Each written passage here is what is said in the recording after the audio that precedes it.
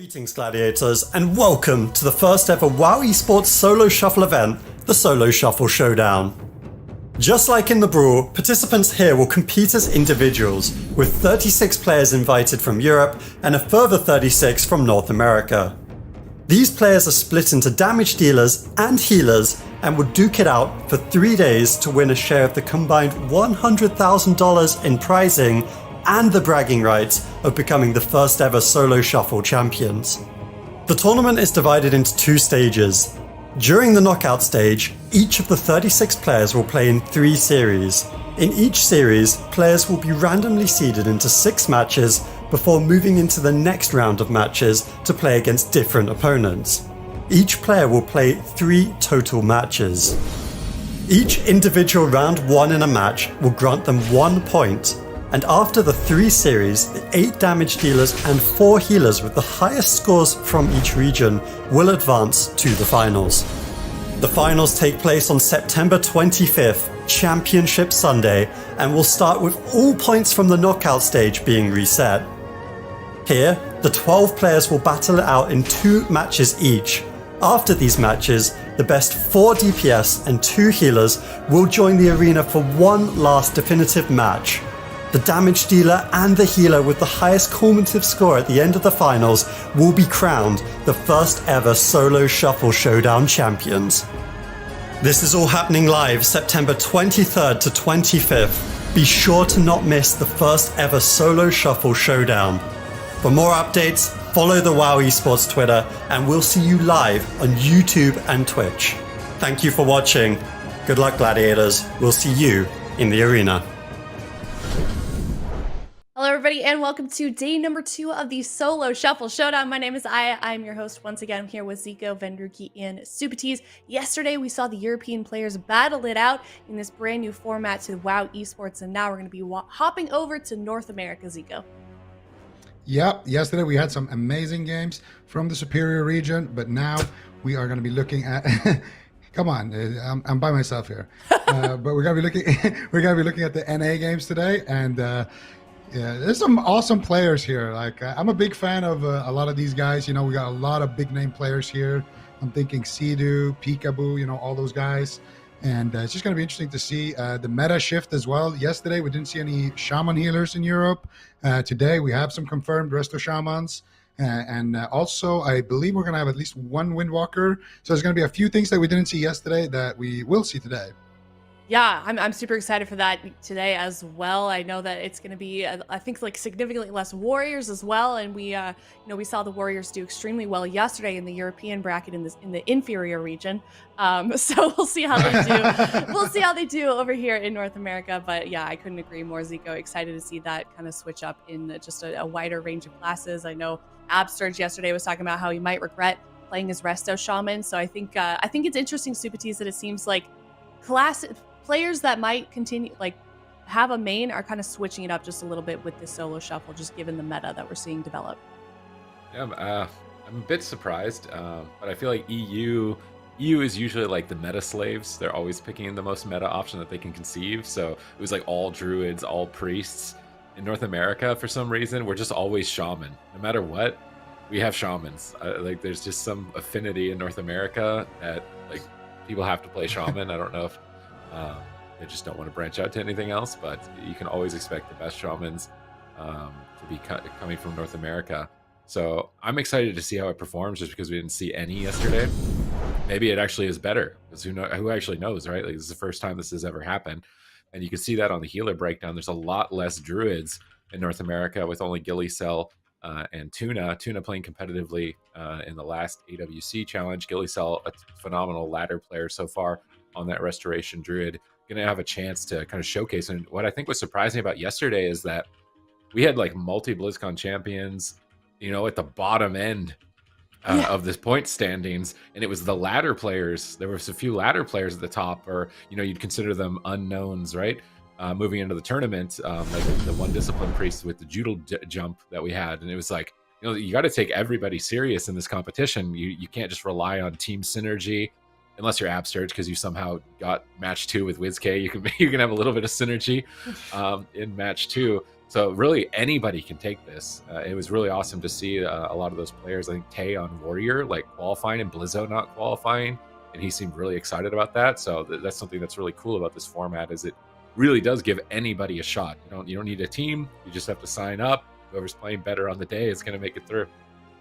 Yeah, I really love the variety of kind of, I don't think skill is the right word, but maybe experience. We've got arena veterans, we've got ladder players, we've got BlizzCon champions, and you're absolutely right, CPTs. If you looked at like the voting for the player, this one right here. So yesterday with Europe, this kind of got like flipped with the actual results. So if we can take anything into consideration from yesterday, Cdew's going to lose today. So Cdew's going to be last. Yeah, we'll see how that goes. But we got Cdew, Brain, Absurge, top 3. Pretty big, pretty top heavy percentage-wise as well, Ben. Yeah. And I mean, a lot of the time with this stuff, people just kind of vote for the player that they like the most. I mean, if you look at just like Cdew versus Dyllbar, I don't feel like that's necessarily, indicative of the skill of these players. I think both Dyllbar and Foxyllama are going to do really, really well here today. And I'm really curious to see, how like healers like Gekz and Tuna and Waylor, and even Brain. I mean, Brain has been such a dominant healer on that Holy Paladin with his squad in North America. I'm really curious to see how he can actually perform in kind of a solo shuffle environment. And we could see the most voted DPS classes to do well. And I would say there's a few surprises here. So based off what we saw in Europe, I mean, Rogue did extremely well. Warrior did extremely well also. So the Outlaw and the Fury, no big surprises there. But honestly, casters kind of struggled. Like if we're just being honest and looking at the results, Warlocks struggled, Mages struggled. I think it was only Zeepi on Elemental Shaman that actually made it into the top 8 in Europe. So we'll definitely have to see if any of these casters in North America can step up. Maybe playing with more of these shamans will help them out. But yeah, I'm really curious to see how things like even Moonkin are going to be able to perform today. Yeah, speaking of Zeepi, yesterday he tweeted, only caster in the top 8. Can't wait to get completely brutalized on Sunday. So, to hold in strong there with that Ellie Shaman dream with Zeepi. So make sure you guys are tuning in tomorrow for Championship Sunday. We've got NA and EU battling it out. But, given how we saw these the caster classes kind of do yesterday and just all of the classes in general, Zico, do you think that this is a fair breakdown that we're seeing on our screens right now? I would say no. I would say I would give a Warrior, I would give a DK and some of those other melees there a higher chance, for example, compared to like Mage and Warlock, because we didn't see any Mage or Warlock make it through in EU. But maybe here in North America, things are different. We're going to have some different healers backing them up, see some different comps, and obviously also some different players. Yeah, and here's just a quick breakdown as well of what we're going to be seeing today. There's 3 series, and then within each series there are 6 matches, and there's players that are kind of within those 3. So there's not really any eliminations today, but one thing is for sure, and we saw that to hold quite true yesterday, Supatees, is how important getting those individual game wins are, and trying to just hoard as many points as you can as early as possible. Well, even just trying to get like a 2nd place finish or a 3rd place finish, because that's how tiebreakers are decided. Yeah. So not throwing any of your rounds, even if it looks like, you're not going to get a huge amount of points. If you can get a 3rd place finish over somebody else that's trying to qualify, that's going to even put you one step ahead. We've got our first match grouping here. We're ready to jump into the gameplay. It looks like Fley has decided to go with Discipline Priest, Axtin with Feral Druid, and B with Affliction Warlock. It's going to be going head-to-head with Resto Druid, Outlaw Rogue, Enhancement Shaman. This is a very diverse composition pool of classes. These classes, I feel like almost none of them usually play with each other, right? Like, you're not seeing Enhance with Feral very much, or Enhance with Rogue, or Enhance with Lock with Feral very much. Like, this is going to be very interesting to see how the top players improvise with these strategies that are completely new, I would imagine, for them. Yeah, we'll have to wait and see. Drake's going to be moving in stealth, and we'll see who they decide to open on. But yeah, Solo Shuffle, as we've seen, a lot about just kind of flexibility and just trying to take advantage of opportunities that come your way. These players are allowed to be in voice comms with each other. They don't have to be, but they definitely can be. So I'm curious to know, how many players are actually implementing that. Saul going to be taking a little bit of damage very early on by Axtin, who looks to be getting very aggressive. Tuna's going to have to stabilize him, and it seems like he will be able to. Saul, of course, on that Enhancement Shaman. We haven't seen any Enhancement Shaman in the Solo Shuffle yet. They have a lot of off-healing, but I kind of wonder what that's going to look like, especially with how high dampening ramps. Like, how will an Enhancement Shaman do when kind of their main defense gets weakened so fast in the game? Well, I mean, I feel like Enhancement Shaman, they have like one comp of the Warrior, so if Saul manages to get a good amount of points from this grouping with no Warrior in it, it would be very impressive, and a good kind of badge of honor for his plays as an Enhancement Shaman, because yeah, I really think people would consider Enhance only to have one option, which is playing with a Warrior. In this first matchup, the dot damage, the mortal wounds effect from the Ferals, the spam mind controls from Fley. He's just mind controlling Saul with full dots, stopping him from doing damage, getting him away from the Warlock. Really good utility between the whole team, and Tuna's spending so much mana trying to heal through this, and we haven't seen Drake or Saul really puncture any defense just yet. We see a barrier finally coming down from Fley on this kidney shot, and that should soak up the damage for it. They swap over to Axtin for a moment, trying to spread their pressure out as we're almost hitting the 2-minute mark, where dampening starts to stack up basically like 2 to 3 times as fast as it does in standard ranked play. So as that starts to get higher and higher, is Solo B gonna have that same type of rot damage that we saw coming out from Dak yesterday in EU? I think it's probably pretty likely, unless Drake can keep him on the back foot. Big drain life coming in, as well as that unstable affliction. So Drake basically he's picked his target. He wants to just shut down Solo B as much as he can in this match, with kidney shots, with kicks, with gouges. Meanwhile, Axtin causing a lot of pressure here onto Saul, and this is a lot of raw damage, like you said, but these portals from Solo B, it's looking really, really solid so far. Gets caught into the kidney shot. Big damage incoming, but Fley in a prime position to keep him alive with a big penance, and now all 3 members of the left side are rotting down, but at the same time, Solo, the single target pressure might be too much. Can they take him down? They managed to drop him. He will go down in game number 1, and Saul, Drake, and Tuna will claim the first couple points. All right, so Saul getting his first win on that Enhancement Shaman, starting the day strong.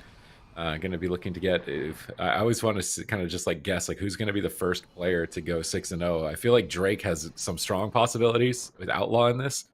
I feel like almost any combination with him is going to be a decent setup. Even that last one, which may have been the most unfavorable.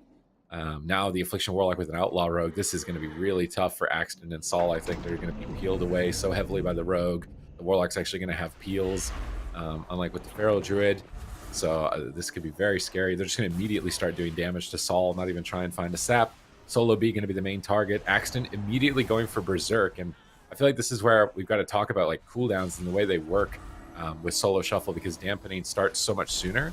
I really like this. If you have a 3-minute cooldown, just press it instantly and see what you get, because it's going to come off cooldown right at that point where dampening is probably 40 to 60%, where you can win the game with it. If you press it 1 minute into the game, you're probably not going to see it again before the end of the match. So you have to kind of shift the way that you're using your cooldowns to get the most value. Yeah, just play it really, really aggressive, and then kind of at that point of no return is when you can push your enemies over. And dampening is really, really difficult for these healers to deal with right now. Solo being kind of the only caster in this match, definitely got a feel for him. Likely going to be the main target in every single one of these rounds, and that's kind of what we've seen, right? A lot of the melee just going after the casters, trying to shut them down, and they don't have the support of, another caster like a Restoration Druid or, a Mage or an Elemental Shaman. It can be really difficult to survive. But for Drake, on that Outlaw Rogue, luckily he has a lot of peels with kidney shots. They're actually going after Axtin. They get a kidney shot on Saul with a cheap shot on Axtin. So Drake just going to be playing basically full-time defense here to keep Via alive. Let's see if he's going to be able to do it. Saul trying to get cheeky. But Solo Via is not going to use his portal just yet. Now getting out of line of sight. And you can see the rot pressure really coming in at this point of the game. All 3 members kind of rotting down. But the thing is, Tuna's going to have a lot of help from Axtin and Saul. They have a lot of off healing, especially at this point in the game. But dampening already almost at 20% here, Sid. Yeah, and the drain life is also going to become less and less effective over time. And you can see Soul is struggling. He gets the interrupt there with Soul Rot, goes for a drain life, gets sheared on it. He needs to get a Soul Rot drain life. He gets stunned instantly. Amazing stun by Saul, disrupting that super juiced up drain life is very important against an Affliction Warlock. And that was a really sneaky cap totem to do it with. So well done. That's keeping his team in the game. That could have cost Tuna the rest of his mana if that Soul Rot didn't get disrupted so effectively. But Dark Soul's coming up. Berserk comes up before it. So Axtin has a big window here to win the game. He has to. He's going for it. Here comes the Berserk. Solo B gets gripped back to the pillar. He can use the gateway. Gates to the other side. Look at the dots doing work right now. Tuna's in a kidney shot. Drake's going for the kill. I'm not sure if he's going to survive the stun. B is just playing it safe on the balcony, avoiding the fight, and Tuna needs to survive. He goes for a Fleshcraft. He's getting it, but look at that absorb. It's practically nothing. Dampening so high already at this point. Tuna jumping in to try and escape from Drake as Solo B jumps off to the side. Saul is in trouble. He's down at 10%. Drake's going in and will tear him apart. It is so tough for a Resto Druid, I think, to heal through that type of damage with your heal over time effects, because you're a strong single target healer where you can maintain your hots on one target. But if your opponents can switch ever or consistently, you can't heal through that type of damage. It was a really tough matchup for Tuna there. Drake is taking an early lead as the healers are tied in round 3. Yeah. I think it's just one of those things. The Outlaw Rogue, I was talking to Mez a little bit about this. The Outlaw Rogue just doesn't really, they don't have bad matchups, right? Like, it's just one of those DPS that is just so flexible with the way it deals damage, with survivability, its control, that it kind of just works with everything. So every single matchup you zone into, you do have like win conditions, and it doesn't seem like you have really bad synergy. The other thing I kind of wanted to highlight is Discipline Priest. I feel like Discipline Priest, especially that Night Fae Discipline Priest, you have a lot of really strong defensive cooldowns that you can rotate through, with your big barrier, with the Fae Guardians, with pain suppression. You have a lot of like emergency kind of ways to prevent damage. And that seems like it might even be stronger than just high throughput, especially in an environment like this. Especially as dampening goes up, you're going to get a lot more value from these cooldowns that just slow down damage completely than or really just empower your healing, because you still are getting full value from that cooldown. So really interesting to me to see how well the Discipline Priests are doing here. All right, we got Enhancement Shaman Warlock. This is, I want to say theoretically, probably the worst combination of classes for Saul as an Enhancement Shaman. If he can win with this setup specifically, it will be very impressive. With a fear right now into his healer, though, it's looking dire. He gets some big heals onto himself, manages to stabilize. Drake and Axtin now going after B, trying to keep up their dot damage on 2 targets so they can swap off the Cenarian Ward. And I love that strategy with the Feral Druid and the Outlaw Rogue to try and run Tuna out of mana. Fley has, although honestly, been struggling. His teammates constantly hovering down below 80% health. He's using a lot of Radiance charges, which costs a lot of mana. And he's likely to run out of mana at the pace of this game if Tuna can keep his teammates steady and alive, giving potential here for Saul. And it's not looking good for Axtin if he can't win this round, not winning a single one yet. I know, was it your prediction and Zico's prediction for Axtin to win this whole thing? That was just me. And yeah, that was kind of a wild card prediction. After seeing how some of the Feral Druids in Europe did, I won't say I regret my choice, but we'll see. I still believe Axtin's going to be able to pull out some wins here. Hopefully you can get one with Drake, because otherwise, like, I really do worry. We'll have to wait and see. Fley right now actually rotting down quite a bit. So far, I would say pressure has been in favor of the right team, but eventually that single target damage, it's just so difficult to keep an Affliction Warlock up. Solo B might just get dropped, and he will. Is he actually? No, he didn't go down in all the games. But yeah, he's definitely been the main target in all of these matchups. So far, Drake has won every single game. So Axtin, Saul, Solo, at this point, they're basically just waiting to team up with Drake. They're like, all right, I still have another chance with Drake. Hopefully I can pick up a point. If you lose with Drake, that's going to be really bad for the remainder of the tournament for sure. Drake's looking to be the first North American player to go 6-0 in the Solo Shuffle Showdown. And I think the best way to watch this for anybody that's confused, because the teams are switching, the players are constantly on different sides, like how do I watch this? Generally, I would recommend that you pick one player that's your favorite. It might just be somebody you like watching on their stream, or they play a class that you play and you've identified with them, and follow that player specifically. Watch their score next to their health bar. If their score is higher than everybody else, then you're doing a good job with the person that you've decided to pick in this competition. And you can pick your favorite healer and your favorite DPS, because they're going to be competing separately from each other at the moment. Right now, Drake is the leader. Fley takes a 1-point lead after that round, but B is doing a lot of damage right now. A full blind into Sap, and Fley is playing Relentless. Will they be able to get a kill this early on? Saul drops a Chain Harvest, gets a big heal for his team, and even despite all of the crowd control, the Feral Druid Enhancement Hybrid heals will sustain them throughout it. And now it looks like they're going after Drake a bit. We haven't really seen the Rogue be a target, generally speaking. Outlaw Rogue is probably one of the worst targets to attack regularly. They just reset their defensive cooldown so frequently and innately have such a high stamina pool that you need so much damage to actually finish them. But with dampening stacking as fast as it does, there might be some possibilities if Drake kind of throws an evasion to swap to him when that's down in the near future. Maybe catch Tuna off guard with his heal over time effects, because honestly, Tuna right now has been struggling with his mana. I feel like Disc Priest has to be the most underrated healer right now for this patch, maybe, and even obviously the Solo Shuffle Showdown, because between EU with Doodle Jump and now Fley on Discipline Priest, I feel like it's performing phenomenally. It's actually the one healer that I can do okay on right now, so that probably speaks volumes to its strength. The Night Flay Discipline Priest, definitely super fun, and yeah, the amount of cooldowns you have, really, really strong. Axtin and Saul rotting down, though. Kidney Shot on Flay, I like this. Use the Kidney Shot for crowd control. This is on the Rapture, too, so really denying a lot of healing. Beautiful Howl of Terror by Solo. Yeah, but I don't know if Flay's going to be able to keep Axtin alive. This is the Bark Skin. He will kite around, but Solobia may have overstayed his welcome. He's going to trade out the Unending Resolve and try to just keep up this rot pressure. Dampening is rampening very high. A blind now on to Flay into a triple diminishing return Kidney Shot. That's definitely not ideal. Into a triple diminishing return Cyclone. Ugh. That crowd control chain could have been a little bit better from the left side. But we'll see if they can keep on fighting. You know, the Affliction Warlock with the Outlaw Rogue. I think the damage should eventually overwhelm Axtin and Saul, but Solo at the same time might get dropped. A Cyclone into stun on Tuna and Solo. I don't think he has the healing to actually stay alive. Can he? He might be able to. A little bit more healing. Can he go for a drain life? Big drain life. If he can actually stabilize, I feel like this game could potentially be over. Flay trades out his paint suppression, the last defensive cooldown he has. But Solo still just rotting down. His health is going nowhere but down. It does get dropped. And that's the first round that Drake did not win, which is very important. So Flay, Saul, and Axtin able to put some points on the board and make things a little bit more even here. I feel bad for B. He's got like 3 of the hardest melee DPS to kill as an Affliction lock because they can all heal themselves for a significant amount. He kind of, I don't even know what to do as a Warlock. What would you really want? I feel like most matchups should be tough for you, but this is definitely one. You want casters, so many interrupts, so many stuns. Yeah, getting some caster metas.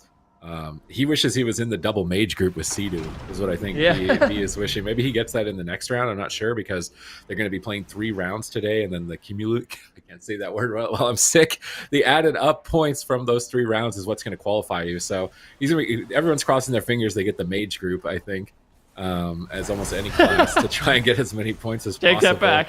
At the moment. Mages are strong.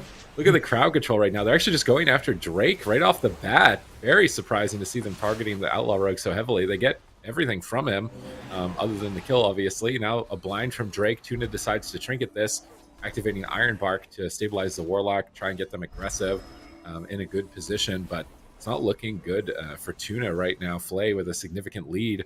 3 points overall in the shuffle on that healer. And we're going to see Disc Priest at the top of the ladder between both regions, which I think would be unexpected. I find it hard to believe anyone bet on Disc Priest over Resto Druid or Holy Priest, and even Holy Paladin to some extent, to be able to win this, let alone both regions. But look at this damage. B down at 10%, drain life with unending resolve. They're going after Drake, trying to finish him with a spell lock onto Flay. Is B going to be able to keep himself in the competition and tie it up with Axtin and Saul? It's or at least with Saul in this position, as Axtin would actually jump ahead of him, winning this round. Looks so tough. Their defense is so limited. They're behind on mana. They've got pressure, but unless that pressure results in a kill, it's not going to do very much, because B is just going down every kidney shot. They're very close at the moment on Drake, but he's intercepted with a cheap shot. Now B on the back foot. He's just going to die in a cheap shot. He just dies in the cheap shot. B is not having a good round in this solo shuffle. It's going to be coming down to the final one, and I really feel like there's not much that he can do. It's kind of up to Axtin now if he wants to tie Saul and try and have like a better tiebreaker situation, whereas Drake is really trying to just secure the 5-point lead as well over Saul. So it's like Axtin and Drake versus Saul, and then B is playing spoiler. We'll have to wait and see. Maybe the Resto Druid is just a weak point in these matchups as well. So maybe Enhancement Warlock will actually be able to take this, given the fact that Tuna has been struggling to heal through the Affliction Lock the times that we've seen it. Yeah, I guess who's been the biggest carry? This is like the battle of the carries, right? Drake and Flay. They have the most wins. Let's see who can get that 5th win, because only one of them is going to be able to. Tuna obviously would love to pick up another win here and put at least 2 points on the board, and the same goes for Solo. So this is a really, really high-intensity match here. Let's see what they're going to be able to get done. Once again, looks like Solo B is going to be the main target. Kidney shot onto Fley. I love just the off kidney shots coming in from Drake. I really want to just see literally every single kidney shot on Fley, as well as blinds and stuff like that. Just put all your CC on him. Train down the Warlock, I think, is going to be kind of the path to least resistance, or the path to win. Least resistance here for the side of Drake, Axtin, and Tuna.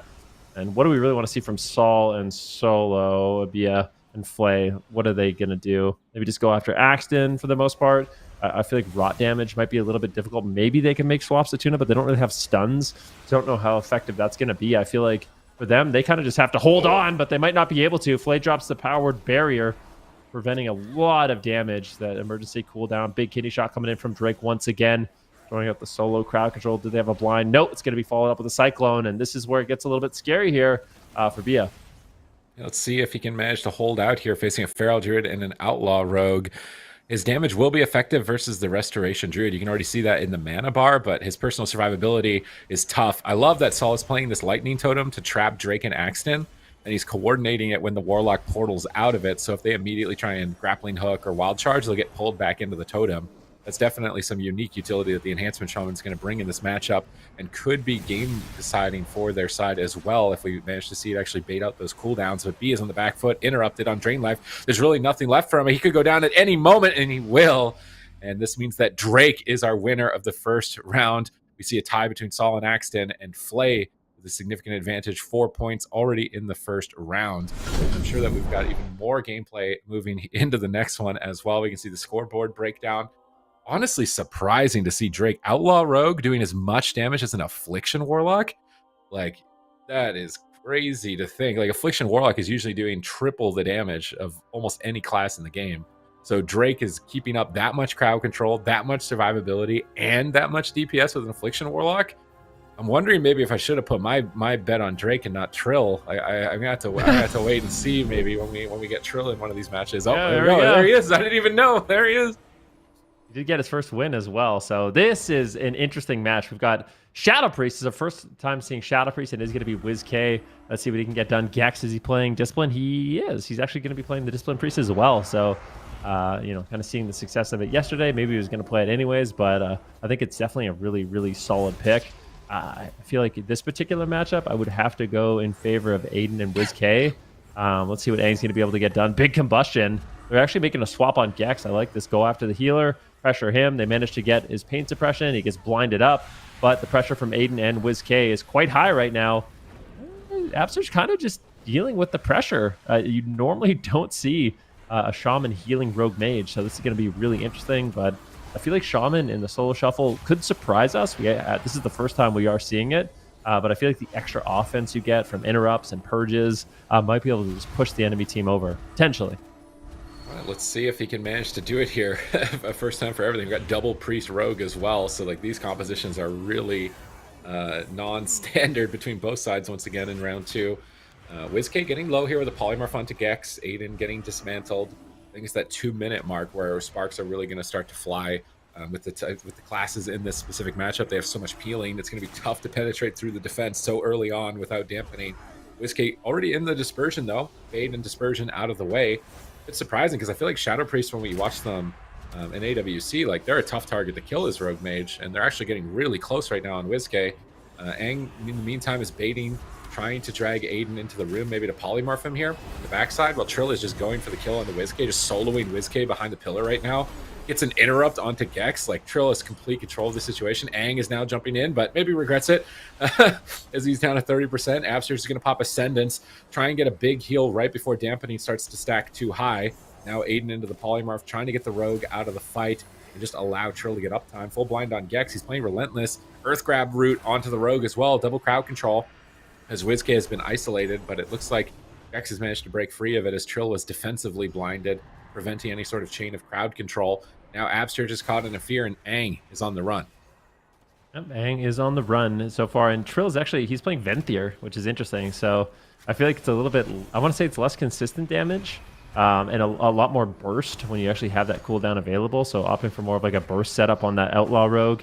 Aang right now in a little bit of danger. The silence on Surge. He does have the Trinket Spirit Link, just opting to drop the Spirit Link Totem, stabilize Aang for the time being, but I feel like they really need to get the pressure going on Wizkx once again. They get a kidney shot on Aiden, trying to take him down. Beautiful Panda there onto Gekz by Aang, just really trying to get that crowd control out, but this could easily be the cauterized. At the same time, though, Aiden incredibly low. Is he going to push for the kill? Can he do it? This is a really, really tense moment, and I'm surprised. I did not think that Upsurge, Aang, and Trill were going to win that one, but they managed to push through. It was very close. But yeah, Trill right now up 2 points, as well as Upsurge. So the Shaman, so far, not looking too bad. So what are we going to say if Upsurge wins every round that Wizkx isn't on his team? Like, does Upsurge carry Wizkx regularly, or is it the other way around? Like, is it gonna? You're gonna say I had a nice prediction. Is all I'm gonna say. This is a tough matchup. Double Outlaw Rogue into Mage Shadow Priest. I'm gonna be honest. I feel like Trill and Aiden have a 100% chance to win this. I don't know how this. I don't know. You know what? If the left side wins, I will be absolutely blown away. This just seems like a really, really rough matchup. This might be the. I mean, I've said that in a few matchups. They're all outdoing each other, being like, this would be the hardest game for a team to win. This comp into this comp. I think it was Hunter Warlock into Double Rogue yesterday, and Hunter Warlock actually cwon the game. I think it was Cdew and Gelu. So perhaps Aang, Wizkx, and Gekz have some weird strategies to play Double Priest Mage into Double Outlaw Rogue and pull off a win here. But these rogues are going to be so hard to kill. I think they have to kill the Shaman. It's got to be setups on the Shaman. With stuns and silences, and that's what they're doing right now with the Combust. They actually get his Trinket. So the next time that they can swap to him cleanly, they might be able to kill him. He's definitely going to have to be careful. Now the real test for Aang and Wizkx is, can they survive before another stun silence onto Upsurge, which is going to be their win condition. Right now they're just pressuring the rogues, maybe trying to scare them away with damage. I think it's unlikely, as Upsurge has now put Healing Tide Totem down. That's going to heal all of his team very effectively. You can see them immediately recovering to full health. Gekz gets a Fear on Upsurge. Are they going to set up off the Fear? I don't think they have a stun silence yet, so maybe there's fearing for crowd control, I'm not sure, but now they're behind. Wizkx in a kidney shot, Gekz in a kidney shot. Dispersion has been forced with nothing but kidney shot onto two players. Gekz is running really slim on cooldowns. They have to set up this stun silence Siphoned and kill Upsurge before he gets out of crowd control. It's the only way right now. They need like a double Dragon's Breath ring or a double Fear on the rogues. They need perfect crowd control if they're going to execute a win here. They're running out of time. They got to do it soon, but Upsurge is in a good position to avoid it. And here comes the kidney shots. Wizkx pre-fades. Not sure if he hit the fade immunity, but he's cheap shot, and that is it. I think Gekz comes out of crowd control right at the last second. He gets a couple of heals. Now Upsurge and a Polymorph get a double Fear here, and I think they can set up. Gekz has the Fear, just double Fear. Oh, it's on DR. Oh no, they've got to go for the kill though, I think. They're just attacking the rogues. There's no way the rogues are going to die in this position. I want to see a swap, but they're just waiting so long. Upsurge is going to have his wall again, and no, another kidney shot. Gekz breaks out of it, but Wizkx is locked down. It's overwhelming damage. Gosh. And Trill is taking a massive lead here in this second round of Solo Shuffle. And now he's got RMP. And the game we did miss, it was actually RMP that lost. So that's one thing to note. It was Aiden, Aang, and Gekz that actually lost the first round. So we'll see. I mean, Upsurge are looking really solid. And I just feel like, yeah, I don't know. This is a bit surprising. But we'll definitely have to wait and see. Gekz is going to have his turn with both the Outlaw Rogues as well. So I'm curious to see if kind of the Shaman caster comp can end up winning, or if it's going to be the Outlaw Rogues kind of all the way. Like I said, this matchup's already played out, except the Rogues were swapped, and it was the RPS that ended up winning. So let's see what they can get done here in game number 4. Bill trying to get aggressive once again in the early stages of the game. Gekz actually in a kidney shot, and they're just going after Aang. So get the crowd control on the Priest and train down the Mage, and it's one of the difficulties, right? Even in that last game, they managed to get a lot with Aang's combustion, but when you have an Outlaw Rogue, you have 2 Outlaw Rogues training you down, it can be really, really difficult to kind of farm your combustion back, making it kind of a long cooldown. Let's see if Trill can be the difference here for their RMP versus Wizkx and Upsurge, like the staple Shadow Priest Shaman combo. Right now, Wizkx on the back foot. Trill being forced back as well, having to evasion and cloak just to stay on target here, trying to run him down. Gets Cap Totem for a moment, giving him some breathing room for Wizkx. Aang is getting rotted down. Look at the pressure right now. Gekz is really struggling to heal through this. Goes for a Radiance. Doesn't really do too much. Atonement, Healing, Penance, trying to recover. Gets a nice double Fear with Polymorph. Good setup here onto Wizkx. from the side of Gekz, Aang, and Trill, but they can't chain it together. The Ring of Frost is going to miss from Aang. Absurge is free now, easily healing his teammates back to full. And both sides look to be reasonably stable, but I feel like mana and cooldown-wise, Gekz is falling behind. Trill is just dying. Gekz is stunned at the moment. Trill could go down at any moment, and it's not going to be a perfect record for Trill here in the second round. Still no player. I guess Absurge could. Absurge technically could. If he wins this next 2 rounds, he could get a perfect. Have we seen a healer get a 6-0? Nope, we haven't. That'd be a first. Healer. It's a resto shaman, by the way. No shamans in EU. Superior region, question mark? Yeah. Europeans are probably saying, yeah, shaman only works in North America. But yeah, I'm quite happy with this result. Absurge was the healer that I thought was going to kind of go all the way. It was between him and Cdew for me. But yeah, Absurge definitely a really, really solid start here. If he could go 6-0, I feel like it's possible too. Like they already won this matchup before. And then I think does he get double rogue again? I don't think he does. He's going to have to go up against a double outlaw rogue, and that's going to be kind of the final test. But Wizkx taking a lot of damage early on in this match. Gekz looking to pick up his first win if he can. This is a lot of pressure here on Aang. We got a blind on Absurge. Very aggressive plays coming in from Gekz, Trill, and Wizkx. I'd say so far they definitely have Aang on the back foot. Let's see if they can maintain their lead here in this position. Gekz really needs to start getting some points on the board.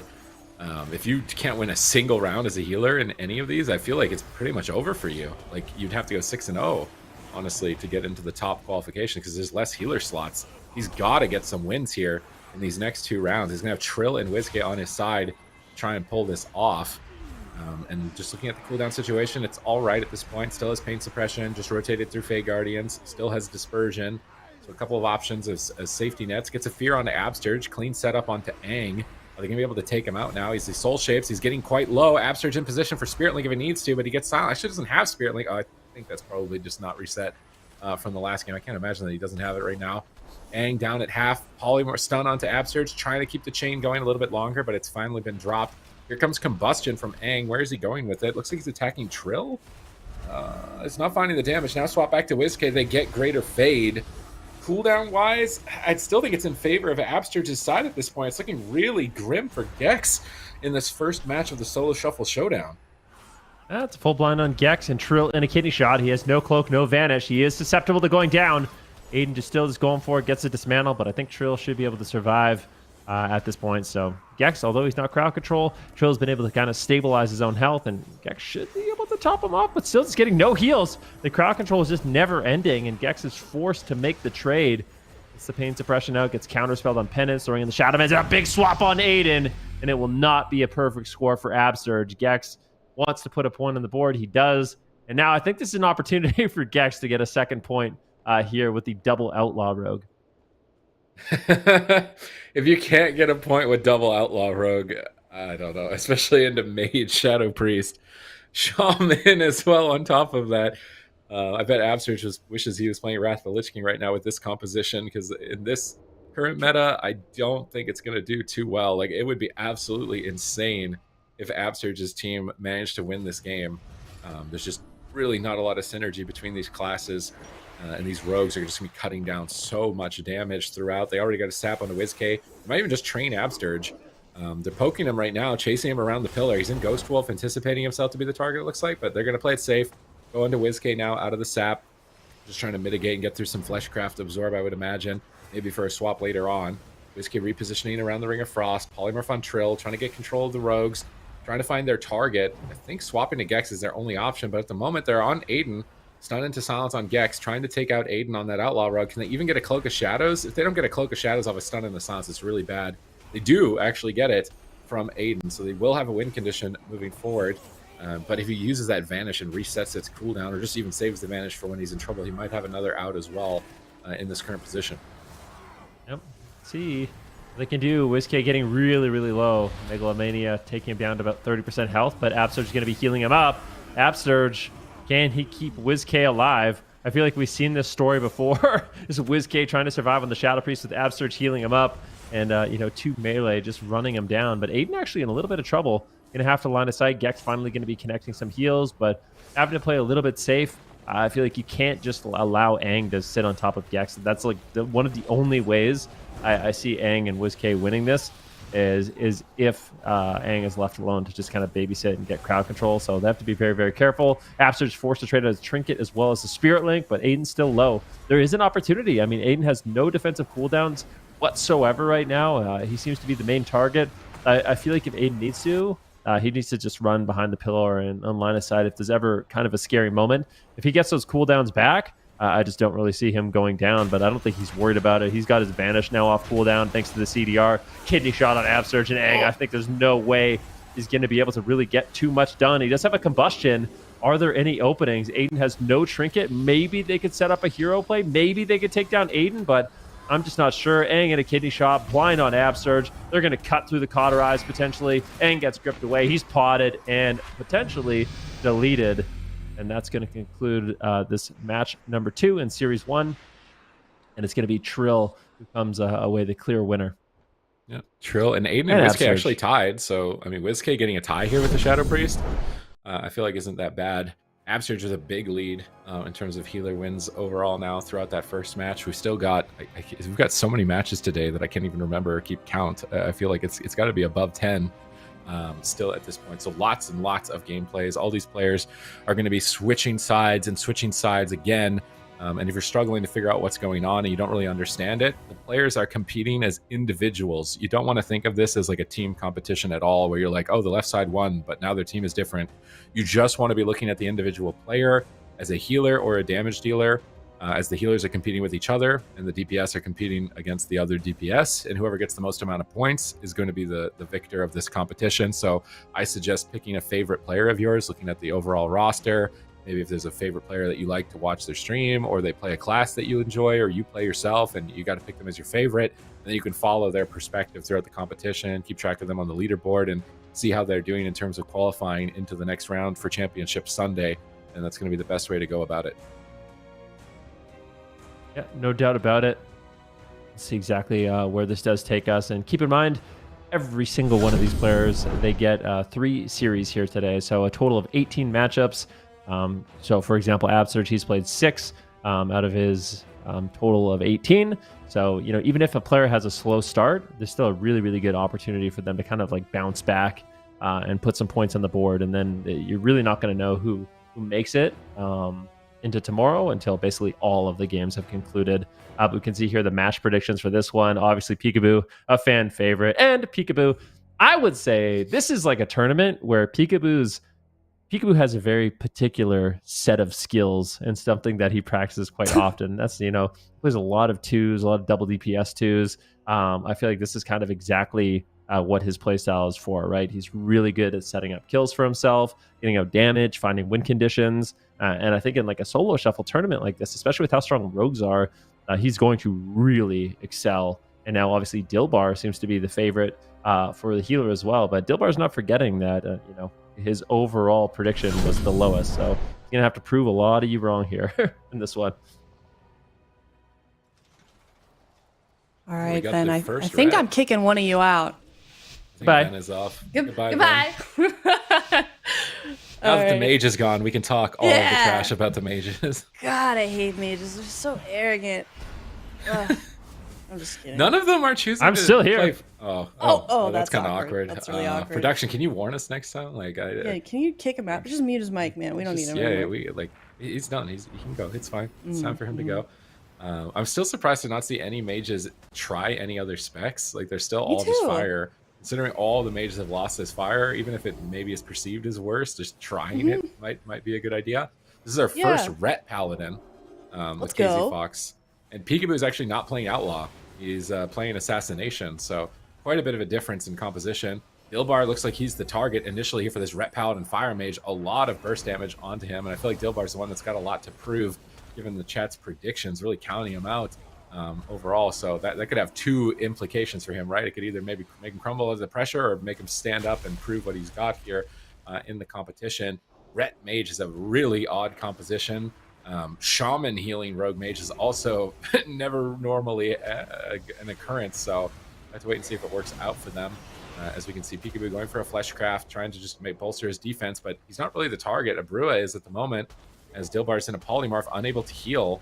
Curney now into a Ring of Frost. They're turning it around on the KzFox. That gets Curney's trinket. And he's actually polymorphed on his trinket. They might be able to get Divine Shield. They're very close to it. Oh, and they do get Divine Shield on top of it. This was a big push for Pikaboo, Abrua, and Dyllbar. Absolutely love. I mean, I love seeing these different compositions. Love seeing a ret palette, and we didn't get to see that at all yesterday in the European bracket. I was actually, fun fact too, we've got Vanguards behind the scene observing this match too. So I'd love to get his take after this matchup on just how he thinks this ret palette is doing. However, he's dropping just a little bit low. Not using using an offensive pressure to try and get that health back up just a little bit. Pop the wings, so it looks like he's stabilized just a little bit. Curney caught in a poly as well. It's like KzFox going behind the pillar there, just trying to fleshcraft just a little bit. Pikaboo still going after him, though, and his health continues to drop, but Curney is still able to keep him alive. So no one down just yet. Dampening at 30%. Love seeing that we're just having these games go so quickly with how quickly this dampening ramps up. Really makes the pace of the game quite different. And, you know, compared to Europe, Super Tees, how do we feel like the pace of these matches are going so far? I mean, it's completely different classes at the moment. Pikaboo's in trouble, though. Oh! Forget my question. Pikaboo goes down. Everyone's favorite pick going down in the first round.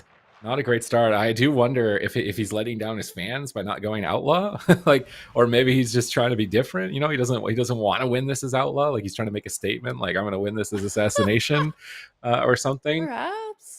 Yeah, you stuck with that choice too. I mean, once you pick a spec, you can change your spec between matches, but you can't once you're actually in the round. You can no longer switch between specs. You can obviously change your talents and everything like that, but he's stuck with this one. So we'll see what he can do. We'll see if he gets another chance here. It's only match 2, so quite a few chances to sort of pick things up a little bit. We'll see who he opens up on, but we've got the mages split once again on both sides. What were they for the first? No, we haven't seen them on the first team yet, so or on the same team, excuse me.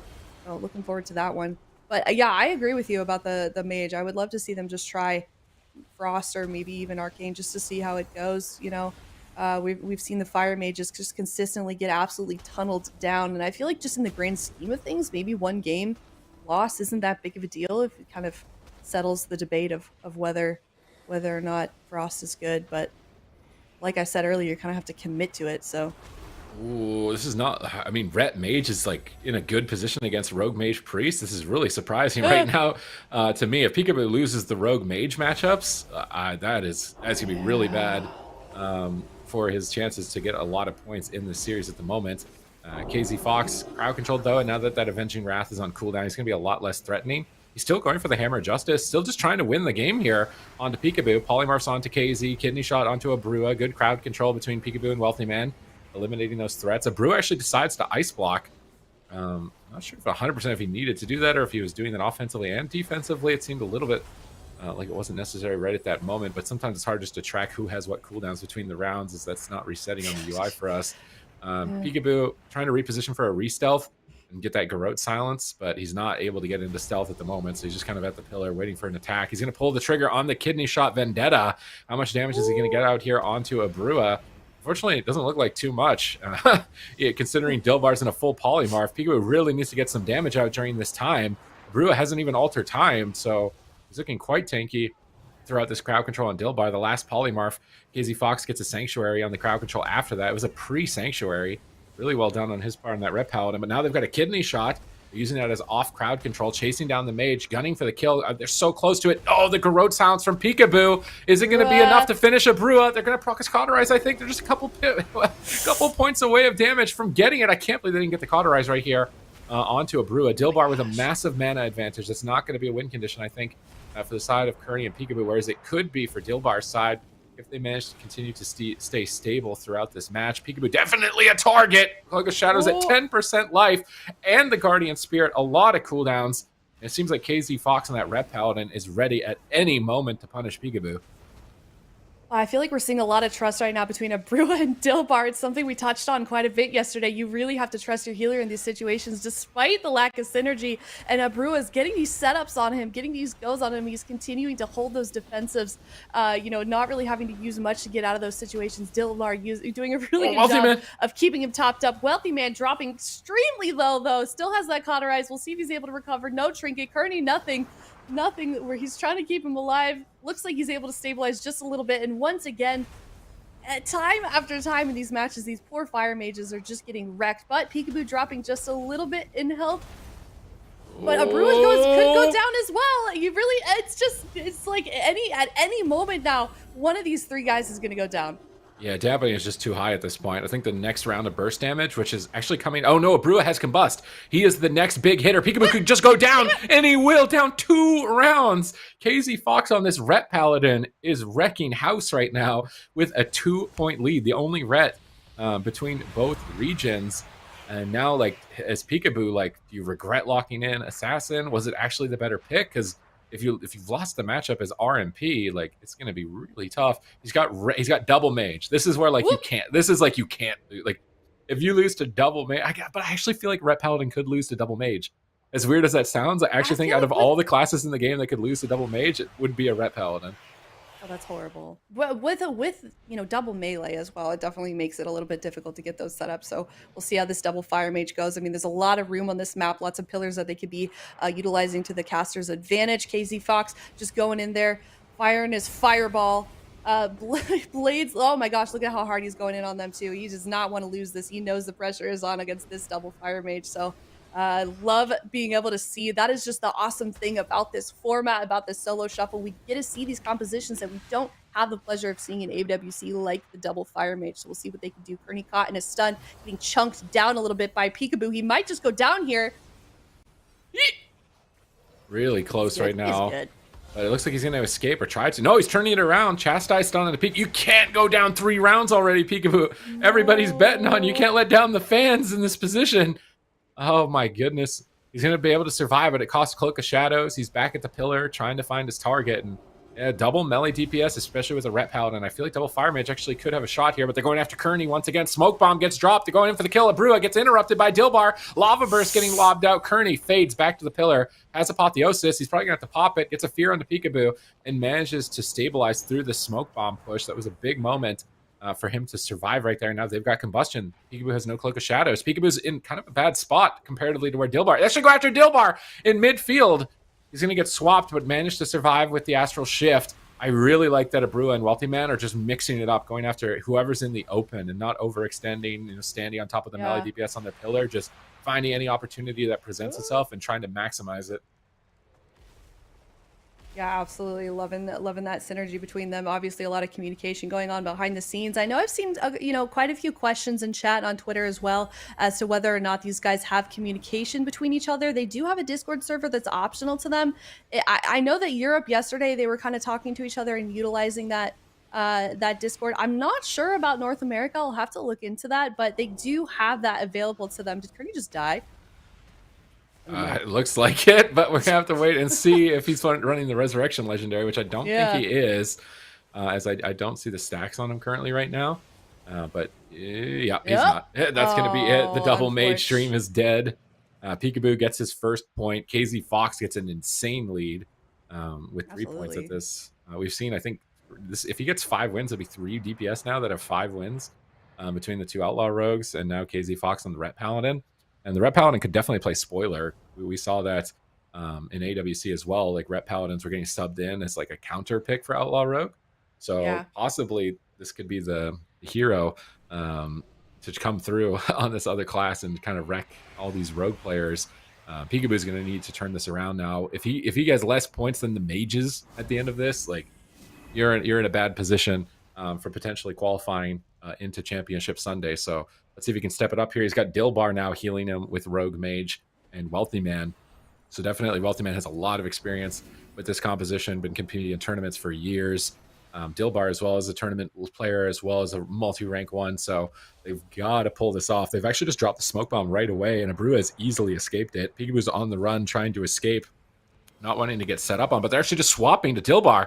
Big swap. And the thing about Ret Paladins is like, they'll just hit anything. Like they don't care. Like anything. Oh, you ran away. All right, melee class. I'm fine hitting the shaman. That's good. I don't really little care. Horsey chase after you. There's no escaping.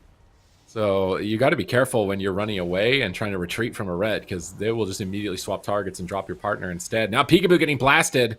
Has to evasion. Abrua now on the back foot. Curney struggling to keep him up on the Holy Priest in this position. Dragons, but actually trinkets.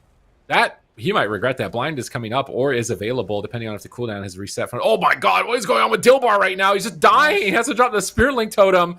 KzFox is doing so much damage.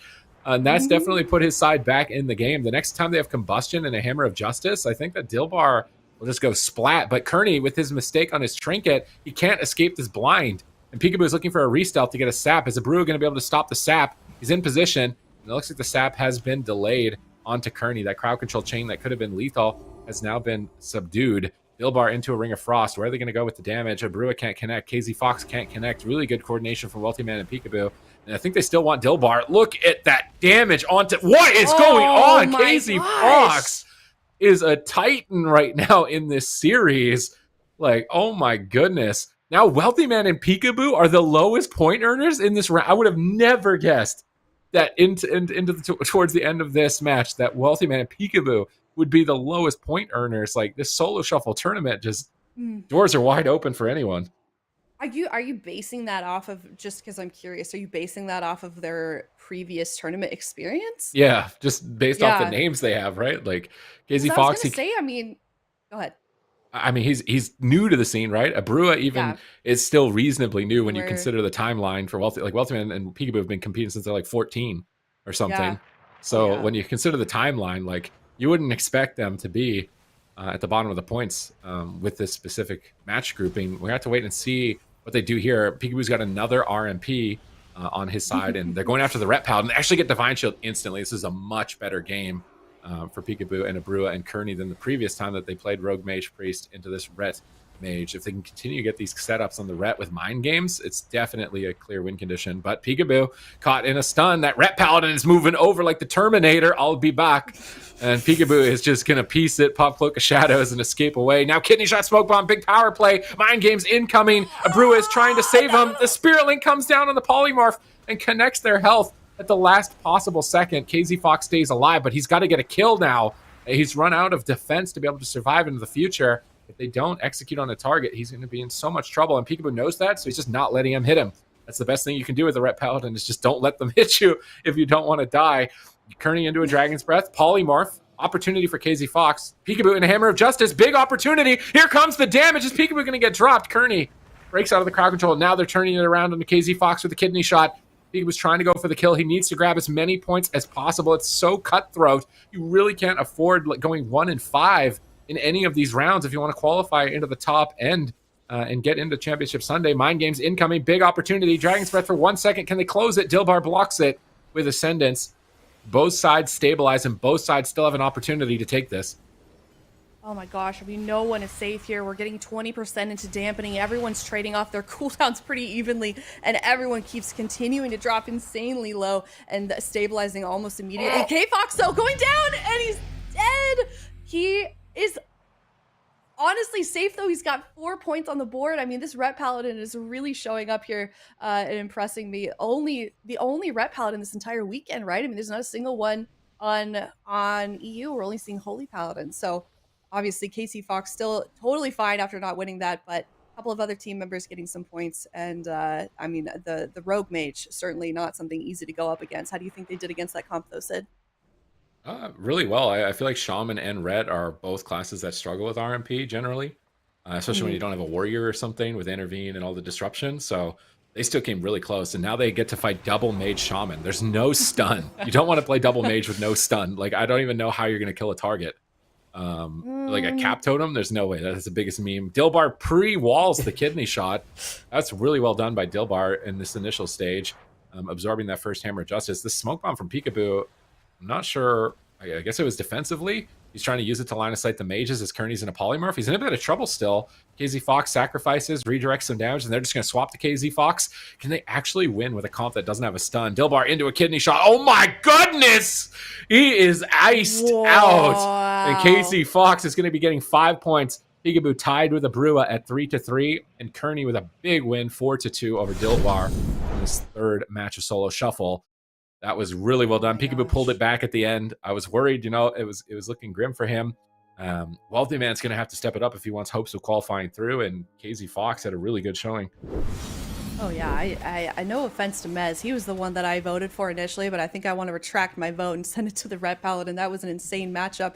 Hopping over to yet another round, we've got 2 mages in this one as well, and then we've got a is that a balanced druid? Is that our balanced druid, or is that the feral druid? I see him in cat form right now. That is a feral druid. He's playing feral druid, but I know we have a balanced druid in this the NA I think players, he's in right? the 6th one, so we're in the 3rd one. Okay, I'm just excited for that to see how that one's going to do, because we have yet to see how that caster class will do here. But that being said, we've got a feral druid versus a rogue versus double mage. Looks like Dopamine's dropping just a little bit low. Nothing really available to him anymore to try and get some defensive pressure from him. Can't even get a polymorph on. Ineffable, just absolutely relentless, slappy hands all over the place. He's fine. We've got Ceralium. Like, this guy has been winning every North American tournament for like the last 3 years. Is he going to be able to pull off a win with Cdew as double mage? This is such a hard comp to win as. No stun. He's going to get collapsed on and dropped here in what looks like the 2nd round. So we're moving into the 3rd round as we're already a few games into this. Calvish with a significant lead, 2 points now. Dopamine struggling to get a point, but now he's got the rogue on his side. So if there was going to be a shot, it's got to be now. With the Outlaw Rogue versus the Shaman Feral Druid Mage. Shaman Feral Druid Mage, man. This is a tough group, I feel like, for Cdew. Like, what combination? None of these combinations I would just like outright say are good for Shaman. Like, none of them. Not a single one of these combinations. This is probably a really hard group because you don't have any stuns in the Double Mage, whereas the Druid does have a stun. Better kind of utility with Ursul's Vortex, better support. And then Rogue Mage Druid is also really good with the crowd control and durability. So if Cdew manages to get more points than Gilysel in this group, it would be very impressive on the Restoration Shaman. All these Shamans are like, they wish some more Demon Hunters signed up for the tournament and less mages because their synergy is just not there with that class. You know what I found out? Maybe you know something more about this, Super Teaser. One of our admins can chime in. Yesterday, Raikou apparently wanted to sign up as a Demon Hunter, but he was invited as a mage. So I'm not sure exactly what I'm that, not but sure. he's definitely played Demon Hunter. But I mean, in hindsight, I think Demon Hunter probably has a better shot here. We'll have to wait and see. Maybe some North American Fire Mages will find something else out. Massive damage here from Cdew, Ceralium, and Fuse onto Dopamine. Gilysel gets some big heals out. Now Ceralium's on the back foot. And one of the main problems with Shaman Mage is that Shaman wants their target, their healing, to stand still, and mages hate standing still. So it's like, it's literally it doesn't work together. Like, you can't use an Earthenwall totem because the mage wants to move around the map and kite. Right. And it's really tough to synergize their defense together. So can they manage to pull off a win here? Dopamine getting blasted again. They're pretty close. No Iron Bark to block the kill right now. Is he going to go down? Cdew's purging. He gets interrupted. Now a Cyclone at low HP from Fuse. I really like this Cyclone. Calvish and a Polymorph. Gilysel interrupted. Really nice crowd control by Cdew, Ceralium, and Fuse at that moment, but not enough to finish Dopamine, I think.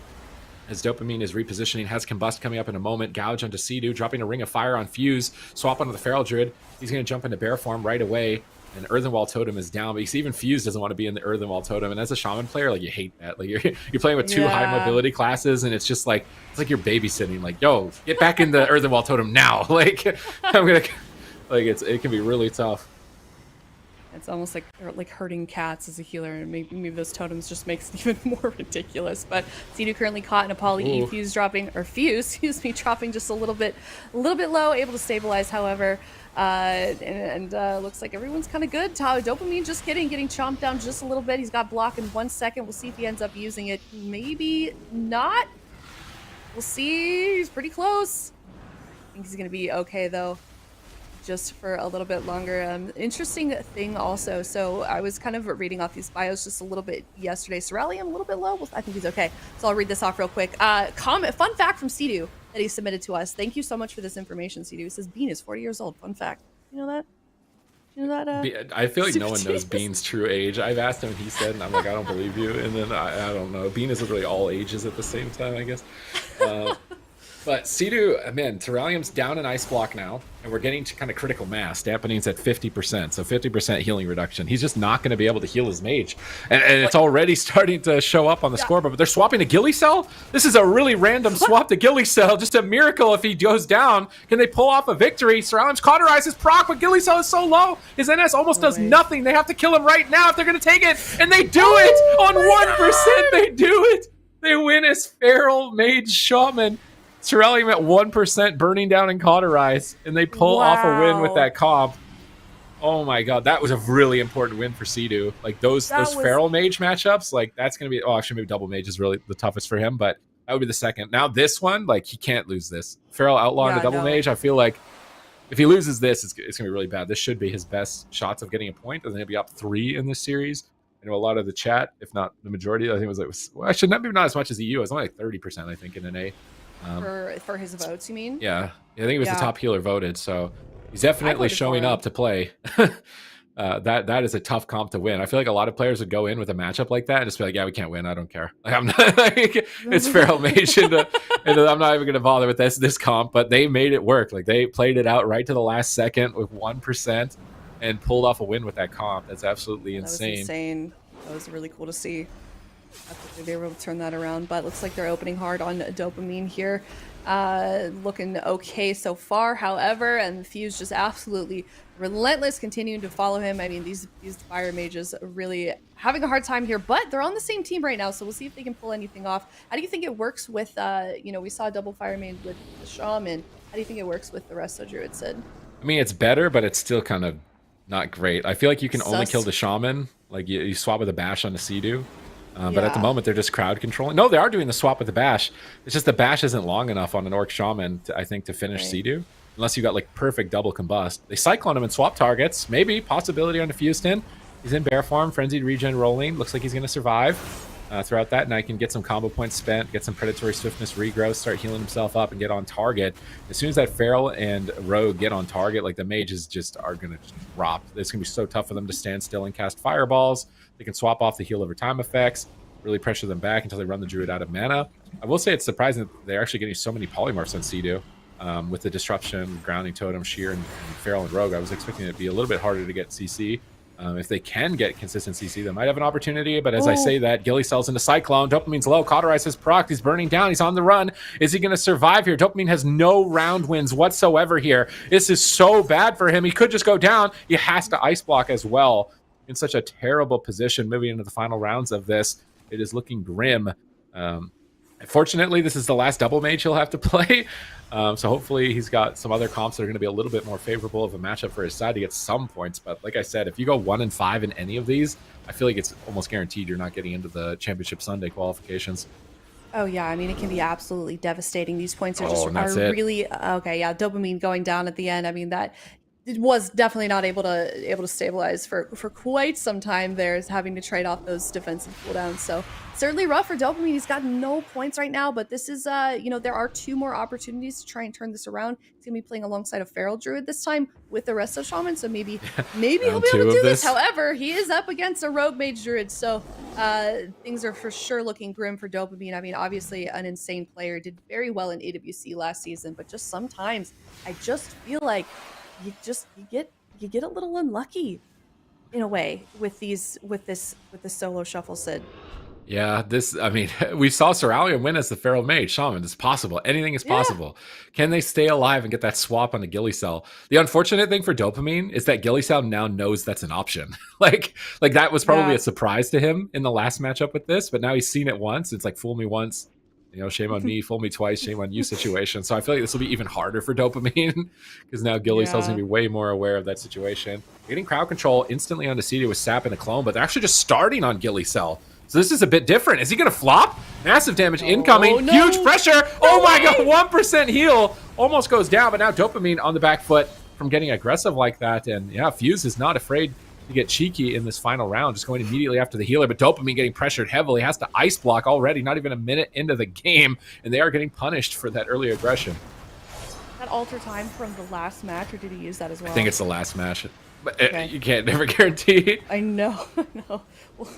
Yeah, that just you know, for those of you watching from home, this is a new format, so we're still kind of working out how the UI works. So, you know, appreciate everybody being patient with us. I know we're all having a really good time watching this new format, but obviously we got to work through some of these things. So, huge shout out to WoW Esports for putting this together. It's been really fun to watch. That being said, Gilysel dangerously low. We'll see if he can get that, trying to get that Drake off, is able to get his health up just a little bit. However, looks like his teammates might just be in trouble here a little bit. Ceralium kind of stunned. Dopamine dropping low, however, on the other side, never mind, pops right back up in terms of health. And this is just how it shows how unstable these games can be with how quickly this dampening just continues to ramp up. No one is safe in these games. Ooh, they got Gilysel's trinket. This is a good opportunity for Dopamine to get a point in this series. Is he going to be able to get away with one? You definitely don't want to go 0-6. Calvish getting pressured. I love the split targets. They got 2 trinkets, Cloak of Shadows, and now Gilysel's going to have to guess who the target is. But before that moment, Dopamine needs to survive. He's so low right now. Is he going to fall? Blinking back to the tombstone, gets vortexed in. Cauterized Proxys. Wild Seed has triggered. I think that is it for Dopamine. Cdew is in a blind, and that Wild Seed will be cut down. And this is looking very bad for Dopamine. I think there's one more round left here for him to get a point, and it's going to be with Cdew on his side, Calvish on his side. Calvish with the point leader on DPS, Cdew with the point leader on healer. So this has got to be the round to get a point. I mean, poor Dopamine. He's not able to get many casts off in these matches. He just has to continue to use all of these defensives to stay alive. He's just getting tunneled down every round. But he is with a rogue. He's alongside a rogue this time. So we'll see if he can maybe get one win in. But I mean, it is not looking good for Dopamine right now. We know how skilled of a player this is, but just sometimes these matchups are not in your favor. Dopamine is on, unfortunately, a losing streak right now. That's in contrast to Ceralium, is doing quite a bit better. You know, same spec, same Covenant as well, or pretty much playing the same build, and he's had a much better time. I wonder what that difference really is. Supatis, is he just having a better synergy with his teammates? Experience, right? I feel Ceralium's winning every tournament for like the last 3 years. He's well versed in a lot of different comms. He's been on the highest ranked team, so like he knows a lot of strats. I'm sure he's got good comms. He's going to be a lot more fluid in terms of adapting to his teammates. Whereas for Dopamine, like I say that he's still reasonably new to the scene again, considering the history of some of the players in this. So you just kind of have experience kind of overwhelming you. Like already ice block forced. Really dangerous situation. Still, even before the 1 minute mark, he's trying to turn it around with Combust. Can they get the kill on the Fuse here? Dopamine really wants to get 1 point from this. They're so close to it. Fuse down 30% on the run in bear form. Calvis is chasing him down. Cdew doing what he can to get damage out with Flame Shock as well. They're going all in on Fuse to get a kill here, get a point for Dopamine. Can they do it? He manages to tank it. Gilysel getting big heals out now, and Fuse should be able to recover and turn things around. Cdew needs to get ready for the next crowd control, try and get into a good position to avoid the Dragon's Breath or the in-cap clone. Fuse jumping over. Ceralium is still falling low at this point. They're really close. Gilysel and a kidney shot. Ironbarks at 10%. Gets a big heal. Ceralium looks to be like he should cover. It's actually surprising the amount of damage Calvish is putting out right now onto Ceralium. He's just never getting topped by Gilysel here. Cdew into a stun. Big opportunity to get the kill on Dopamine. No ice block. If Fuse can get there, Gilysel's in position for a Cyclone. He's casting it, trying to fake any potential interrupts. You see Ceralium trinketing to go for the kill. Bash on the Cdew into another polymorph. Calvish trying to disrupt Gilysel by chasing him around, cheap shotting him, stopping the Cyclone, and then jumping over. So really good assistance from Calvish in that position to protect Cdew. Gosh, Fuse continuing to drop a little bit low. There's a lot of CCs that went out over to Dopamine and Cdew, but it looks like they're still dropping low with Fuse. He might just go down here. Gilysel also dropping low just a little bit, and he ends up, oh my gosh.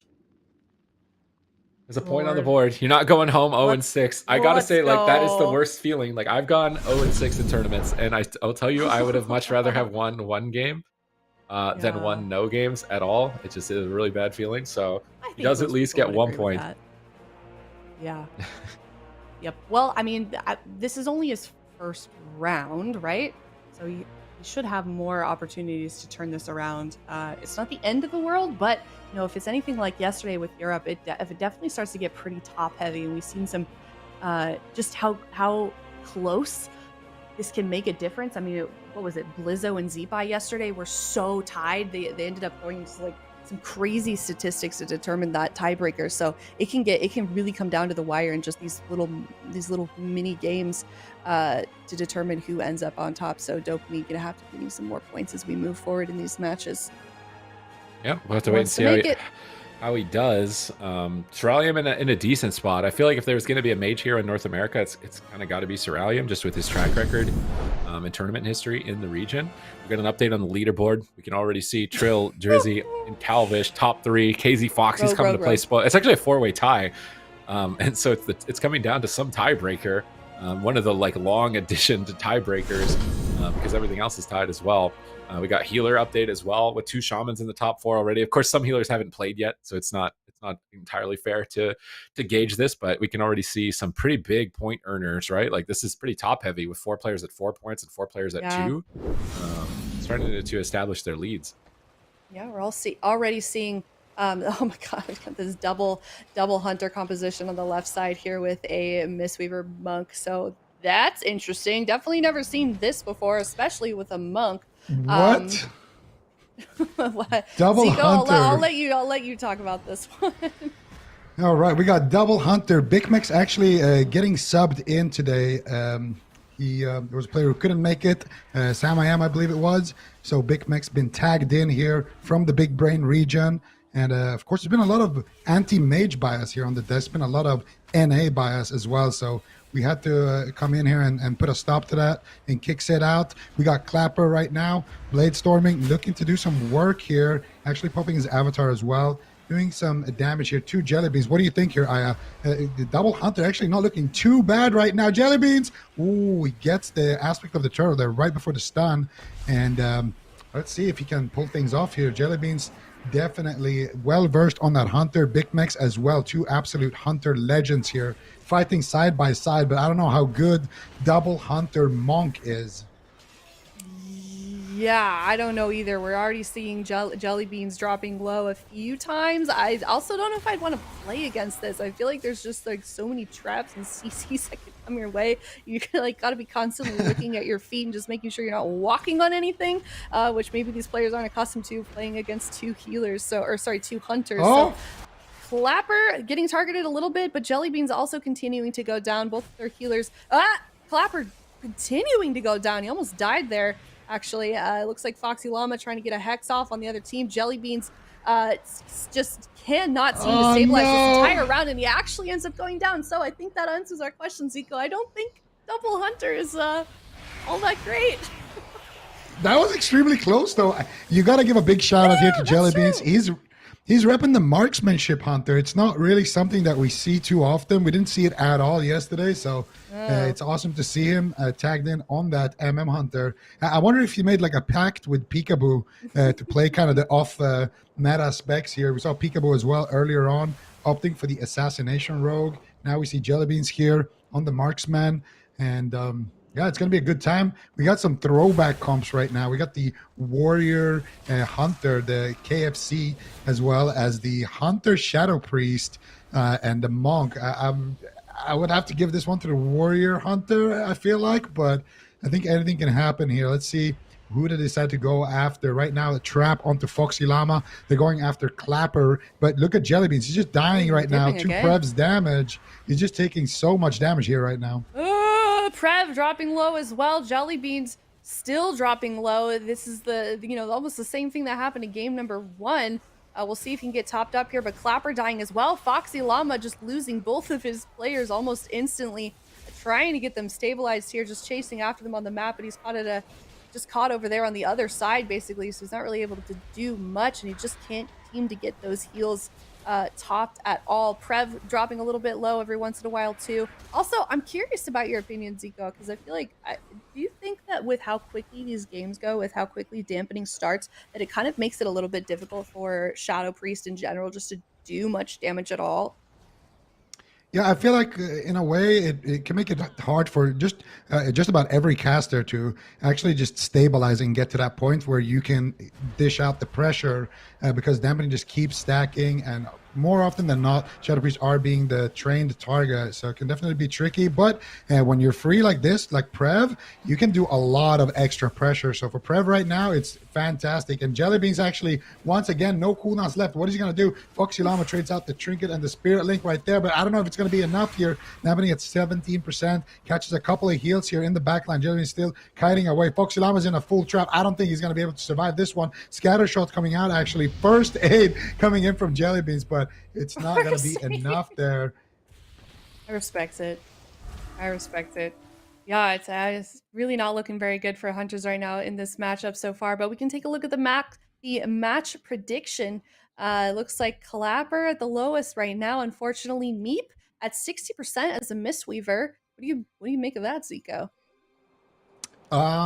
Yeah, I feel like we're gonna see those pick'ems potentially get voted in a little bit as we go by, but definitely surprising to see. I mean, just in general, like all the comps and everything right now is very surprising. This is the solo shuffle. It's all about the chaos. It's all about the randomness. We're shuffling commentators here on the desk. We're shuffling the players around in game. Now it's gonna be the KFC on the other side here for Bicmex. Let's see if he can pull out the win here, or what is going to happen here. Prev right now actually taking massive damage here from Clapper. Clapper doing some work. The Void Volley's coming in. Jellybeans got the resonating arrow down. He's trying to get the aim shots off. Can he get it? He gets one. He gets two, actually. Big hits coming in here onto Clapper. Clapper trades out his enraged region right there, but he's still not stabilizing. This is before dampening. This is when his self-healing cooldowns actually get good value. So nice defensive trades there on the right side, but still it's gonna cost Meep Monk here a lot of his cooldowns as well. Prev still with his dispersion, looking a little bit scary right now. Foxyllama still has his trinket coming up in 15, so he's gonna have a little bit of cooldowns to work with, but Prev might need to prop that dispersion. Void Volleys coming in left, right, and center. Prev getting very greedy with it right now, might just go down. Foxyllama is out of crowd control, but Prev doesn't trust, and there comes a big heal at the same time, and that's kind of how it goes in the solo shuffle. A lot of the time you just have to guess what your healer is going to be doing. Full trap secured, and still a lot of damage coming in here onto Clapper. Can he get some pressure? Jellybeans actually doing some work here, and it will be a win right there for Prev and for Jellybeans. Okay, things you love to see. Now we're going to be moving on to the fourth round of this matchup. The only person that really submitted much for us to talk about on the desk here in this round is Foxyllama, and he wants to give a shout out to a stream, so I'm gonna do it. He says he streams at twitch.tv/Foxyllama. He got rank 1 with Supatees, and he's 6'2", and the Earth Elemental Legendary motivates him to get out of bed every day. All right, love that. Yeah, rise and grind. So we'll see what Foxyllama can do in this next up match. He's doing pretty well so far, beating Meep by only 1 point. If you guys are just now tuning in, basically the healers are kind of competing against the healers, and the DPS are competing against the DPS. So it's really important to at least beat the healer within the match, because that might come in handy later on for tiebreaker situations. So basically hoarding as many points as you possibly can early on is extremely crucial. So you definitely don't want to go through an entire match without having won a single game, which we almost saw with Dopamine yesterday. And it looks like we're also getting a little bit of a picture-in-picture with some of the other matches that we have going on at the same time in the bottom right there. Look at that! And Blade's Edge. I don't think we saw that yesterday.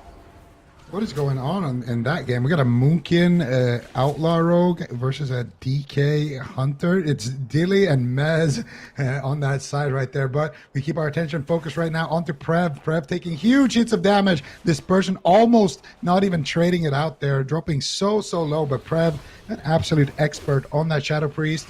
And we're going to see him make those clutch close calls once again. Foxyllama, though, still in crowd control here. He got kicked there. Clapper looking to live up to his name here, looking to clap some points for his team. Can they do it? Meep Monk, though, stuck in a full trap. Here comes the damage onto Jellybeans. Ooh. What is he going to do? Is he going to trade anything here? They got a nice hex there as well into the silence. Look at that CC chain, and Jellybeans still greeting out the aspect of the turtle. Can they take him down right there? Meep Monk will trinket and trade right there with that life cocoon. He gets mind controlled on it, but Prev still taking a lot of damage. No dispersion there for Prev, so definitely could be a target here if they can get some CC there onto Foxyllama.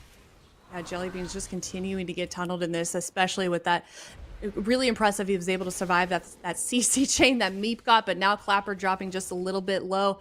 It seems like they've maybe just stabilized a little bit after that setup, but Jellybeans continuing to drop, just cannot find a break. Uses that aspect of the turtle. We'll see if he can get up after that. Meep just trying to top him off just a little bit, but Clapper dropping low again. This poor Meep is just trying to keep his teammates alive this whole game, and he just can't seem to get it together enough to try and get some offense and pressure on the other team. Prev, however, is dropping low as well as Bicmex, so all the DPS could die at any minute. 30% dampening. We have no idea what's going to happen next. Meep caught in a trap and rooted as well. Bit of a CC chain again, once again on him again, but Prev also getting chomped down just a little bit by Clapper, and it just seems like everyone is in trouble at once, Zico. Jellybeans going for that feign death camel, some hunter and hunter violence, and then he comes out of stealth here looking for the big place, and Jellybeans does it, vanishes out when he has no cooldowns left right there, manages to claw it back, and we just saw, I believe, Brain go down. No, Brain stayed alive. Brain, the hardest paladin in the game to kill. We can see there on that picture-in-picture now, Dilly also using his aspect of the turtle. That looks like pure chaos right there for the Moonkin team. And they're just, all right, we're going to just dip in here real quick and take a look here what Dipi is up to. He's doing some work here on that Moonkin. We never saw any Moonkins yesterday, so he's been holding it down here, as well as Brain on that Paladin. I believe he's the only Paladin that we have here in North America as well. We only saw one in Europe yesterday, and another Hunter. We got 3 Hunters right now on our screen. This is pure chaos. Yeah, pure chaos. I definitely wouldn't want to be playing Blade's Edge with this solo shuffle. I feel like that's really different from any of the other maps that we're seeing in this pool. You know, there are all these wide open maps with the pillar, and then it's just Blade's Edge. So certainly chaotic going on there, especially with the addition of the Boomkin. I really love seeing players, like there's just, you know, one-off players that are playing things like Boomkin, and then we've got one Rhett. And it seems like when you dare to play something that's different than anybody else, you kind of tend to do really well. So we'll see how that does. I'm excited to see how that develops. But right now, we're on the 5th matchup right here. And no one has died quite yet. We're going to have a dampening start in about 10 seconds. So things are going to start ramping up pretty soon here. But Jellybeans, once again, dipping low in health. But we'll see Foxyllama, I'm sure, get him recovered pretty shortly. But we're seeing that Dumble Hunter come again. Once again, Meep was on their team last time. Now we're trading it out for a Resto Shaman. We'll see if that fares any different than last time, but it did, according to you, Zico, a little bit better than maybe you would have thought the Double Hunter would have done. Yeah, absolutely, and it's just fun to see it here. Jellybean's been making some big plays, but right now he's got no defensive cooldowns. Let's see if he can get some big damage. He's got that double tap active, ready to go. There's the resonating arrow as well. Jellybeans looking for his target here. We're following Foxyllama. They're going after Meep Monk here, and Meep Monk gets kicked here with the wind shear. Beautifully done there by Foxyllama, but he seems to be okay here with the pressure, and now it's going to be Jellybeans on the back foot. Clapper trying to hunt him down. Can they get something going? Full fear here onto Foxyllama. Jellybeans doing a great job though, kiting Clapper, denying that uptime, and they do follow it up with a leg sweep into the silence. They get a full trap here onto Meep Monk. Nice scatter shot there into a trap onto Prev, and Jellybeans just surviving here with the perfect kiting, and now looking to turn on the aggression here with the aim shots. Can they get something going onto Clapper? Clapper just looks like a Terminator right now, just running at Jellybeans like an unstoppable force, and he's just not letting go. Oh my gosh, no, completely relentless, but Clapper dropping a little bit low himself, despite how aggressive he's chasing after Jellybeans within this match. Looks like he is able to stabilize, however, just a little bit. Foxyllama just pumping out those healing surges on his teammates. Jellybeans still about half health right now. Meep dropping low too. We'll see if anyone goes down at any minute here. I mean, we're already up to 40% damage. Prev dangerously low as well. Looks like he's fine for now, but Clapper, you know, still trying to chase after and get some damage, and we'll see him dropping down low as well, and he ends up going down at the end. Oh my gosh, the Double Hunter dream is alive. I guess that's the missing key, is getting a Resto Shaman onto the Double Hunter. And Jellybeans, you know, despite how many people might say that survival is better, is keeping the Marksman dream alive as well, Zico. Absolutely insane. Double Hunter pulling through there. Jellybeans with some big aim shots there at the end. Beautiful CC as well between Bicmex and Jellybeans in that round. But now this is the big one. Final round here in the solo shuffle. And we got Foxyllama versus Prev here, fighting for that first place finish. Only one of them will be able to secure it. Of course, Foxyllama doing a fantastic job here. Already 4 wins up against Meep Monk, but they're going to need one more. Can they do it? Prev's going to be the target of choice. Jellybeans landing a freezing trap. Meep getting interrupted, but no follow-up CC right now onto Meep. Can they get something onto him as well? They do get a intimidating shot into a what? It doesn't look like they're going to land any crowd control there. Prev is just trying to deny it. Finally, they do get the trapping. Look at Clapper. He's taking so much damage. The Spirit Link coming out here from Foxyllama, keeping him in the fight. And the Blade Storm coming out. Here's the Earth Elemental with that with that legendary, the thing that gets Foxyllama to wake up in the morning. And right now, he is alive and awake. Let's see. Can they continue the pressure? Is that the key to getting out of bed every day? You just you know, roll a Resto Shaman and use your Earth Alley to try and motivate you to get out of bed. I don't know. I mean, it seems to be working for Foxyllama. 4 points on the board, the highest out of the healers right now. And he's absolutely crushing Meep right now in terms of points. Prev dropping a little bit low. He's got 4, so he's doing really solidly. Also, really cool to see a Shadow Priest. I know that the Shadow Priest healing stat is a big Shadow Priest fan, is happy behind the scenes with how he's been performing so far. But Clapper continuing just to show the aggression throughout this entire round. This is the 6th one, and he is just not letting up. He wants to get another point here. He's only got 1 so far. And Prev trying to run away from him, but Clapper really maximizing that uptime. He might just be able to choke him down as well, and Clapper manages to get another point. Foxyllama wins this group on the Restoration Shaman.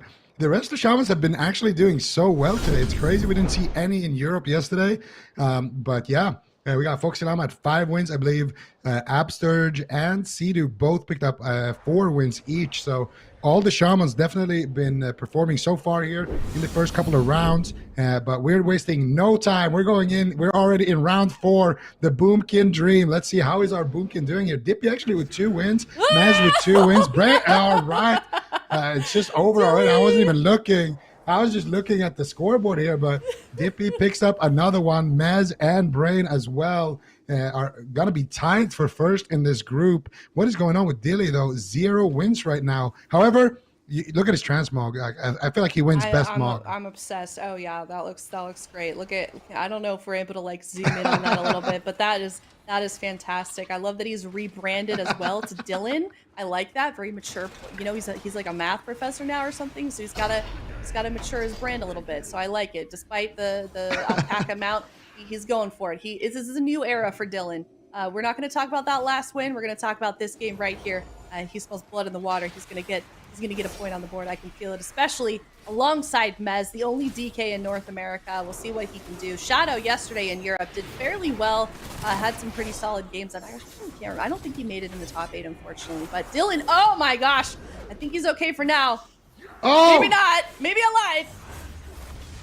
Beautiful damage coming in here from the Moonkin. And if you guys are new to these comp names, this Rogue Moonkin comp is actually called Dancing with the Stars, because you know, well, now we have an outlaw, so I don't know, pirates in the stars, but maybe it's not as good. We're still gonna call it Dancing with the Stars. It's because you have Shadow Dance and you got the Starfall and, you know, all the Moonkin damage. Right now, Brain, though, in a Cyclone. Dilly, what is he gonna do? He's gonna trade out the turtle, but what happened to this turtle? Oh, he's still in it, but the animation faded. He's almost dying to those damage over time effects. He gets a Blessing of Protection, but he gets taken out. And Dipi here on the Moonkin, definitely looking good right now, making Supatis proud, taking the lead of the group. Wow. I love it. I love seeing these classes that no one else is playing just do it this well. I mean, I don't know about you, Zico. I wouldn't have expected a balanced druid to do quite as well. I know their boomkins are just a bit of a meme right now, but Dipi said, bet. I'm going to prove you guys wrong. I'm going to represent the balanced druids today, and he really came out today. He showed up. 4 points on the board right now. This is the last match. This is the last game in this round. We'll see if we can get another one. Dilly still is yet to win a game in this round, unfortunately. The only hunter in this group also.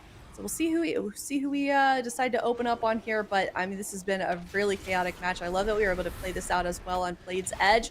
I wonder if this would have gone any differently also with these ranged classes if we were on maybe a different map. But looks like we do have an opener. We'll see who gets set up on. Yeah, we got Hunter Moonkin right now.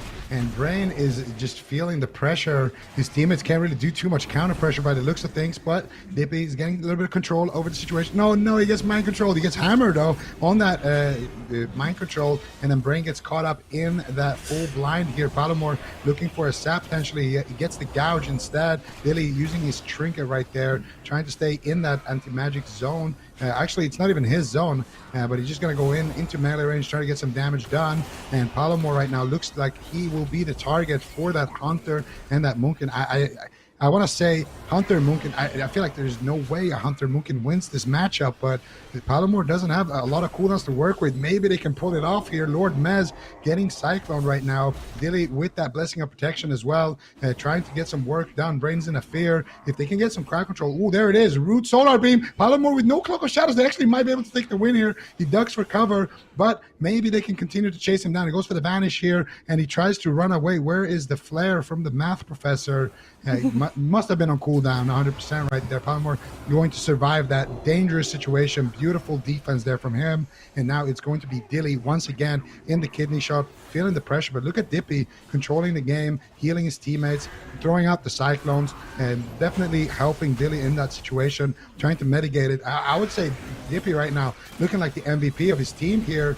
And that's a team with Brain on it. Can they get the win, though? Look at Palumor, he's so low. Can they win it? It would be amazing if the Hunter Moonkin grabs the win right here against the Outlaw Rogue. Yeah, I mean, I voted for Mez in this round as my DPS, but I mean, you know, DKs, they're so good at closing that damage, closing that gap with all the utility they have. You know, they've got Chains of Ice, they've got Death Grip, and you're really seeing that come into play here with him just chasing after Dylan nonstop. You're absolutely right. We're seeing Dipi just really use all of his utilities in his power to try and peel that pressure away.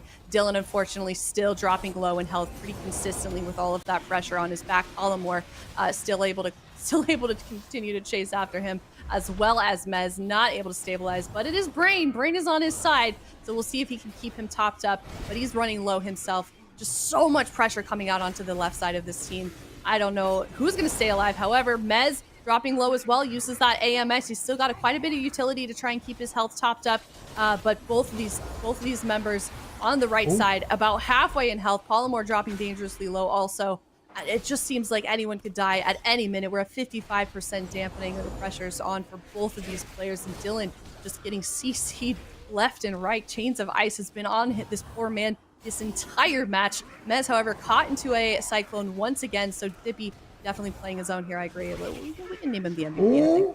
Oh, Palumor. Oh, they might have been able to take Palumor down right now. He's so low. They take him down. No way. Hunter Moonkin gets the win. Moonkin wins this group. What is going on today? Hunter Moonkin. I love that. We see Dilly get his first win as well, keeping the dream alive. That is just fantastic. So Dipi ended up with 5 points, and he's the Balance Druid. He's got to be the highest caster class right now. Oh yeah, yeah, I think he is. Did Prev get his 5th win? I think it's hard to say, but this is just the first round anyway. We got plenty of more games to go. But what an insane opening though for Dipi here. We're gonna see the score lines now, so we don't have to do the math in our head. Yeah, look at Dipi there, looking so good.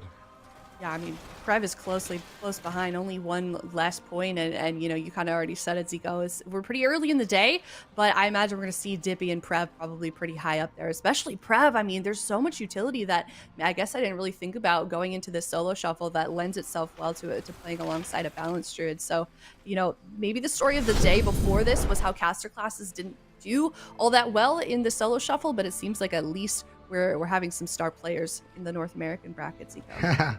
I see what you did there, star players. Oh, that was got the Moonkins. Oh yeah, that was on purpose. You gotta just play along with it. That was on purpose. Doing a fantastic job here as usual with the puns. And this is the healer ranking right now. Look at that. It's very Rister Shaman heavy. Look at that. Cdew 4 wins, Absturge 4 wins, Foxyllama 5 wins, and of course, you know, my own pick for top healer here in North America, Mr. Brain himself, holding it down on the Holy Paladin. Ooh, look, we can see who we all voted for. Okay, everybody's a Waz fan. I see that. Okay. Yeah. Oh, is this if they're knocked out? The red if they're knocked out? Okay. No, I think it's. Wait, Well, no, actually, I don't know. Chaz didn't make it. Shadow didn't make it. Zen did make it though. Yeah, but I don't know. I don't know what the red means though. I'm not really sure. But yeah, let us know in chat who you guys voted for in these categories. So you know we're over in the North American region, so we're on the right side. So honestly, not surprised that Supatees and D voted for Brain, and then we've got 2 shamans. But yeah, shamans definitely showing up. We can take a look at the semifinals for this for EU. These just got released. I'm pretty sure no one's seen these before, including the players as well. So what do you make of this? Lots of funny thing to mention. We mentioned it a little bit earlier today. Zipai, only caster class left. Did you expect an elemental shaman to be the only caster class left, Zico? I mean, or Zipai. Yeah, but, I mean, yeah. Yeah. it's still very surprising. I mean, he is. I mean, just look at every group. It's Zipai, and then it's just rogue, warrior. It's rogue, warrior, rogue. Kasu actually holding it down as well. It shows Kasu as a druid for some reason, but he is a hunter. Maybe. No, I don't think he can swap class for the for the semis or for the finals. So much, you know. Yeah, it's just an error. He will be playing Hunter, guys. So we got 1 Hunter and 1 Ellie Shaman. And then the rest is just a sea of rogues here and warriors. I mean, you got to talk a little bit about Joe as well yesterday. What a performance from the former champion here coming in. We haven't seen him in a minute in any of these tournaments, but Joe was just awesome to watch yesterday. Yeah, I mean, there really is no doubt about it. I think a lot of people expected the Fear Warriors to do well, but not that well. It seems to be going kind of toe-to-toe with the Outlaw Rogue. Those have been kind of the 2 most prevalent specializations. But we can see here our series number 2. So the groups that we're going to be having set up here for all of these players and their opportunity to earn some more points towards their total score. So this match 1, we're going to have Drake and Pikaboo on the Rogue. And I kind of wonder, do you think Pikaboo is actually going to be switching it up? Is he going to be going... Outlaw, he does have an opportunity to switch his spec. So he can go from the Assassination to the Outlaw, or is he going to just kind of stick with it? And then, of course, this is really interesting for Aang because both of his healers are priests. He's got 2 rogues. Is this maybe an opportunity for a mage to actually have their best showing in terms of points? Yeah, it's very interesting. I don't know if Pico is going to go with the Outlaw. I think he said he just wanted to ride it out as Assassin. Now, I picked him as my top DPS pick. So I kind of hope he goes Outlaw for my own selfish reasons. But at the same time, it would be awesome to see an Asa Rogue kind of just rise up and really, kind of bring it to the table. So, there's a part of me that hopes he stays Asa and just pulls through as well. Very interesting groups, though. We can see we got Cdew versus Foxyllama. We got Gekz versus Curney, Absters versus Dyllbar. A lot of kind of mirrors here. Fley and Waylor. I think Fley was a discipline priest, though, so there will be a bit of a difference there. And then we got Big Tuna and Brain and Gilysel and Meep. Actually, not a lot of Resto Druid here in North America. It's only Tuna and Gilysel holding it down on the Resto Druid. We only got 1 Paladin. Look how many Shaman is actually the dominant healer in North America. Yeah, and then of course for match 2 you have that second grouping, and match 6 there's no Outlaw Rogue, so those players they have a moment to breathe. They get to dodge a lot of those rogues. There's a lot of them in this tournament, and they're really strong. I mean, look at this. You have Drake on the Rogue, Pikaboo, Trill, Calvish, Aiden, Palumor. It's a ton of really, really solid Rogue players, but. Yeah, the match number 1, like I said, very interesting to me. Aang is going to have an opportunity to play RMP 4 times out of his 6 games. So, hopefully he's able to pick up those 4 wins. And yeah, I mean, this is only the second grouping. Of course, they are going to have 1 more opportunity in this 3rd series to earn their last little bit of points. You can see here the early predictions. A lot of you put Gekz kind of in the lead here, 71%. And then the interesting thing is Pikaboo over Drake. I mean, Drake's been very consistent on that Rogue. He's been putting out very solid performances, but you guys all believe in the Assassination Rogue dream of Pikaboo. Let's see if he can get it done. He's the only rogue playing Assassination, and I think probably for good reason. Olaf seems like it's probably a little bit better overall, but good for Pikaboo sticking with the spec that he prefers. Yeah, absolutely. And I want to make a quick check right now. Do we have any members of the move right now in the chat? Could you let us know, please? And also, could you guys go over to pickems.gg and cast your votes here? I mean, look at poor Aang. What is going on here? 3.4%? But Fuse. That's the mage bias. You don't care about the druid, getting no votes. Listen, I don't have a lot of love for druids. I'm going to go with my boy Aang. He gets my love. If you want to shout out Fuse, go ahead then. But Aang, he deserves it, okay? You're supposed to be with us, by the way, okay? You're supposed to be in the kind of Kirin Tor University of Dalaran Council here of professors. Like, come on, man. Yeah, you're not wrong. It's been a rough day for mages. Let's just say that. But this is an interesting one. So in this particular match, like I mentioned, Aang's actually gonna have an opportunity to play RMP 4 times. You're gonna see RMP quite a bit. One with the Assassination Rogue of Pikaboo, and then of course with Drake also. So we have a bit of a cleave composition with the Feral Druid Outlaw Rogue going up against Pikaboo, and Aang playing Rogue Mage Priest. And then of course both of these healers are going to be playing the Discipline Priest. So we'll see if either one of them can kind of pull ahead and figure out a way to earn some additional points. Because I always say, when especially in solo shuffle, when you have an identical role, like my main objective, like if I queue a solo shuffle and there's a frost mage, I always just want to beat the frost mage. Like I don't really care what my overall score is, as long as I do better than the other mage. And I feel like that's kind of the attitude a lot of players have. They just don't want to be outdone by someone playing the same spec as them. Yeah. It's the class envy. It's the class bias coming through. We've all felt it. It's the same in raids too. You always want to be the top of your class doing damage. And Pikaboo will be sticking with that Assassination Rogue here.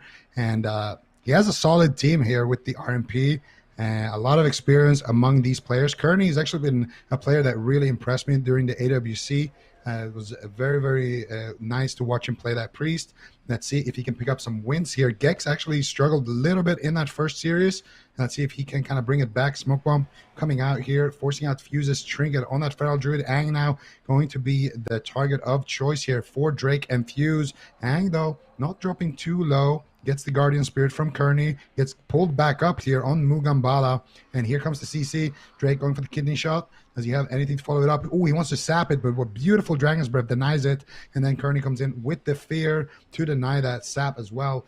Excellent stuff here, but now let's see if they can get some pressure onto Fuse. Big CC actually onto Gekz, and they follow it up with the mind control. Nicely done. Can they take Fuse down here? Combustion is rolling. Kick instantly on the Fleshcraft by Pikaboo. Disarm onto Drake as well. Full counterspell secured there on the Shadowman, I believe. Fuse, what is he going to do here? He's burning down to the damage of Aang, but his combustion finally has faded, and the CC as well onto Gekz. I think Fuse will recover, but that was a very close call there. But at the same time, that was Vendetta and combustion. I feel like the RMP is going to be kind of low on steam right now for a while. Yeah, I think so too. That's normally how it works. We're going to have to see Aang actually reset his combustion. Mana even for both of these healers. They're both just basically gassed out just 2 minutes into the match, but we're already at 30% dampening. You could be taking a little bit of damage right now. Beautiful mind control on Drake to slow down that damage. Don't have to heal through the damage. That is prevented, and I like that line of thinking there by Curney. Fuse, though, still incredibly low. Pikaboo, in the meantime, though, with 0 cooldowns. He just pulls the trigger on the Vendetta, looking to get a counter kill, but he gets dropped. Pikaboo will fall in game number 1, and Drake, Fuse, and Gekz take an early lead here. Beautiful stuff here, and let's see how this one is going to develop here. We got double rogue right now. At least it's not double outlaw. We got an update here. Aang, okay, he's getting a few more votes. Nice. Pikaboo still ahead of Drizzy in that rogue vote, and Gekz with actually a big lead over Curney. I feel like I don't know. Gekz he's pretty insane on that priest, but I feel like you can't really count Curney out either. The way he was performing at AWC, the way he's been, shaping up as a player, I feel like you definitely can't count him out. And that's what's so interesting to see here. How are they going to perform now when you just see all of these random comps, that FMP coming in right now, and you got Asa Rogue and a Outlaw Rogue. I feel like Pikaboo is going to be the target here for the FMP, and let's see if they can pull through. We'll have to see if they're going to be able to do it. I think in theory, I would go in favor of the double rogue, but maybe just because Pikaboo is playing Assassination, he might be susceptible to actually going down in this match.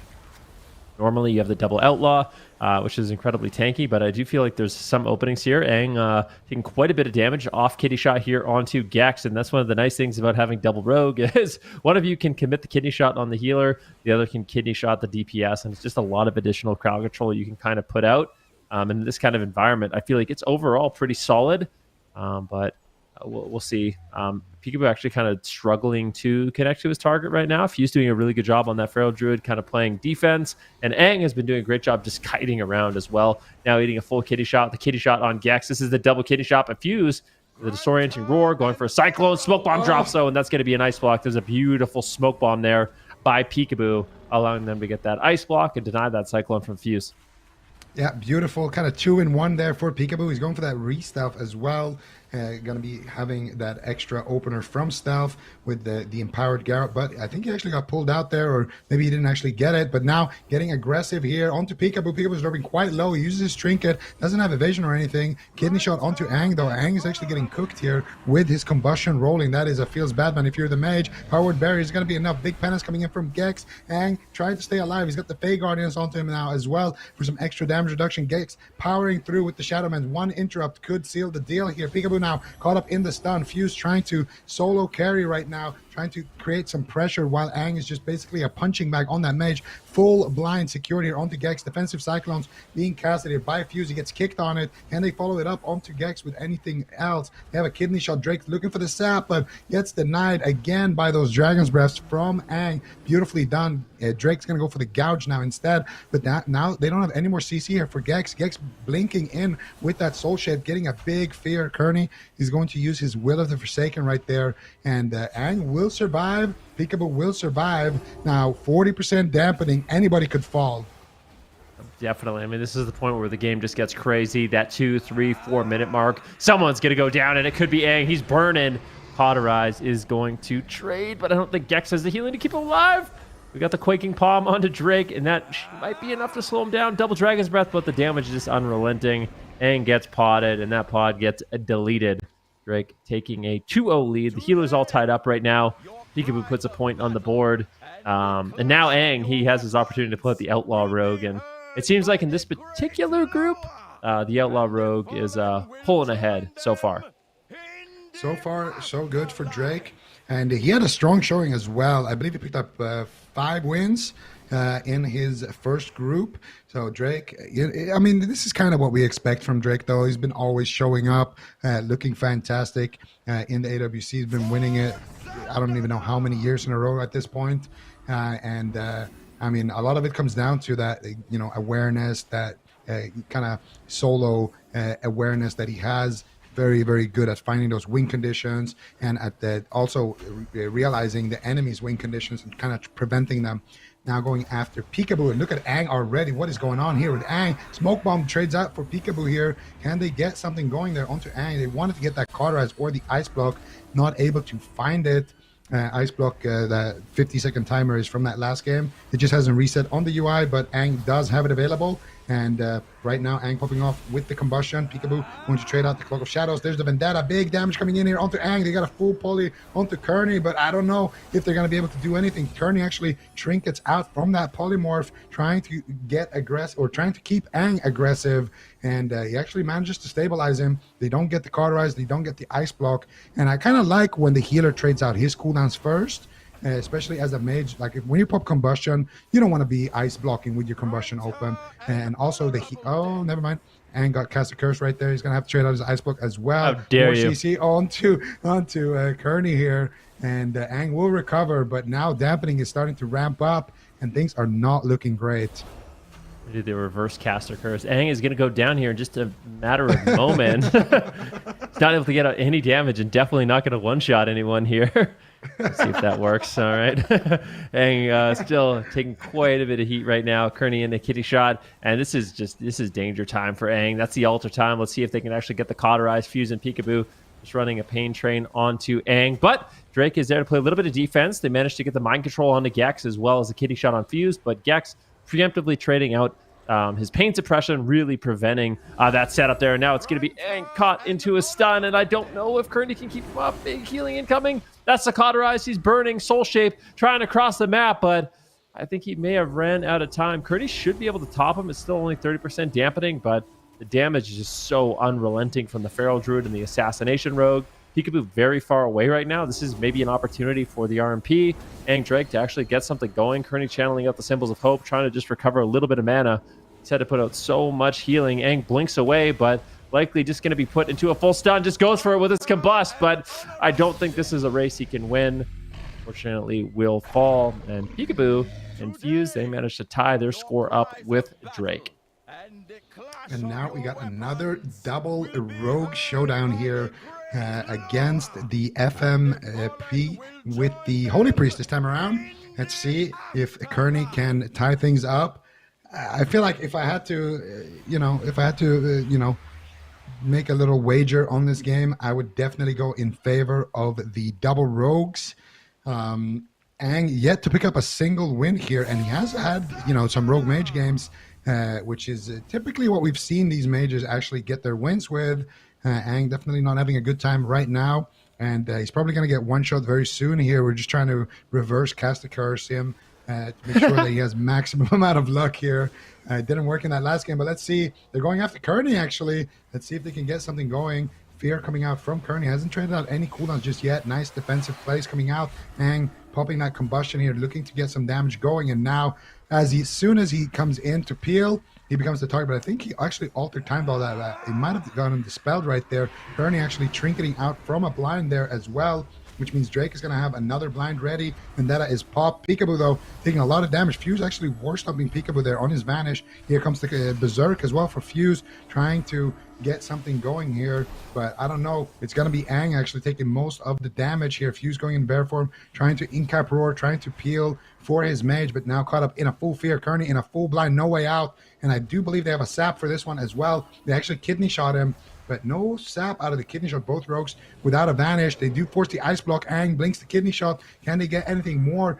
Gouge onto Curney, and Shadow Step kick from Pikaboo. Smoke bomb coming out. Aang, if they can get the cauterize here. Oh, and they do. Absolute disaster for Aang. He's at least going to survive with the cauterize. Curney in another kidney shot. Run, Aang. Run. The rogues are coming. Run. Try to avoid the kidney shot the best you can. He gets gripped away. A little bit of backup here by Curney, and Aang's just going to blink behind the pillar. He's like, I don't want this. I need a break. Like, leave me alone. But Drake says no way. He hooks over immediately on top of him. Poor Aang in this matchup, just getting interrupted after interrupt. Kidney shot. He blinks out of it, but his health is going nowhere but down. Beautiful altar time, actually. Good plays there by Aang. I feel like Aang is actually playing well, but there's just not much he can do, and he will get dropped despite his best efforts. Like, man, we can take a peek at what's going on in this other round as well. But so far, I mean, we have Pikaboo and Drake all tied up in this one. Gekz has actually a clear lead. We're going to be hopping into this round. You can see Dilly right now. This is actually round number 1.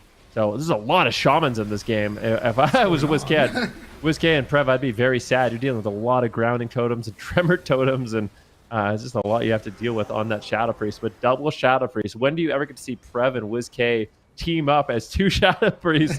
Let's see if they can actually pull out a win here. What is going on here? We got double Shadow Shaman and Absters right there backing up Wizkx, his teammate. And we got a Beast Cleave down there, but we are starting round number 5 here. And you got to give a big shout out to production as well, making sure that even when they're in the starting room, those 10, 15 seconds, we are constantly swapping between the games. We're constantly making sure that we're not skipping any of the action here. Aang is going to receive a pain suppression. Already believe he's down an ice block, might be from that last game there. Fuse also going to be using his trinket here. Aang actually getting good value there on that combustion. And We'll see if Aang can actually get anything else. That combustion is about to fade here. Double blind now onto Gekz and Curney. Pikaboo, what he's going to do is going for the sap. He finds it. It's a triple DR sap, though. And then he reopens here with Garroth into a fear, into potentially a kidney shot. And Fuse right now is so dangerously low. They proc the Guardian Spirit. Does Pikaboo have a smoke bomb here to chain it with? Look at that edge on the smoke bomb. But Curney manages to duck in and get some heals there onto Fuse. That was an excellent push. They almost took the game without any dampening there. Pikaboo really digging deep into his kind of play arsenal to find some moves there to try to close it out.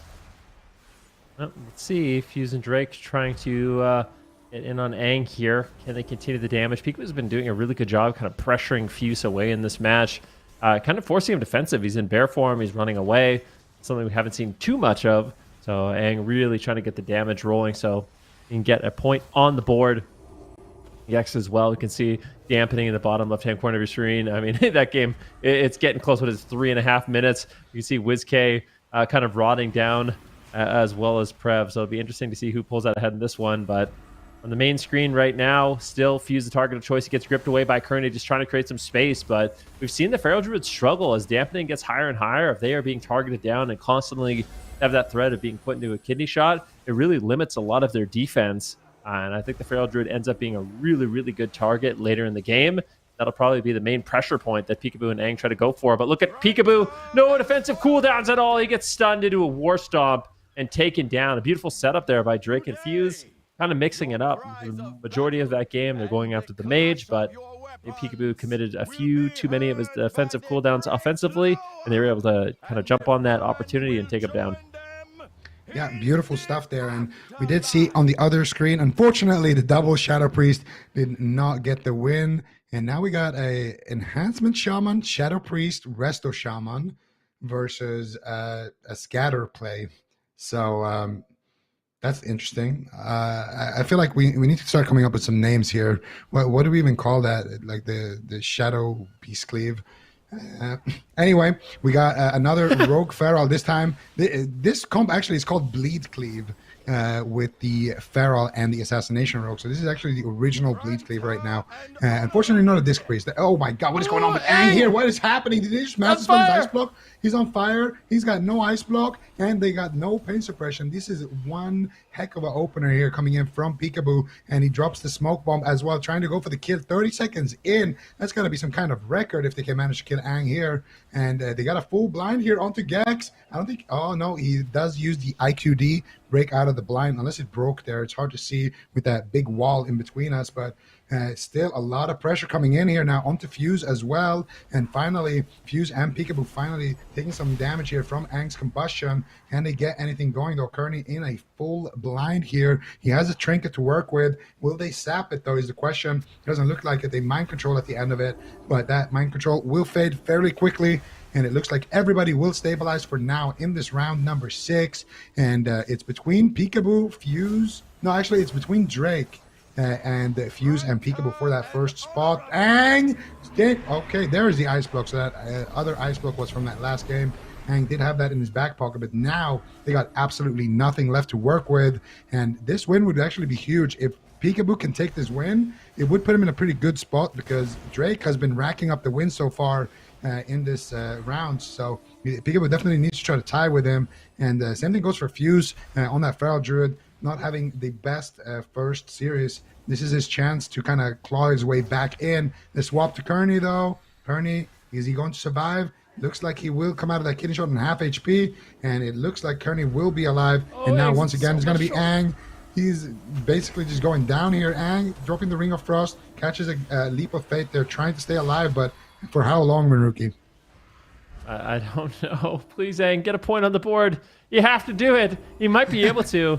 I think he just has to hold on a little bit longer, but I don't think he has his ice block available. Fuse and Pikaboo going to be going after him once again. This is the Berserk. This is a lot of damage here on Aang.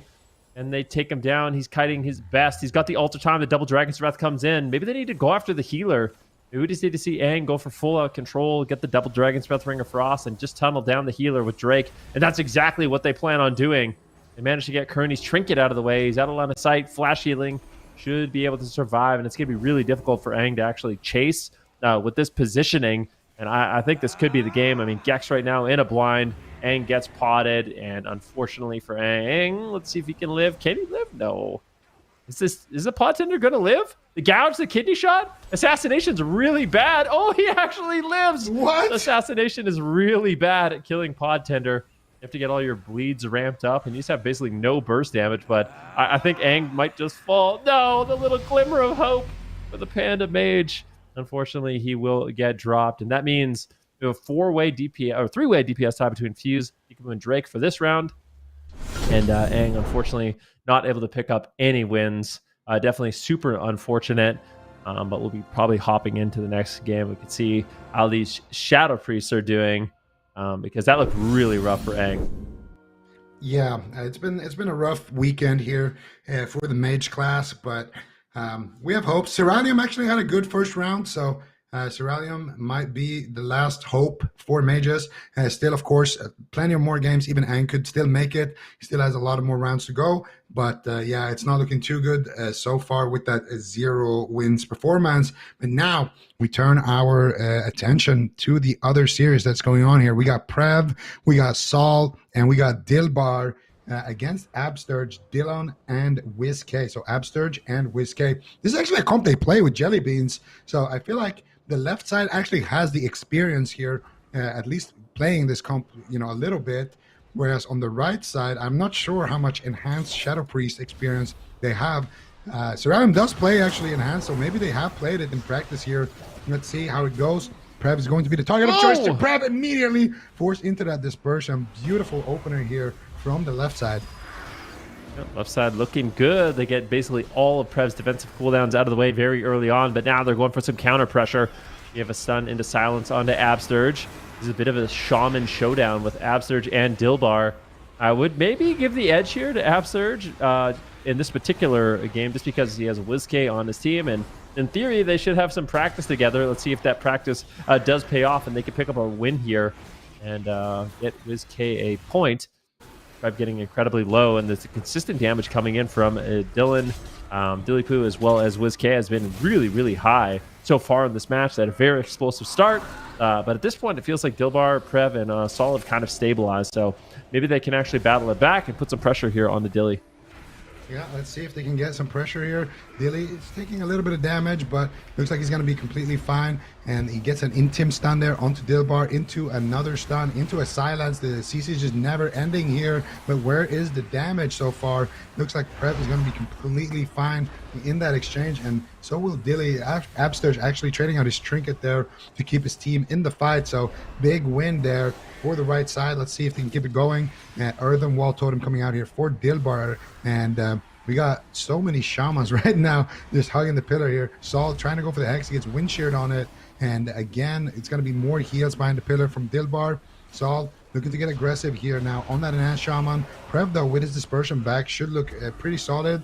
And again, I'm kind of worried for Dilly, actually. I feel like Dilly... Oh, actually, I'm worried for Saul right now. What is happening? Saul trading out the Astral Shift, though. You don't panic and overlap anything with that. So far, so good. But is it going to be enough here? There's more CC onto Absturge, actually. Absturge getting Hexed there out of the fear. And now they're turning the pressure onto Dilly. And that Hex actually ends up breaking. Can they get more, though? Wizkx so dangerously low. The Spirit Link Totem comes out. But where is the team? And it looks like Dilly will trade out the aspect of the turtle as well as his Battle Master, and Wizkx will trade out also his dispersion and his Battle Master.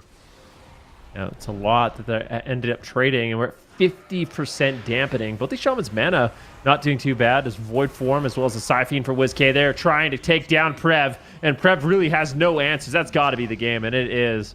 Wizkx puts a point on the board. Dylan getting a second win here. Actually, I think that's his third win. So Dylan right now has a perfect score so far in this grouping. Doing a really good job. And now we're switching it up, basically. Now it's going to be Absturge and Wizkx that gets Saul. And Prev gets to play with Dylan and Dyllbar. So we'll see if it's going to be a different result or kind of the same as that last game we just saw. Yeah, let's see what is going to happen here. And, I mean... This series here is really chaotic. You got Hunter SP consistently being played. You got Enhance SP. Like, these are comps that have very, very little synergy. But the players are making it work. Saul right now still struggling to pick up some more wins.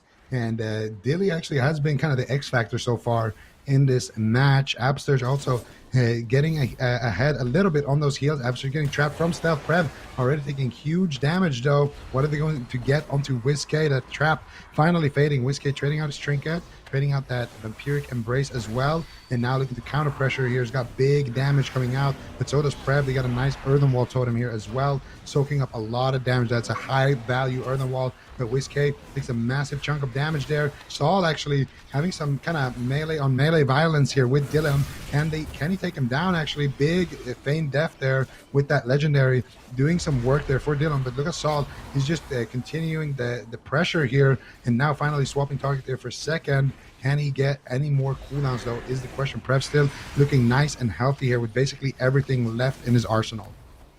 Yep, not looking too bad whatsoever, but Wizkx's health is not looking good here. Let's see if they can actually take him down. Wizkx is forced to trade out the dispersion. This is very early on in dampening. We'll have to see if they can actually rotate back up, but this would be a big win if the right side could pull it off. Basically a reverse matchup of what we just saw with the Shadow Priest. So if Wizkx is able to get a win here, give him kind of a nice little lead over Prev. And if it's kind of just evened out, then we'll have to see how it goes. Saul goes for a Hex right now, manages to land it on Dyllbar. Hex actually going to be pretty effective here on a Dyllbar just because he has no D-curse on his side. That being said, Saul and Absterge can kind of back each other up with the D-curses. So that's one nice thing about the double shaman over the single shaman. Dylan going in for some crowd control. Absterge forced to trade out his trinket. He does not want to fall behind, so he's just going to immediately make the trade and try to just keep up the aggression here onto Prev. And they really want to get aggressive on Prev. You can see Absterge just running on top of the Shadow Priest, but he might get punished as a result. Gets caught into a vampiric VT, Dispel Horror, and we'll see if they have any follow-up from that. Doesn't look like it, and this is looking like kind of a completely different game. The right side has a lot of pressure here on Dylan and Prev. Yeah, definitely a lot of pressure coming out here right now. Saul looking to potentially put his second win on the board if he can. Wizkx still 15 seconds away from that dispersion. Dylan, though, is the big target right now. No aspect of the turtle. Dyllbar in a full fear. No way out right now. What are they going to chain it with? Do they have anything? Doesn't look like it. Dyllbar coming out here with some big clutch heals right there. Dill is still low, though. There's a silence. Do they have anything to follow it up? Dylan trying to charge back in. Wizkx actually is that a double spirit link that just got traded out there?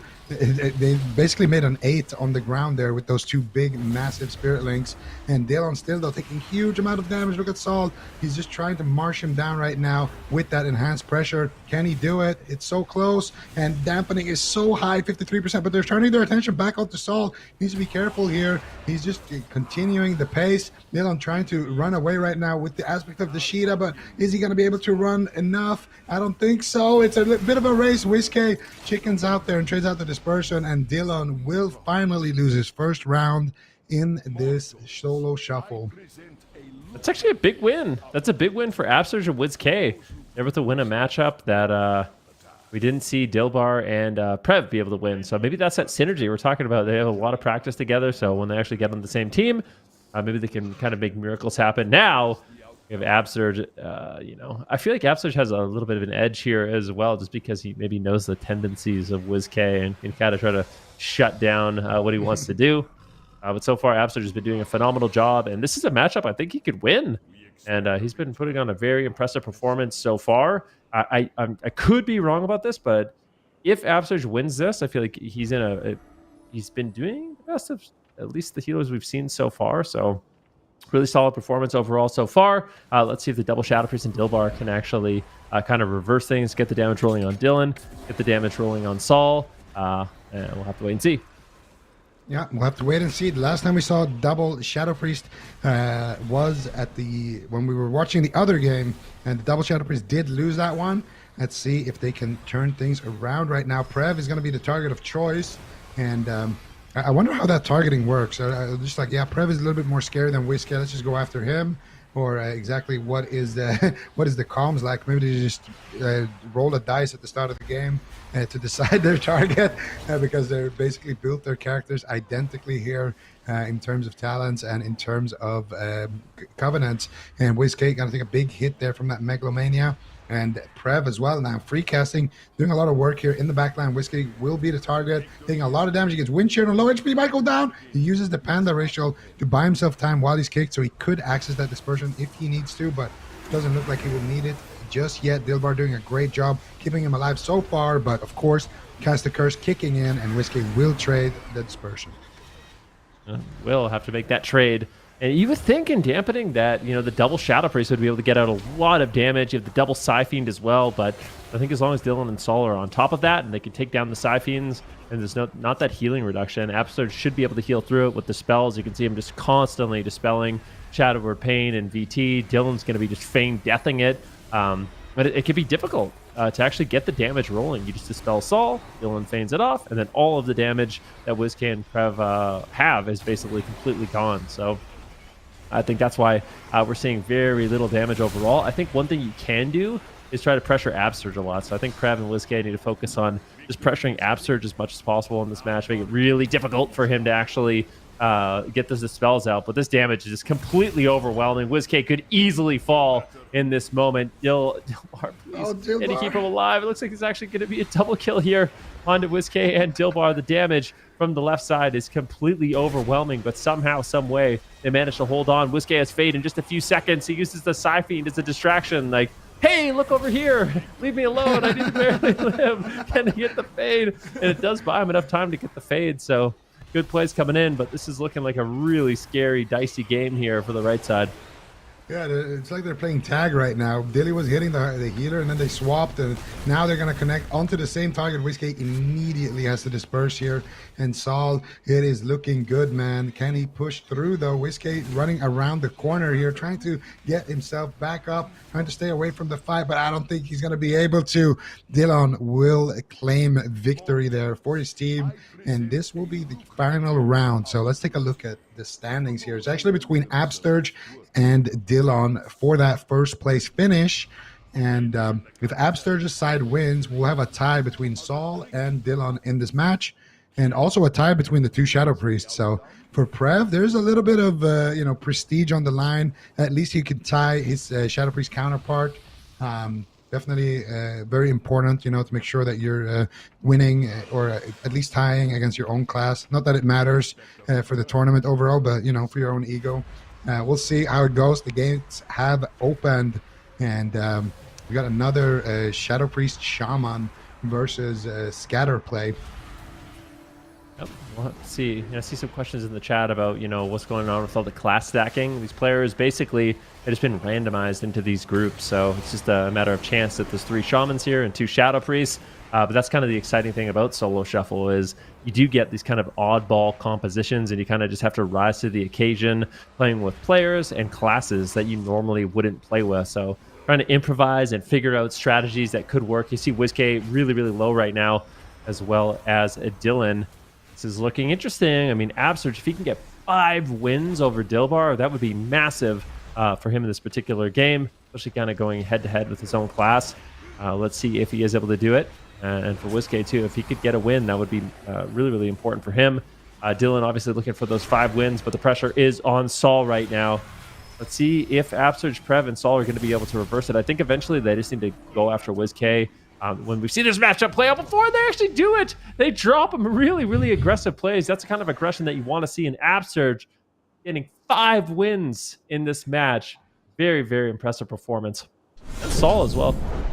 Yeah, Saul, Dylan, both with an impressive showing here. And Absturge going to go ahead and win the group here. Beautiful stuff. And I know, Venruki, you're very happy about this. He was your healer prediction, if I'm not mistaken here. Yep. That's true. I'm really glad you shouted that out because, I don't always get my predictions right. Quite often I get them wrong, but in this case, actually, Absurge, he was upset that I predicted he would do well because he thought I was going to curse him.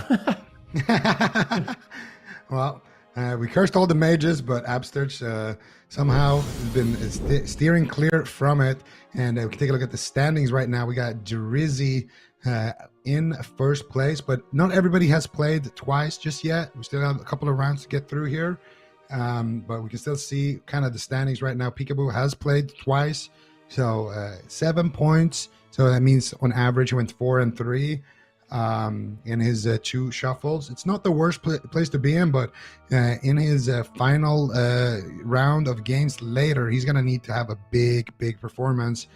He's going to need to pick up as many wins as possible in that one to actually be able to compete for those top spots, because the people we saw in Europe qualify, I believe they had 11 wins yesterday when we were watching the last people who qualified, and it came down to a tiebreaker between those. So you definitely want to try to pick up at least around 12 wins if Europe's standings is indicative of how things are going here today. Just very interesting to see how things are playing out. I think our next groupings is going to be actually going to get to see Wealthyman, Jellybeans, Ceralium, and Palumor go head to head. Now that's an interesting one, because I feel like Jellybeans is kind of the oddball in this particular match. The hunter doesn't really fare well with the fire mages, so most of the matchups he's going to get are going to be a bit awkward, I would say. He's going to get to play, Marks Hunter Fire Mage Druid, Marks Hunter Fire Mage Mistweaver, the whole bunch. At least he gets to pair with the Rogue for 2 matches. That'll be nice. And of course, match 4 will be going on at the same time. That's going to be Abrua, Calvis, Trill, and Bia. And we have a kind of a Shaman showdown once again. Cdew versus Foxyllama, similar to how we saw Absters versus Dyllbar. And I kind of like it. I kind of like it when the healers are on like an even playing field in terms of their classes, just because it becomes really interesting.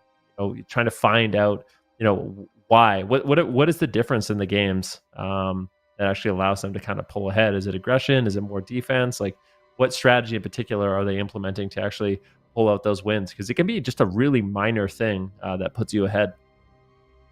Look at these predictions. I feel like this is the first time that they've been so close to each other, right? Like, it's usually one player is dramatically above everybody else, but it's a 3-way tie with 50%. People have faith in the Mistweaver manga as well. I feel like a lot of people are counting out that. It's not surprising, I think, with Palumor. But Jellybeans, he said he was going into this tournament as marksman. It seems like Pikaboo is also going in as assassination. Like, a couple of players have just decided this is the spec they're going to play. They're not going to try and take advantage of survival or outlaw. They're going to see what they can do with kind of like what I would think they consider their main spec over so many years of World of Warcraft. As a hunter, you kind of hate to see 2 mages in your group, because most of your games is going to be played with a mage. And this, I feel like this is the group where you got to go Frost. Like, Frost MM sounds way better, doesn't it? Like, we saw that in AWC a few times, I think. I want to see it. We've been talking about the other specs a lot, and I've seen some of the comments from the competitors in Europe, and they said like, oh, we experimented with Arcane, we experimented with Frost, and it turns out it's even worse than Fire, they say. So maybe that's why, but we're going to see Wealthyman. He did it. He's playing a Necrolord Frost Mage, so he's going to have that Deathborn, and it's kind of a crazy cooldown. I feel like the thing that I like about it is it becomes really difficult to implement that cooldown when everyone is super well coordinated. But in Solo Shuffle, where maybe people are used to playing with each other, they position differently, they're not playing with their main team. That is kind of like a Panic in the Disco cooldown where you can really freak people out, force them to play defensive, and I think it could end up working here for Wealthyman. I'm surprised Jellybeans didn't go Hirian. Maybe he wasn't anticipating Frost. But he's going to lose out on the resonating arrow to shoot through the pillars, which is like a main advantage of this mage hunter comp. He's going to have more sustained damage, but is that really a good thing against a Mistweaver? I feel like you want as much burst as possible, so I have to wait and see. I'd almost love to ask him, like, what were your thoughts with going Venthyr in this game? Because he played Kyrian in the last one. Oh no, he got sapped by Palumor. This is a dangerous start, but Wealthyman's already taking control of Palumor with Frost Nova, polymorphing Ceralium, and buying time for Jellybeans to get out of crowd control. Now Jellybeans is starting to line up some aim shots, getting ready for the attack, but it looks like they're swapping back to him with a kidney shot. Meep in position, as if he maybe wants to go for a Ring of Peace on something here, or have to wait and see if he Ring of Peace the disengage. They're actually playing Resonators, and I love that. That's like a staple of Palumor. I feel like he's the only rogue that still plays Resonator, but that X factor is what has got him wins in situations that I think otherwise he wouldn't have been able to. Yep. Wealthyman blinking in, getting a polymorph, and he's just going to be getting aggressive, but everyone is line of sighting him. No, everyone's line of sighting the Frost Mage. Is not what you want to see, but Meep not in a line of sight. Is able to get out that fortifying brew, but Wealthyman really just going crazy. Palumor realizing the situation, get a comeback with a gouge. Wealthyman now just free casting on Ceralium, causing a lot of pressure here. But it looks like the storm has been weathered by Ceralium and Palumor. and now they can get aggressive here in this match. Let's see what Wealthyman's going to be able to do. Can he find a polymorph? I think potentially the consistent damage of Frost might end up being good, but if you get trained down by an outlaw rogue, it's pretty scary. But I guess the thought is, if you do that, you go after Wealthyman, you kind of leave Jellybeans open, and he could just one-shot someone on that Hunter, which could be really, really effective here. Do you think Ice Form would have been good at all for Wealthyman with a Resto Druid and no Purge? Maybe. And then you just immune the stun of the Rogue the whole game?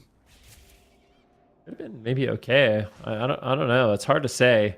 If you get trained down, you just get like no damage. That's one of the problems. But they get the Ice Block. Look at this. They managed to get the Ice Block from Ceralium. Meep now in a Cyclone. This is good control here. This is not looking too bad. They make a swap over on to the Mistweaver Monk, and there's a lot of pressure here for the side of Wealthyman and Jellybeans. At the same time, though, Jellybeans running and hiding. He's in camouflage right now, invisible, while Gilysel is getting crowd controlled. So Jellybeans really just picking his moment to come out, getting a big aim shot here on Ceralium. Ceralium taking a big shatter combo as well, and isn't looking too bad for the left side. They have a lot of pressure. Ceralium's got no ice block. Crowd control still going out on a Meep, who's just really struggling in this game to get out damage. Good pressure right now. This might be the kill. There's no life cocoon, only cauterize. Ceralium hiding behind the pillar. Meep finally able to pick him up. Palumor trying to reconnect to Jellybeans, and Jellybeans is doing whatever he can to just make sure this rogue cannot connect to his target. I like this Cyclone from Gilysel, stopping the rogue from getting combo points, resetting those cooldowns, getting stuns. Ultimately getting blasted, though, by Ceralium, seemingly out of nowhere, and actually swapped to Gilysel. Maybe no, it's just a kidney shot for CC. Jellybeans is on the run. Wealthyman is trying to get control with Polymorph. The only real problem right now for Jellybeans and Wealthyman is that their healer is almost out of mana. He's going to have Innervate coming up in 20 seconds. He's going to want to line that up with Overgrowth to get the most amount of value in terms of mana efficiency, or possibly go for a drink. I feel like we've never even seen a healer go for a drink. It's just so fast-paced. Ceralium, his Cauterize has triggered a good opportunity for Wealthyman and Jellybeans playing these specs. Like, these are the least represented specs in the tournament, I think. Marksmanship Hunter and Frost Mage, but they don't get the kill, and Jellybeans actually traded aspect of the turtle. I'm not sure if he was trying to pre-turtle, but now he's in line of sight of Ceralium. Ceralium's trying to blink back to his healer on the opposite side and still line of sight the Hunter at the same time. Jellybeans in a kidney shot. Polymorph from Wealthyman. Good crowd control between Ceralium and Palumor right now. Jellybeans is trying to retreat, but that's a full Polymorph. He's going to have to run for a really long time. He doesn't have anything. He Feign Death camos. Does he get pulled out? He gets pulled out of stealth. I think that's it. He's cheap shot behind the pillar. Gylysel's trying to do what he can. He's got an S in 1 second. It didn't do anything. Did he get spell stolen on it? That NS did nothing. Jellybeans will fall. And the experimentation may be a failure. I'm also wondering if it's just the healer matchup. I feel like the Mistweaver is so good at healing through that type of burst damage if you're not CC'd. And it's really tough for them to actually get any CC on him. There's no like setup, like a Dragon's Breath, or reliable stun. So maybe when we see Jellybeans playing the Frost Mage or the Mistweaver, it'll look a little different. Yeah, maybe. We'll see. I feel like Frost, one of the things that's pretty rough, actually fighting against Outlaw Rogues and Fire Mages is pretty rough in general, as both of them kind of just, they can dip out so easily during kind of your like peak damage moment. Really easy for them to run away, but still not, it was really, really even match number one. Palumor is going to be teaming up with Jellybeans right now, so we got Outlaw Rogue with a Hunter against two mages. You have two really good targets. And this is where I think the Frost Mage might struggle. Palumor and Jellybeans likely just going to be going after Wealthyman here, just getting out as much damage as they possibly can. We got a kidney shot on Gilysel as they make a swap. Maybe they can take down Jellybeans and his pet Ceralium right now, just recasting with that Combustion Fire Mage, actually getting out a reasonable amount of pressure. And they make a swap here onto Gilysel. Right now, Meep Monk does get interrupted, so Palumor is forced to tread out the Cloak of Shadows. Decent pressure here for both these teams, and the Revival will kind of reset the health, and that's what you're talking about, right? Mistweaver Monk, they have these emergency buttons that are really strong, like the Revival, like the Cocoon, which are really, really awesome. See if they can protect Jellybeans, because he's used that aspect of the turtle, overlapped with it. Meep's in a polymorph. Jellybeans is just trading in midfield. This could be dangerous with two mages free casting on him. Huge damage. Incoming. Meep can't get there. He's cycloned. And Jellybeans is going to fall over behind the pillar. And Double Mage finally gets a win. I don't think we've seen Double Mage in any of these rounds actually win a round so far between yesterday and today. Yeah, it's because they have Frost. You know, that's the difference here, Supatis. Lock in the Frost Mage. I wish that was true. I heard something. I don't know if this is 100% true, but apparently you cannot drink in Solo Shuffle.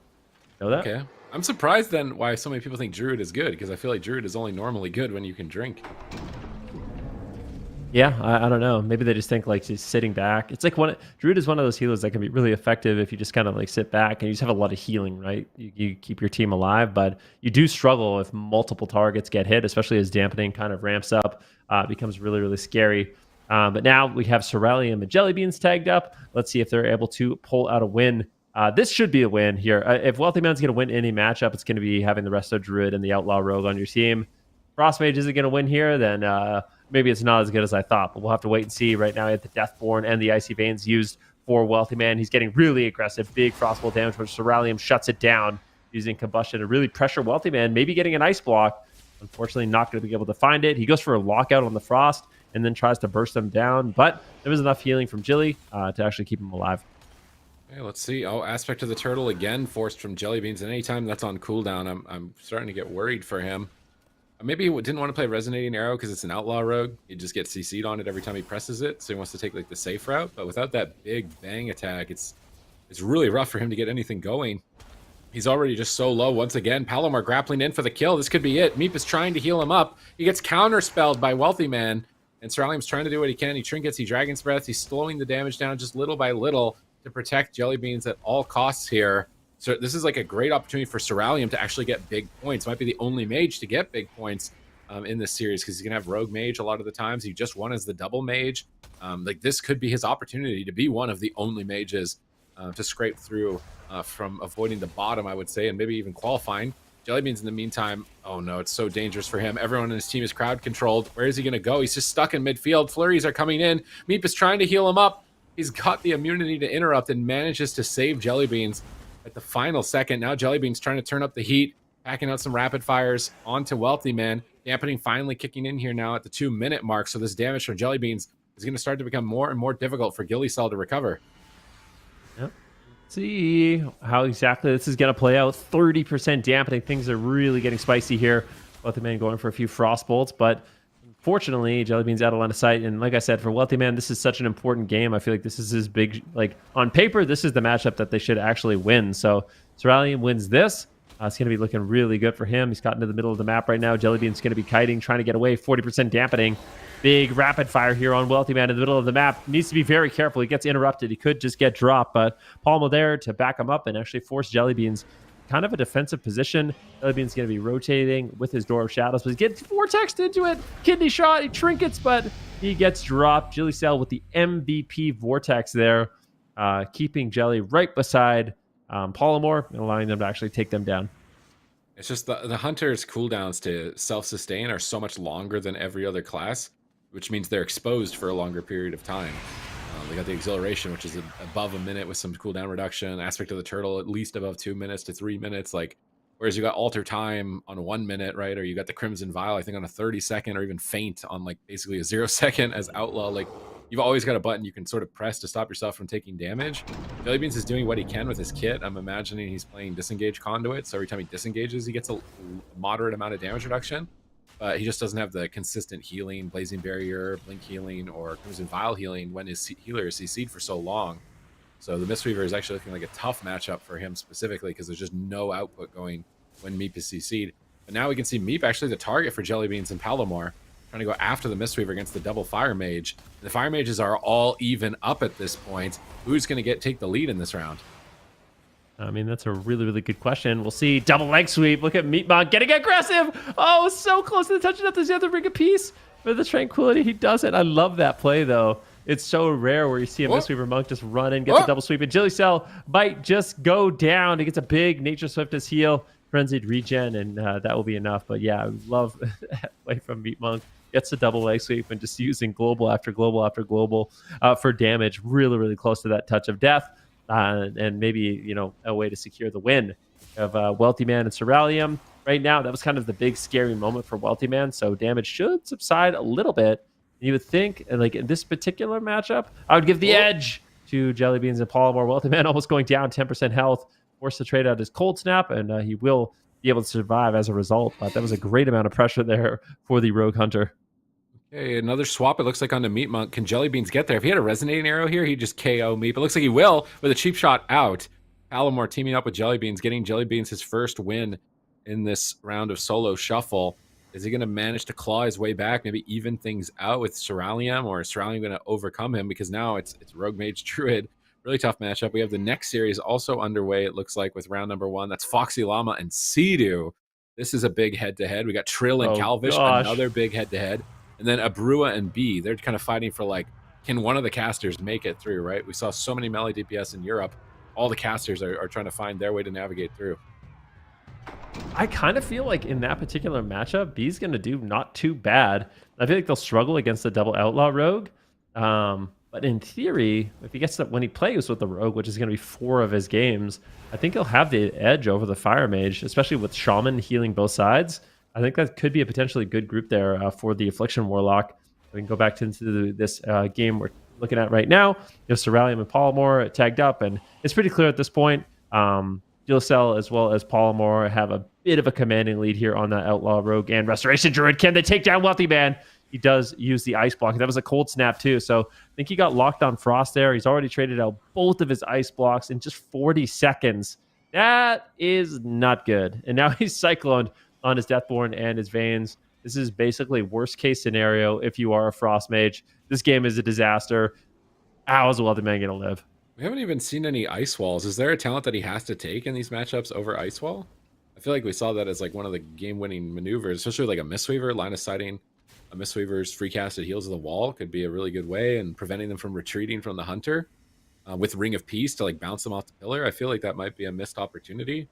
I was gonna say I like talents that cause a panic, right? Like they freak people out, and I think that Ice Wall is one of those abilities that might be able to do something, but it's hard to actually make those plays when you're being trained by an Outlaw Rogue. Outlaw Rogue is really disruptive to casters. Yeah. Definitely. Meep stunned. Good opportunity for Jellybeans to get another point on the board here. Can they finish him in the kidney shot? They're so close. Oh, he's on 1%. I can't believe these healers. And he will go down. Ceralium now moving up to 3 points. It seems to be like a competition for Ceralium and Wealthyman for who's going to come in second at this point. Potentially actually tying for first with Palumor. Ceralium can win this. Fire Mage, Hunter, Resto Druid. And tie one of the Outlaw Rogues. The other Outlaw Rogues are really happy about that. Because if they all go 5-1, like, then this means that Palumor will be out of the running potentially of the other Outlaw Rogues. So all the other Rogues are cheering for Ceralium, but it's going to be rough, I think, with this combination. I'm trying to think of like how they can win this. Maybe because the Frost Mage is more stationary than the Fire Mage, they can get on top of him with like a Vortex, get him out in midfield, and then blast him down with Combust and an aim shot or something. I would really like to see either Jellybeans or Ceralium, whoever's not getting attacked, more aggressive on Meep though. See, I do agree. I mean, if you can get the crowd control in the Mistweaver Monk, it's really, really important. If you can't, and his throughput is just so high that your chances of actually taking someone down really, really difficult. But we have a full trap here on the Palumor. Looks like they are going to want to go after Wealthyman here. Wealthyman going for some Frostbolt cast. He lands a big shatter there on Jellybeans. It's a full blind onto Gilysel as well. It's full sap out. Jellybeans could easily go down. Palumor just sitting in stealth. This is a really difficult position for Gilysel to be in. He trinkets Iron Barks, aspect of the turtle as well. Oh no, this defensive overlap is just so huge. A great push here by Wealthyman and Palumor. Can they take down the Druid? Big damage coming in from Wealthyman at the same time. He is getting hit hard, and he is forced into his ice block. Really, really scary moment, but yeah, such a close call for both sides. I'm wondering if there's any players choosing not to use voice comms or something, because that was such a dangerous and precarious situation without somebody to communicate and navigate through. I feel like you're almost guaranteed to overlap some cooldowns in that situation. It's inevitable. Gilysel pre-hots himself, I think, here, anticipating, or pre-flourishes the attempted crowd control. So his hots are going to be extended for a very long time on Jellybeans. That is very important for him to heal while he's kiting away from the rogue. It's a really nice play here from Gilysel. Extending all those hots, Jellybeans avoids the damage. Now he's turning it around onto Wealthyman. Really wants to try and grab 2 points, maybe tie it up with Wealthyman. Stop Palumor from getting as many points as possible, because I think he's probably the point leader in this group right now. So just preventing him from getting more, increasing your likelihood of qualifying through by doing that. Looks like another swap on a Gilysel. He's got no Barks here for 2 seconds. He's in bear form, trying to get ready. He's got Efflorescence down. He's trying to fully load his hots with Wild Growth as well. And looks like he's far enough away from Palumor that it shouldn't be a threat. He actually grappling hooked over. He's vanishing. He's going for it. Gilysel pre-bears. Is it going to be enough? A kidney into a leg sweep, bring a piece on the Tranquility. This might be the all-in that gets to the win. But Wealthyman just gets no! What just happened? They forgot about poor Wealthyman while they were going for the kill. Oh my goodness, Ceralium blasting off, getting 4 points. I feel like he's got to be our top performing fire mage out of all the regions now. I think so far that's true, but man, Meat Monk at the end, he's getting aggressive. He's in position for the leg sweep, but he left Wealthyman in the dust. And he got absolutely smoked there by Jellybeans and Ceralium. Great performance. We can hop into this game right now. We can see exactly how the score is going. It looks like the double Outlaw Rogue was able to beat best the Mage and Warlock. And Cdew takes an early lead, big damage. And I really think in this particular group, Abrua is going to struggle. I feel like, in my anticipation, is he should lose every single matchup. Every matchup is going to be against double Outlaw Rogue or as Mage Lock, or he's going to have to fight against Outlaw Affliction Warlock. And both of those matchups just sound absolutely miserable. So I feel like if Abrua can get like 1 or 2 wins, that's like best case scenario for him. Yeah, I feel like this is kind of a grudge match between Trill and Calvish and Cdew and Foxy, right? Because this is where they can grab as many points as possible if they manage to win. But Trill just gets apparently incorrect. Caster's Curse. Not the first one. That was intentional. That was the reverse curse, so the mage could win. I mean, Trill is also playing Venthyr. I don't know if that impacts his survivability to a significant amount. It gives him like a really big one-shot, but I also don't think of Outlaw as like a one-shot class. So it seems maybe a bit strange to try and build, but I think we've seen a few rogues flexing between Kyrian and Venthyr, but this is now a great chance for Calvish and Cdew. They've got a 2-point lead in this round. They're already in the upper echelons in overall points, so this could be a great way to secure their spot to Championship Sunday. And Cdew too. I mean, this is one of those matchups where it's really, really nice for Cdew, right? Like he gets to heal Trill. There's so much synergy, so they're gonna have a lot of games together where he's gonna get that opportunity to play 3 of them, which I think actually has a little bit of an edge. I mean, it should give him advantage in this one. So far, Calvish going to be taking a little bit of damage. We have a full blind here on Foxyllama. He sits through that one. Calvish going to trade his Cloak of Shadows, his Trinket as well, but might just get dropped. This is big damage. Just going after the Outlaw Rogue seems to be really, really dangerous. I don't know if his Shaman just has a hard time healing Outlaw Rogues or what it is in this particular match, but these Outlaw Rogues are really punishing each other. Let's see if they can get another setup in the near future. Cheap shot on Cdew. Not finding any follow-up off the back of that. Going to be tough with B on the Warlock to get there for any fears. Calvish falling a bit behind here. Trill is going in for the win. Is he going to find it? He's pretty close. He gets kidney shot and peeled away and denied, but now comes the Dark Soul of the Affliction Warlock. Cdew has placed down his Healing Tide Totem to try and bolster his team's healing. Will it be enough for him to recover? And it looks like with that well-placed Healing Tide Totem, he has managed to survive the initial wave of B's Dark Soul. Calvish now on the back foot as Trill is once again just hammering down on him with kidney shots after kidney shot into a dismantle, trying to prevent him from getting anything going. Cdew risking it, spelling Unstable Affliction here, trying to stay ahead of the dots, but while they're going after Calvish, they're leaving a Warlock free casting, and I feel like that is going to get punished eventually. I mean, in theory it should, yeah. That's what I kind of thought would happen in this match. After the Rogue, and BS should be able to get really, really aggressive here, but Ruin not making it easy to get dots up. He's going to be line of sighting. He's going to be decursing himself as well. Removing that Curse of Agony is really, really effective for limiting the damage. Big combustion here, but the Grounding Totem from Foxyllama will limit that setup. Foxyllama, actually, he goes for the Grounding Totem that he flush crafts to immune any incoming crowd control, so he can save the day when he needs to. That was a really good play. Calvish hooking away right now, and we'll trade out. Both these rogues really, really low, but I think it's Calvish that might ultimately fall. That's going to be the Spirit Link Totem from Foxyllama. Great push there, but look at Abrua, look at Trill. They are rotting down. This is a dangerous moment. Affliction Warlock really getting a lot of value here, but at the same time, the pressure on Calvish, I mean, this game could just go any way. Both Shamans really struggling. Calvish is so incredibly low. He's trying to get away. Double Dragon's Breath comes in from Abrua. Can he find the Polymorph? No, he is unable to. Kidney shot now at a Trill. They're reversing the pressure, and I think that could potentially be it. Nope, Trill vanishes, and the Ice Block. So the two big immunities going to be traded out by the left side in order to stay alive. But, man, what an explosive matchup this is. Spell lock onto Cdew, trying to put him behind. Foxy's almost out of mana, which is surprising fighting the Fire Mage. I thought the Affliction Warlock side would have higher mana, but he's caught in a polymorph. Trill is still in trouble, popping the feint, trying to stay aggressive, popping evasion right after it, going for the kill. Calvish jumps away with the grappling hook, trying to do what he can. Trill chasing after him, not able to connect, but here comes the dots. Look at the pressure. Trill could just fall at any moment, and it looks like he will.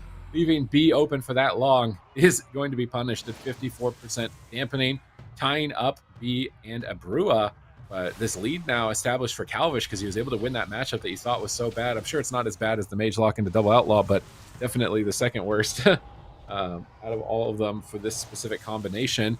And this does allow Foxyllama at least a chance, but he's got to win one of these Rogue Mage matchups. And will he be able to? Got KzFox on his team now, who is like, always nice to be on the team with the person who's winning most of the games.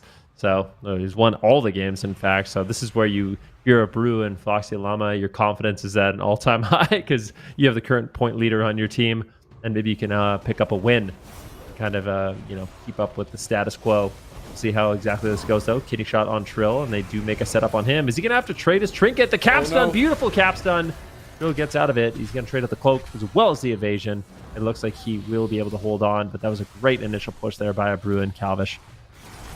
Yeah, they get some big value cooldowns. Although this early on isn't going to be much consequence. I feel like if that happens at like the 2-minute mark, it's probably game breaking, but still a minute and a half before that massive wave of dampening is going to kick in.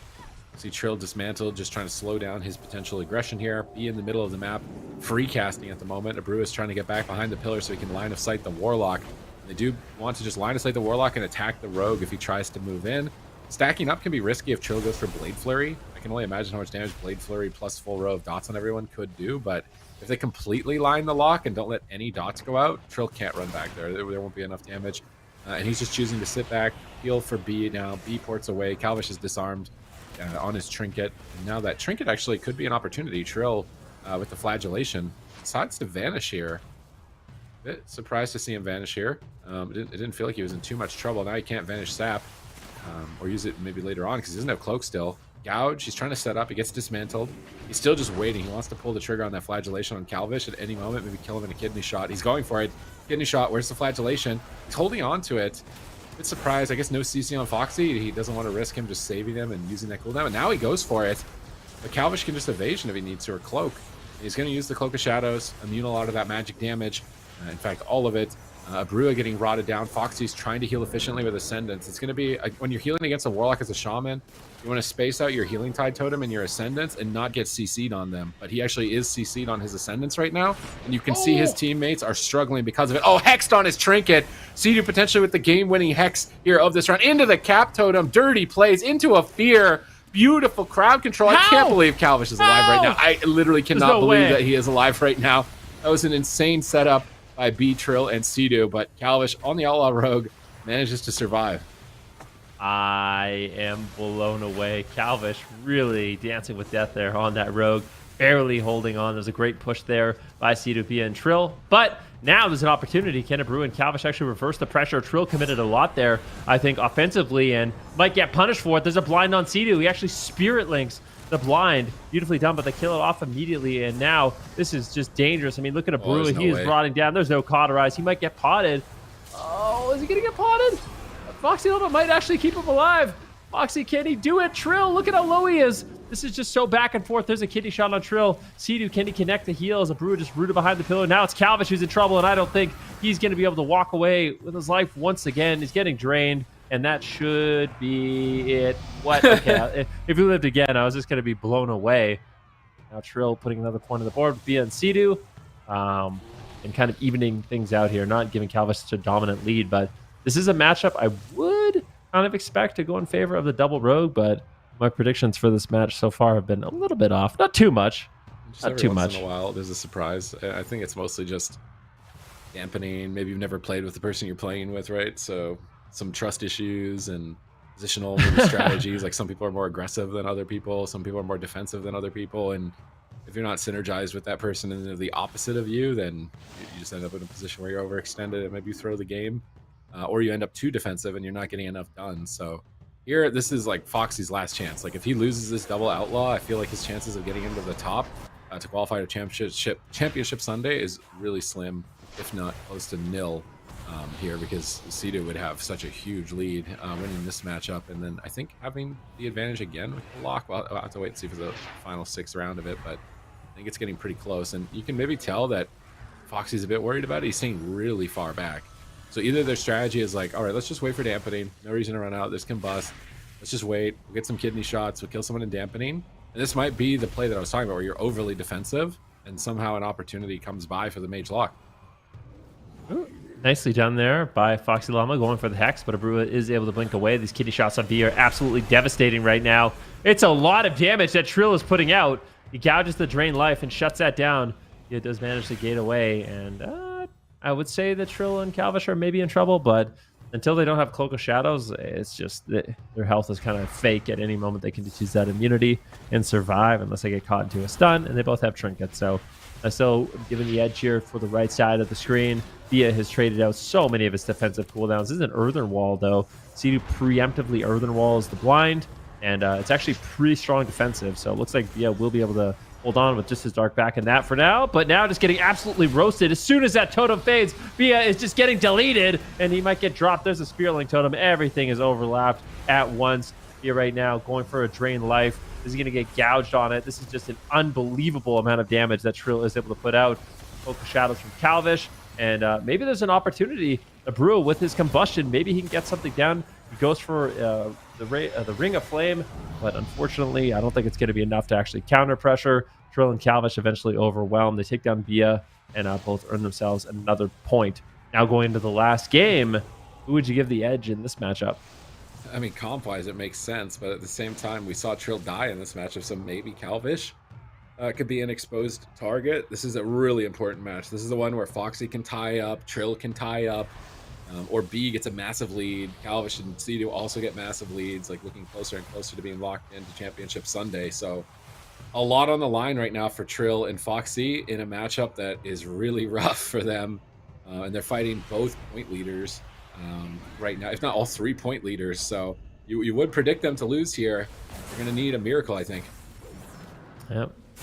Let's see if they can pull off the miracle. It is possible. I mean, I thought that was just going to be an automatic loss for Abrua in this matchup, but Abrua's been playing really well, honestly. He's been getting the setups, he's been getting the damage, he's had really good peels overall, so they might actually have an opportunity here, but I still feel like the left side is going to be a disadvantage here with KzFox, Via, and Cdew working together to try to earn that last point. And if they do win, it's going to be a big push there for KzFox and Cdew in terms of points overall, and not bad for Via as well. So see if they can do it. Abrua really needs this win. Trill getting a little bit low right now, as it seems like that's one of the nice things about the Affliction Warlock is you can kind of go after multiple team members. So it's really fun actually for KzFox in this match, because he could basically pick his poison, go after anyone, put a kidney shot on someone, and really pressure them down in this match. As long as Via stays alive, he's going for a drain life and does portal away. And it's one of kind of the awkward things about the Resto Shaman with the Affliction Warlock is every time Via ports away, it's difficult for the Shaman to actually connect. Unless he's playing on the pillar, it's not the same as having like a Resto Druid, right? Where you portal away and all those heal over time effects are actually keeping you alive. The Resto Shaman kind of has to stay grounded, and unfortunately for Cdew, I think Via's going to go down. And Abrua actually gets the point. Both these Shamans tie up. Trill even with KzFox, and this is basically just a tie all around, except the Outlaw Rogues are pulling out a little bit of a head. It was an insane game. So both Shamans winning that matchup. Very impressive between the two of them, considering you predicted that one to be, other than the Mage Lock and the Double Rogue, to be really awful. They actually managed to pull it off. Yeah, surprising. And win here. Trill getting ahead on damage done as well. It's like no surprise, right? Like you expect to see Trill at the top of the damage meter most of the time, like getting very close to B on that Warlock, which is really impressive considering that class is normally number one by a huge margin now. I feel like it's probably lights out for Abrua and maybe even B at this point, because there's so many DPS getting 5 points or 4. So when we look at the standings here before we move into, I'm not sure if we're moving to the next round right away or looking at the standings, but we will see. So yeah, look at this. It's already locking in pretty hard. If you're only getting 2 points a round, you're earning literally like 3 times as less points as the top 3. Saul, the Enhancement Shaman in here, Ceralium, the Fire Mage, Fused, the Feral Druid, and then a whole litter of rogues. There's one rogue missing. Aiden, but he hasn't played yet. Oh, he hasn't played yet? Okay. Oh, here we go. He needs at least 4 wins. No. Or Aang and Dopamine. Well, surprising is that Clapper is down here, right? Because I feel like we had like 3 Maybe he goes 6-0 in his next game. I guess it's possible. Maybe he just got a bad group. He had that double hunter group. Yeah, double hunter. Might be hard as a warrior. And now we've got Foxyllama and Cdew. Actually, Foxyllama overall points ahead of Cdew, tying that last series. So otherwise, Cdew would have been ahead here in the standings. And Gilysel was a really good performance as well. And then, of course, we've got some players still that have left to play. If Brain gets 3 wins, he's tying up. And here we're moving into that with Brain. We've got Mez coming in on Death Knight. We've got a Feral Druid, a Hunter, a Death Knight, and a Rogue. So some very weird combinations. I guess not totally weird. You got Jungle and then DK Rogue. Not entirely strange. You got the double Druid, which I feel like is going to be a disadvantage for Tuna and Axtin potentially. And this is where I need Brain to start doing really good, because I don't want to be wrong and be the first one to kind of get my predictions eliminated. My predictions got eliminated yesterday. Don't worry. Okay, You're talking about the this second today. one then. I got to be the last one standing. That's my goal with the predictions. Just last one standing. That's completely fair. Well, it looks like we are going to be heading into this first round of this next matchup. There's just been so many matches today. I'm losing track a little bit. There's so much action here.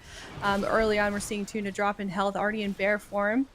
But like that we're having the DK. Excited to see that once again. How do you feel like those kind of like one-off picks have been doing so far? I'm not sure who's casting with me now, Zeke or Sid. I know Ben left. I don't remember what Mez's score was in the previous round. I think he ended up getting 3 or 4 at least. It was Dilly went 0-6, right? So Mez had to have gotten at least 3. Tuna down at half right now. I thought he won 1 at the end there, Dilly. Did he win oh yeah, he won the last one with Dipi. Tuna's just gonna get one. dropped. Insane cleave pressure. That looks really scary for a Resto Druid. Like out of all the combinations of the classes, I wasn't anticipating Feral and Death Knight to really be like the most threatening, but as a Resto Druid, that looked really hard to heal. Tuna just got canned really fast, and we have to wait and see if he can pull this back. Was that on purpose? That was on purpose. I'm sick, but I'm so trying to be sweet. punny. Okay. It's working. Tempting. It's working. Yeah. How are you At feeling? least I can be punny. How's your voice doing? It's making it. It's making it. Maybe it's making it better than Tuna did that last game. Yeah. Well, we'll see if he can get another. He's got another shot here. This is only the early stages of these rounds, so still plenty of opportunities to get some wins in. But Brain was definitely the favorite amongst, I think, the casters as well as Chad. I don't even remember what the exact percentage of, but lots of people having faith in Brain. But these Resto Druids have been doing pretty well so far. Looks like Axtin dropping down in health just a little bit, as well as Aiden. Tuna going to try and top them up just a little bit. We're seeing Mez just flesh crafting all over the map right now. Is also using Apocalypse to try and just get some damage with those ghouls in. Looks like it's working also, because Aiden and Axtin continuing to drop in health. Axtin just trying to loss them a little bit and recover, but lots of health dropping early on, and we're going to see dampening go out in about 10 seconds to Sid. Oh no, Axtin, he's trying to run away, but I think he's just going to go down. He's on 1% and he falls, and with every round, it's looking like Tuna is a fish out of water. And he's going to start to struggle to breathe for this series at a certain point. Like, he needs to win these matchups where he doesn't have the double Druid, like 100%. He actually, I think I lost the first one because he was facing a Feral Druid and got destroyed in the opener. So this is not a great run for Tuna. I feel like Tuna playing in the AWC, he played with like a lot of Warlocks, like Rogue Warlock. I don't know how much experience he has healing double melee DPS. It's not very often, other than maybe like a Ret Warrior as a Resto Druid, that you heal. Like, these cleaves are really different comps than you would normally be playing as a Druid. Whereas for a Paladin, they kind of are. I think Outlaw Rogue DK is reasonably standard, and Jungle is a standard comp and can work with a Paladin, although maybe more optimal with a Priest. So Brain definitely getting, I think, the better pool of comps. Let's see what this Rogue Death Knight. They're just going to run down Tuna again. Doesn't look like it. They've trapped Tuna, and now they're going after Mez, trying to burst him down. He's just death striking through it for now, but really struggling. Actually, Icebound Fortitude. I think it's 1-for-1 with the cooldowns of Axtin and Bicmex. Doesn't really overlap too much with Brain, so just trying to stay ahead of the damage rather than panicking and recovering it in the future. Brain looks like he's charging in. I'm wondering where he's going to go right now. He's got freedom. He wants to get crowd control. Tuna sees him coming, pops the Tranquility to try and protect himself, but I think Brain held onto his hammer, so he's going to be laying down that hammer any moment. Hammer's down onto Tuna. Aiden is down below 50%. Axtin is also struggling, though, as he has to be Blessing of Protection. This round, at least, is looking a lot more even. Yeah, certainly. Tuna, however, caught a little bit of a CC change. He does manage to get out of it, though. So he's going to see if he can just get something done here as we continue on into this match. But definitely a lot of uptime with all of these melee classes chomping at each other here. Really not a lot of space between either of these guys. Brain dropping in health, though. It looks like he's able to recover, pops his wings, and it looks like he's got full health once again. So not really in trouble, but it did have to trade quite a bit of cooldowns on that one. And it looks like we are, about 30 seconds into dampening, 13%. So we should see some plays happening pretty soon at this point, like with just how quickly these games are going. Ooh. Really, anyone could die at any minute. Mez dropping low, no AMS available. AMZ, though, is at his disposal if he wants it. Gets rooted, gets out of it quickly enough, though, and he's going to be chasing after Axtin just a little. He's also caught into a stun.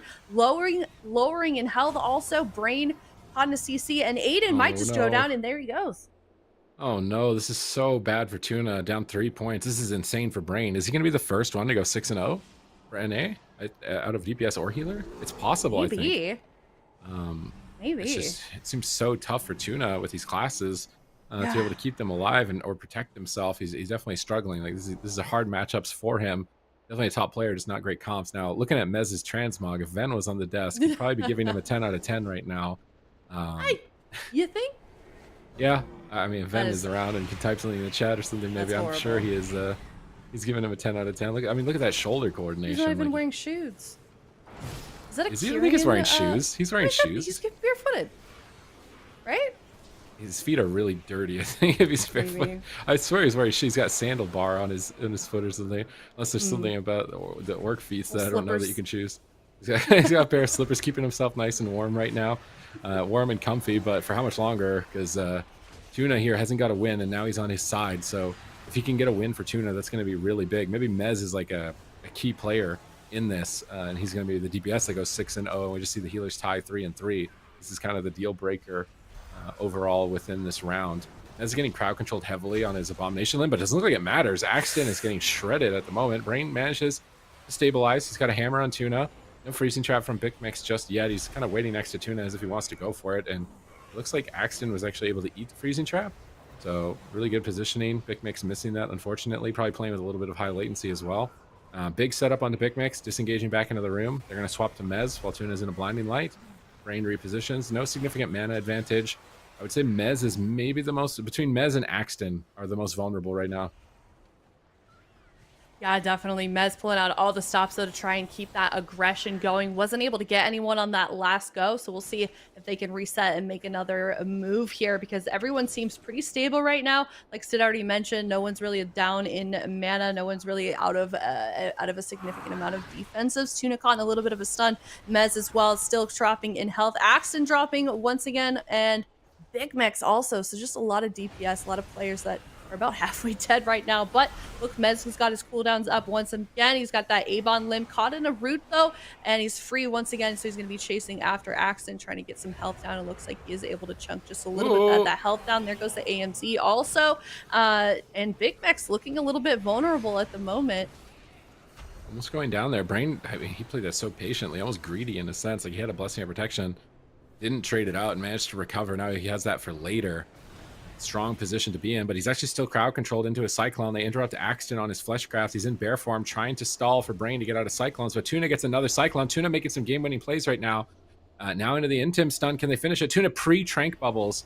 I'm not sure if he hit the crowd control, but Bicmex is falling behind. Is he going to be able to keep him alive right here? 20% remaining health. Not a lot of cooldowns. Tuna's interrupted into the blinding light. Bicmex is on the run. They blind Mez. That blind on Mez is insane right now. Maybe it's enough to finish Bicmex, but it doesn't look like it. Now into the gouge. Axtin is on the run. Brains into a Cyclone. Has Divine Shield, but holding on to it. They swap to Aiden. Mez is trying to carry the game with damage right now, cleaving 2 targets at the moment. I'm sure he's top on the scoreboard by a far margin at this point, with how much devastation is currently laid onto Aiden and Axtin.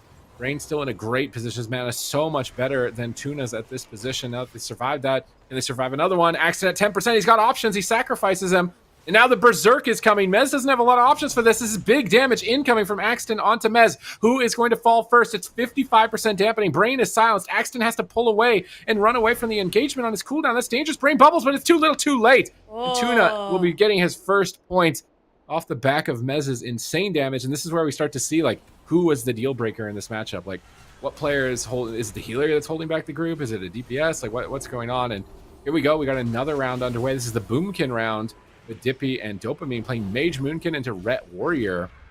This is not exactly the best comp in the game, but honestly, into a Warrior, I think it could do all right. Yeah, I think so, especially Clapper.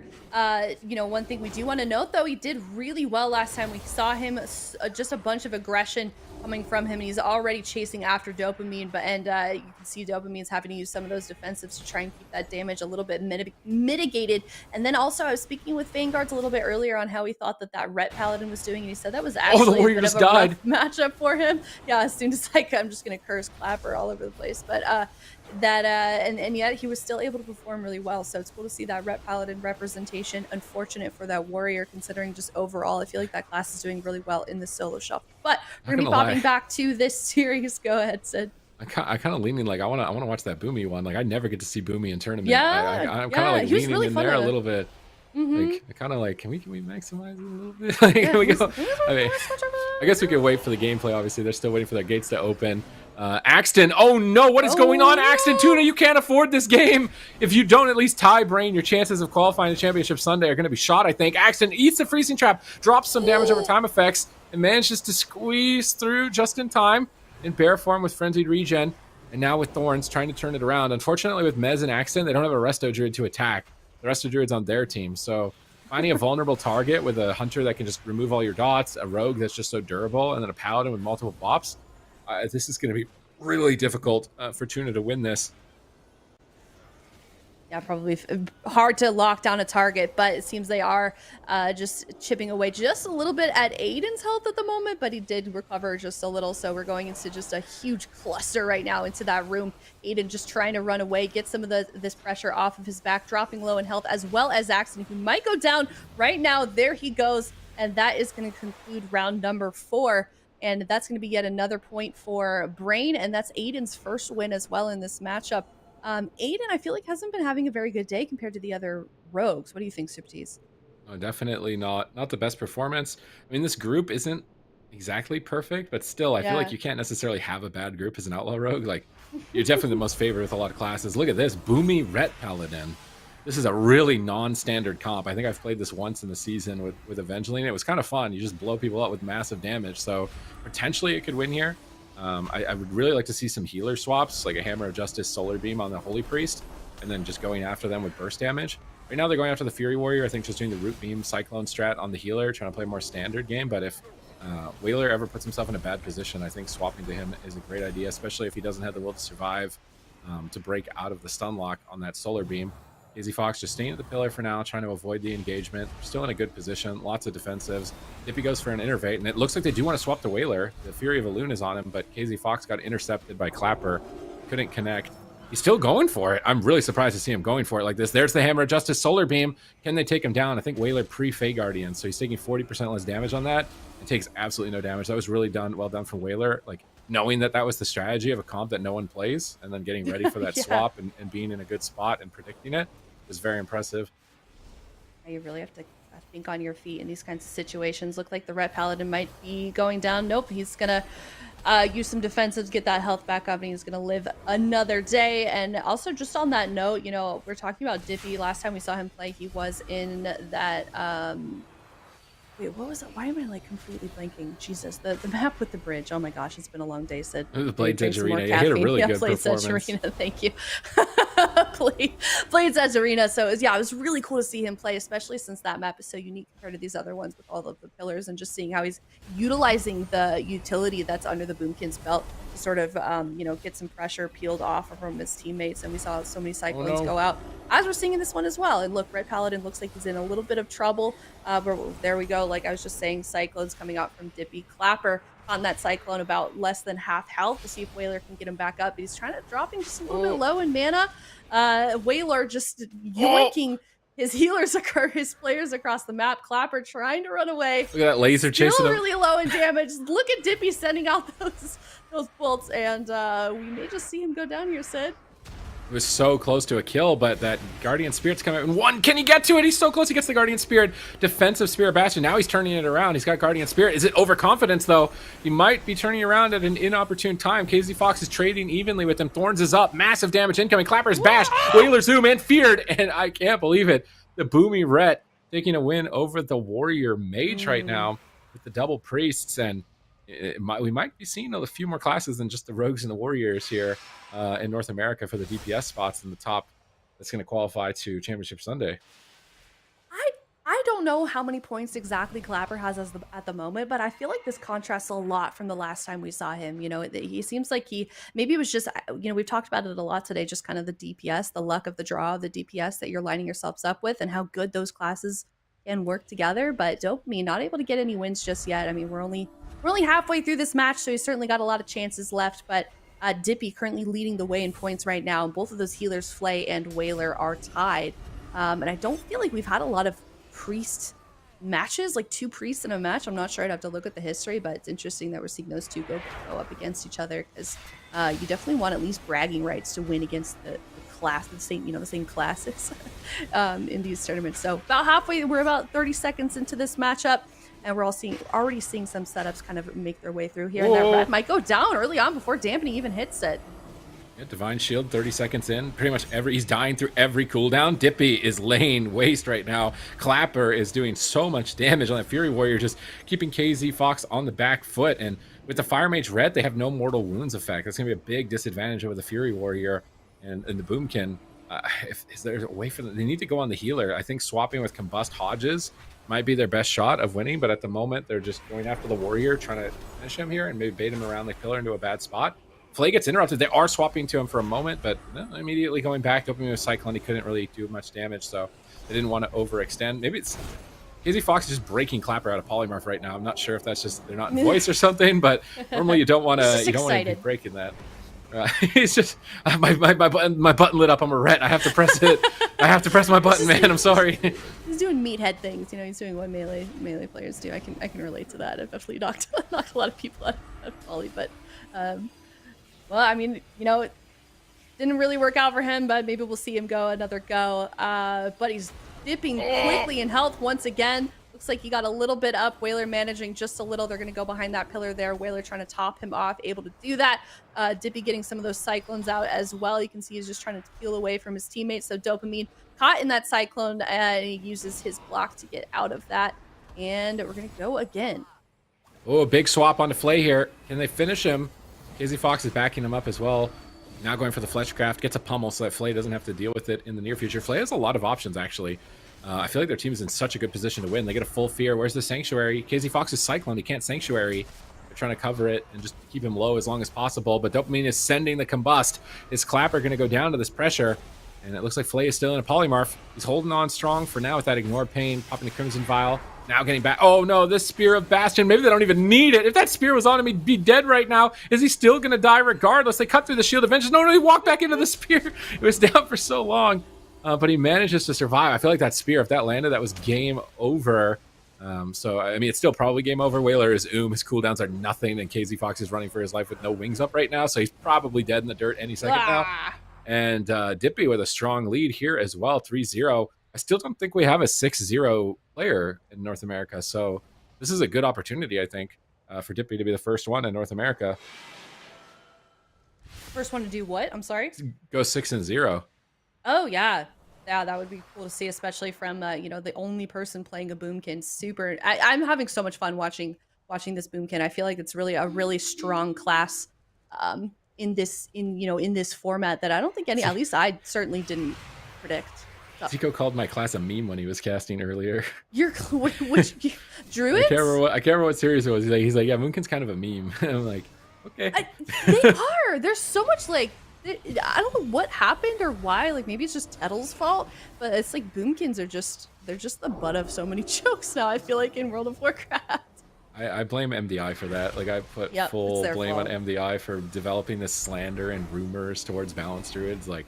PvP ones are chill, okay? I don't know about PvE. I can't speak for that, but the PvP boomies are chill. We don't need this flaming and slander. We're gonna make it work regardless. I'm not like a regular Boomkin. I'm a cool Boomkin. Is that what you're saying right now? You and Dipi. We got Root R2 in North America as well. I think it's like And there's Ori, there's a couple of them. We got like at least a handful. I'm sure I'm Yeah. forgetting someone, and I feel bad if I'm forgetting somebody. So everybody grinding at the top still with this spec, even though everybody thinks we're a meme, we will survive. And right now, Dipi is fighting to go 6-0, be the first player on Boomkin, nonetheless, to do it. They're so close right now to getting the kill on Clapper, and they Cyclone him at low HP on his barrier. They pummel his Mass Dispel on the Cyclone, putting him behind Mind Control. Manages to break out of it. Goes for another Mind Control. It's Cycloned on it. Now Clapper's in trouble. 2 seconds left on the Cyclone. Can KzFox get there? Maybe get a Wings proc. He might be able to close it out here. Double in-cap roar. Looking for another Cyclone. Faking the interrupt. Trying to find it. Gets another Cyclone. KzFox bops himself offensively. A very confident maneuver here. And we see Dopamine ice blocking as well. This could mean a swap to him in the future. Maybe he's baiting a swap. He knows the Warrior and the Priest are more susceptible to going down. So we'll have to wait and see here. As Clapper's moving forward, trying to build up his Mortal Wounds effects onto KzFox and get some damage going in the Spear Bastion. I don't know if he has Divine Shield, if that's on cooldown from last round or not. He's down at 10%. Does he have it? He could just go down if he doesn't. He's somehow, someway staying alive. Can they break the perfect record? KzFox is on the run, on the pillar at 20%. Clapper leaps in. Stormbolt, he bubbles, and he does have it just in the nick of time to save there. He was trying to make it through without having to use the Divine Shield, but has managed to pull it off. And now Dipi has a lot of damage in his back pocket here. If they made a swap to Fley with a Solar Beam and a stun up in like 13 seconds, they're still just sending the damage onto Clapper. They get his enraged regen, and they could swap to Fley with the Chastise. I think they want to Cyclone it. They're not going for it just yet. Maybe a little bit miscoordinated here, waiting for that Chastise without Root Beam up or without Cyclone to chain out of it.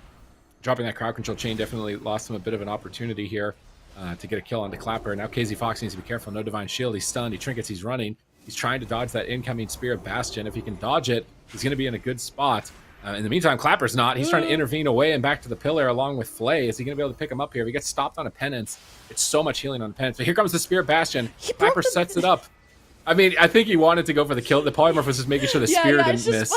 Okay. I was just like, is he doing that again? All right, thanks for the explanation. Go ahead, continue. I'm sorry. We'll have to wait and see. I feel like this is the one game that I feel like pretty confident that Clapper and Dopamine and Fley could take. And they're so close to it right now. Waylor's interrupted, and they break the perfect record. The perfect streak is going to be struck from the record, and Dipi will now try to vie for at least 5 points.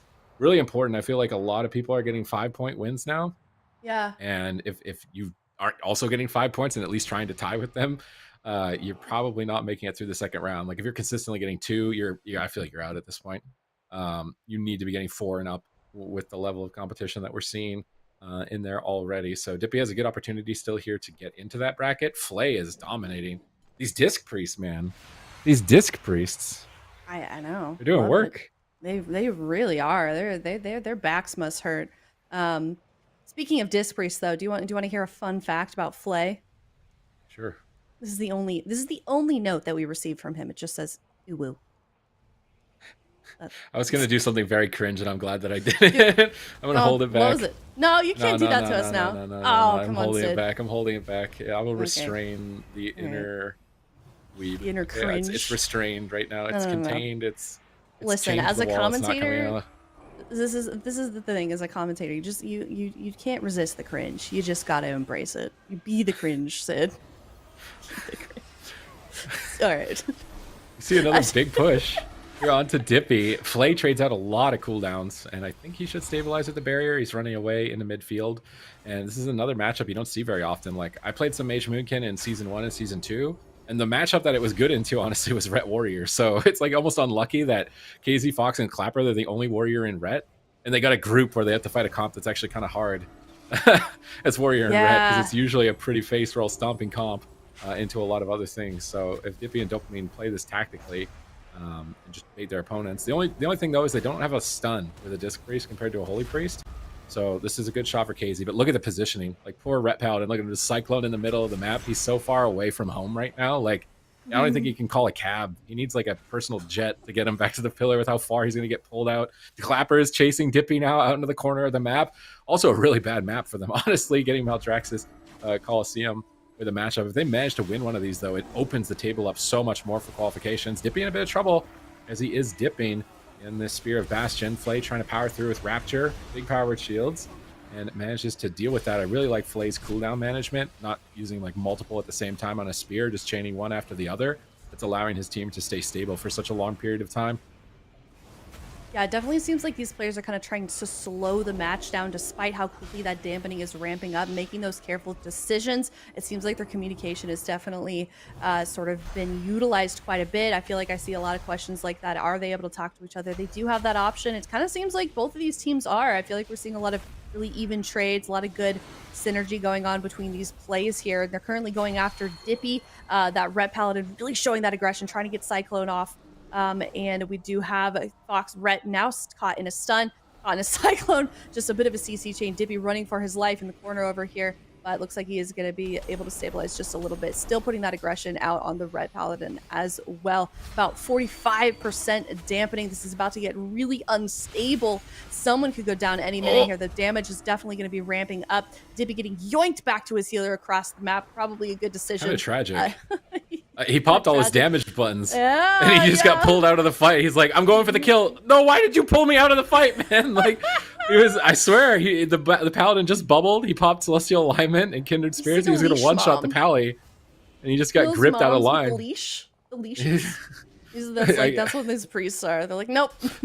It's like you're skiing with the harnesses, and like you just, exactly. He's trying to get away, and he's just pulling Dippy back. But that's honestly a bad time to pull Dippy back. He's in the barrier. Is it going to be enough? Dampening is so high. The damage is overwhelming. 62% healing reduction. Nice Cyclone on the Warrior, removing that Mortal Wounds effect. Now going after KzFox. Can they blast him out here? He's trying to retreat, getting lots of Word of Glories that are honestly not doing too much at 66% dampening. Waylor mind controlled for a second. And they've got pain suppression. So Dippy with Kindred Spirits and pain suppression, I think you can get aggressive here. They got Combust coming up in one. Clapper's going to go down. Wow. And Dippy now up 4 points in this round of Solo Shuffle. Here's to see what the last comp is. So it's Warrior, Boomy, Holy Priest into Ret, Disc, Fire Mage. So definitely think this is maybe favored to the Boomkin. It's hard to put. Oh my god, it's actually a good shot for Dopamine. I feel like the Fire Mages, they struggle to even get 2 points or 1 win. In the Solo Shuffle format. He's actually only 1 win away from a 4-point win. But blocking a Boomy's going to be tough. Yeah, especially when you're going to have Clapper chasing you all over the map. So I don't know if you think Clapper's going to train down the mage. It seems like he could easily shut down anything Dopamine tries to do. Yeah, I mean, attacking the mage or the ret, it kind of depends, because if you're a warrior and you get pulled behind the pillar and you get polymorph sheeped and no one can dispel you, you're kind of out of the game. So I think they'll probably go on the ret pally. And they don't have to deal with altar time. They actually defensively solar beam the mage here on the opener, trying to stop a sheep, I guess. But losing out on that threat means the fire mage and ret can play way more aggressive. They're just sending the combustion. Dippy is just trying to crowd control Dopamine. He's in cap roared, war stomped, trying to remove the fire mage, but he's kind of not getting anything done offensively. And Clapper is still going down fast. Waylor manages to restabilize here with the Guardian Spirit. KzFox pulls back to the pillar, trying to bait Clapper maybe behind the pillar, either sheep him or go after him. They Frost Nova him behind the pillar. Waylor's trying to dispel them, but he actually gets pulled away into a Hammer of Justice. Can't get him out of the Frost Nova. KzFox in trouble. Barrier comes down. This really needs to be enough. If they overlap Barrier with any other cooldowns, they're going to start to run out really fast. Celestial Alignment is up, though, and Dippy has full Astral Power. At any point, he can just fire out like maybe 8 Star Surges. There's 1. He's holding on to them. He's waiting for the Shield of Vengeance, but unfortunately, I think his alignment's going to end if he waits that long. He's just kind of lobbing out Star Surges, kind of just random at this point. Oh, Shield of Vengeance is over. Now he's finishing it, sending the rest of them. Has Fury of Elune to reload if he needs to, but maybe wants to save that and line it up with Kindred Spirits. It was just kind of a bait incarn maybe to try and get Divine Shield, but now we see Waylor in a full polymorph. Really good opportunity for the Ret Mage. Anytime Waylor's in a polymorphed as a Holy Priest, there's basically no healing going out. So if they can counterspell Dippy on a regrowth, but they don't find the damage on Clapper. And this poor warrior, man, he's just getting kited even by the Ret Paladin. Like, Ret Paladin is like classic slow-moving class, but even the warrior is struggling to keep up with the Ret.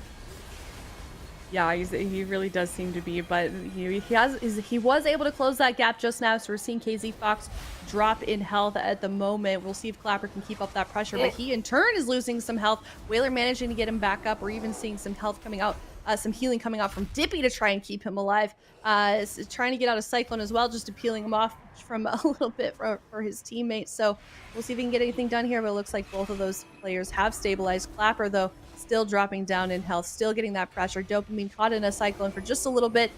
Dippy continuing to try and get those CCs out on the enemy team here, but no one dropping just yet. No one looks like they're too troubled. Doesn't catch anyone in that Ring of Ice as well. The Ring of Frost, excuse me. And yeah, everyone's looking chill right now. Dopamine not really being bothered too much right now. It looks like everyone's just kind of chasing after the ret, but Clapper seems to have been able to close that damage, or sorry, close that distance pretty easily, at least at the moment.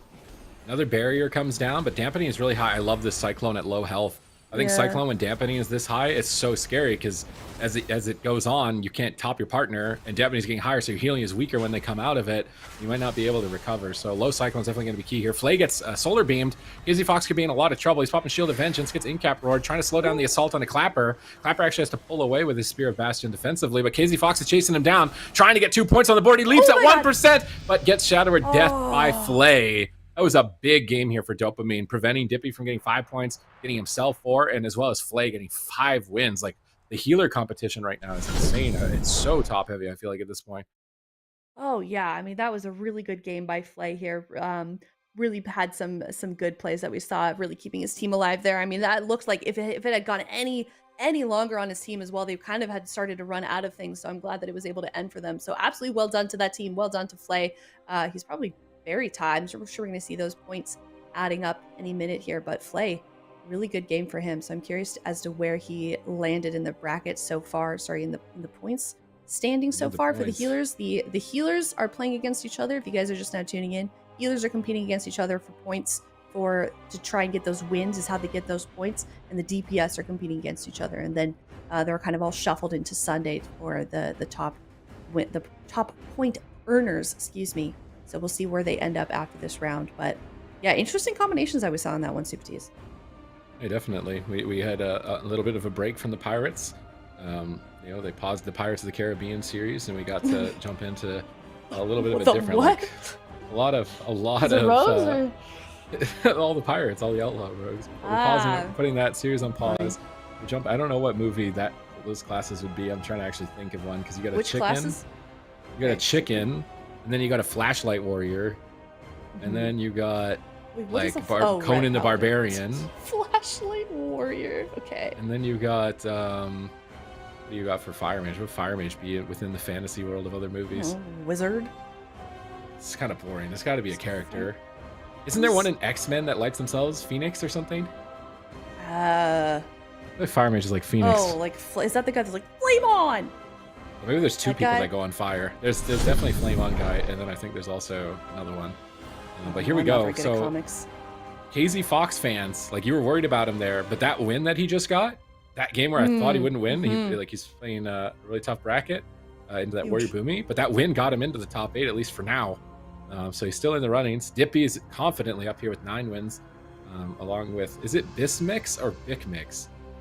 I kind of want to know. Right? I would say Bicmex, but maybe I'm wrong. I'd rather ask than assume, I guess, at this point. But I'm sure chat will correct us in any second now, as soon as the broadcast catches up. But we can go with that. No one can tell us we're wrong yet.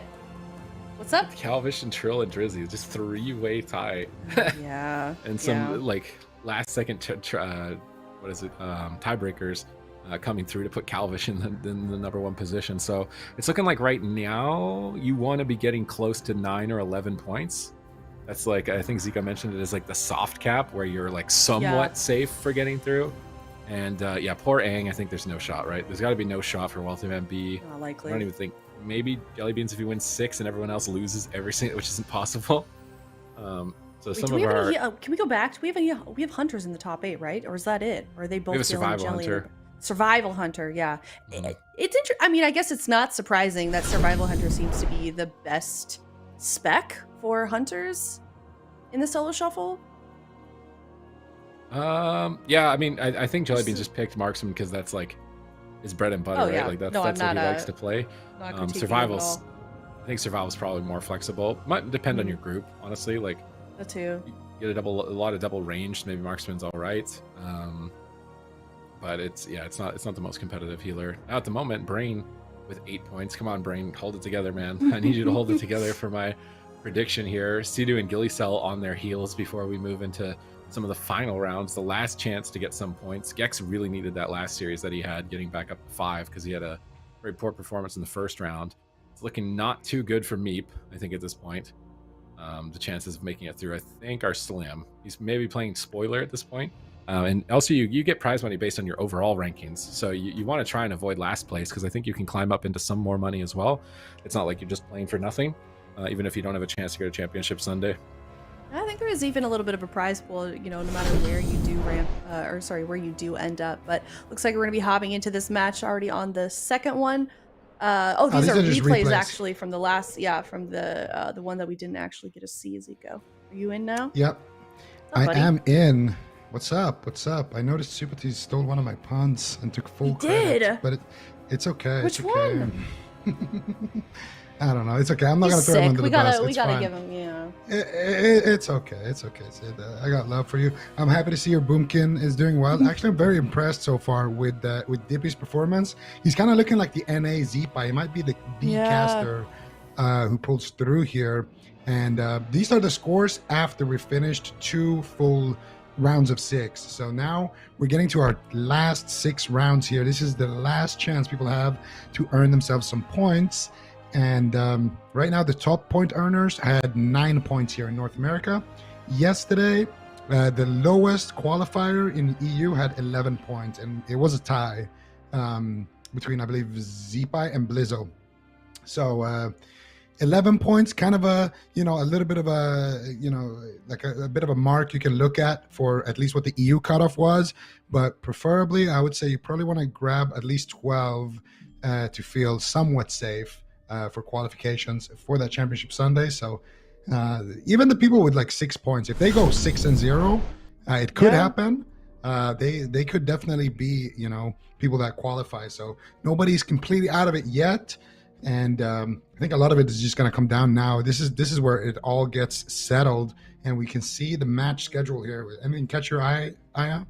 I think I'm honestly just enjoying these sort of unique specs that not a lot of people brought to the table. Like, I like the DK, always going to be biased towards them, but Dipi has been really fun to watch. The Ret Paladin has been really fun to watch as well. I like seeing that they're doing really well, especially considering that a lot of people opted to play those for this tournament. But what about you? I'm just trying to take a look at the people who are somewhat on the bubble here. You got Cdew versus Meep. Now Meep, he had 2 wins. I think it's safe to say he's not going to qualify, but Cdew is very close to qualify. So Cdew's going to need to have like a knockout performance here in that group against Meep. If he can grab, I don't want to say a number, but as many wins as possible, he's going to be in the running. So if you're a fan of Cdew, you definitely want to tune in for that one. And here we got Fley versus Curney. Fley's been having a phenomenal performance so far. You got Drizzy, Abrua, Cubsy, and Wizkx. I would say this is a big group for Drake here. He's got a lot of casters that he can tunnel down. And if he can get a big amount of wins, I think he's pretty safe for qualification. I want to say if he can grab 4 wins, I think he'll qualify, because I think he had 9 in the standings. So I feel like that should be pretty solid for him if he can grab 4 wins. Why are these players changing up their aliases today? Like, Dilly is Dylan. We got Drake going in as Drizzy. I think it's their B tag that they're using. Maybe. I think Drake's B tag is Drizzy. I mean, and he's Drizzy on Twitter, I'm pretty sure, but man. Funny thing to mention also about Drizzy / Drake, he said that his smallest threat was Brain. It's a little toxic.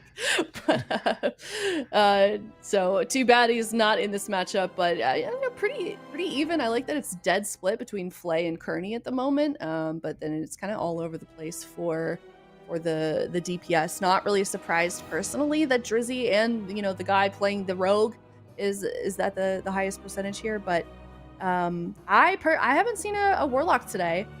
I don't know if how are they doing in North America, do you think, Zico?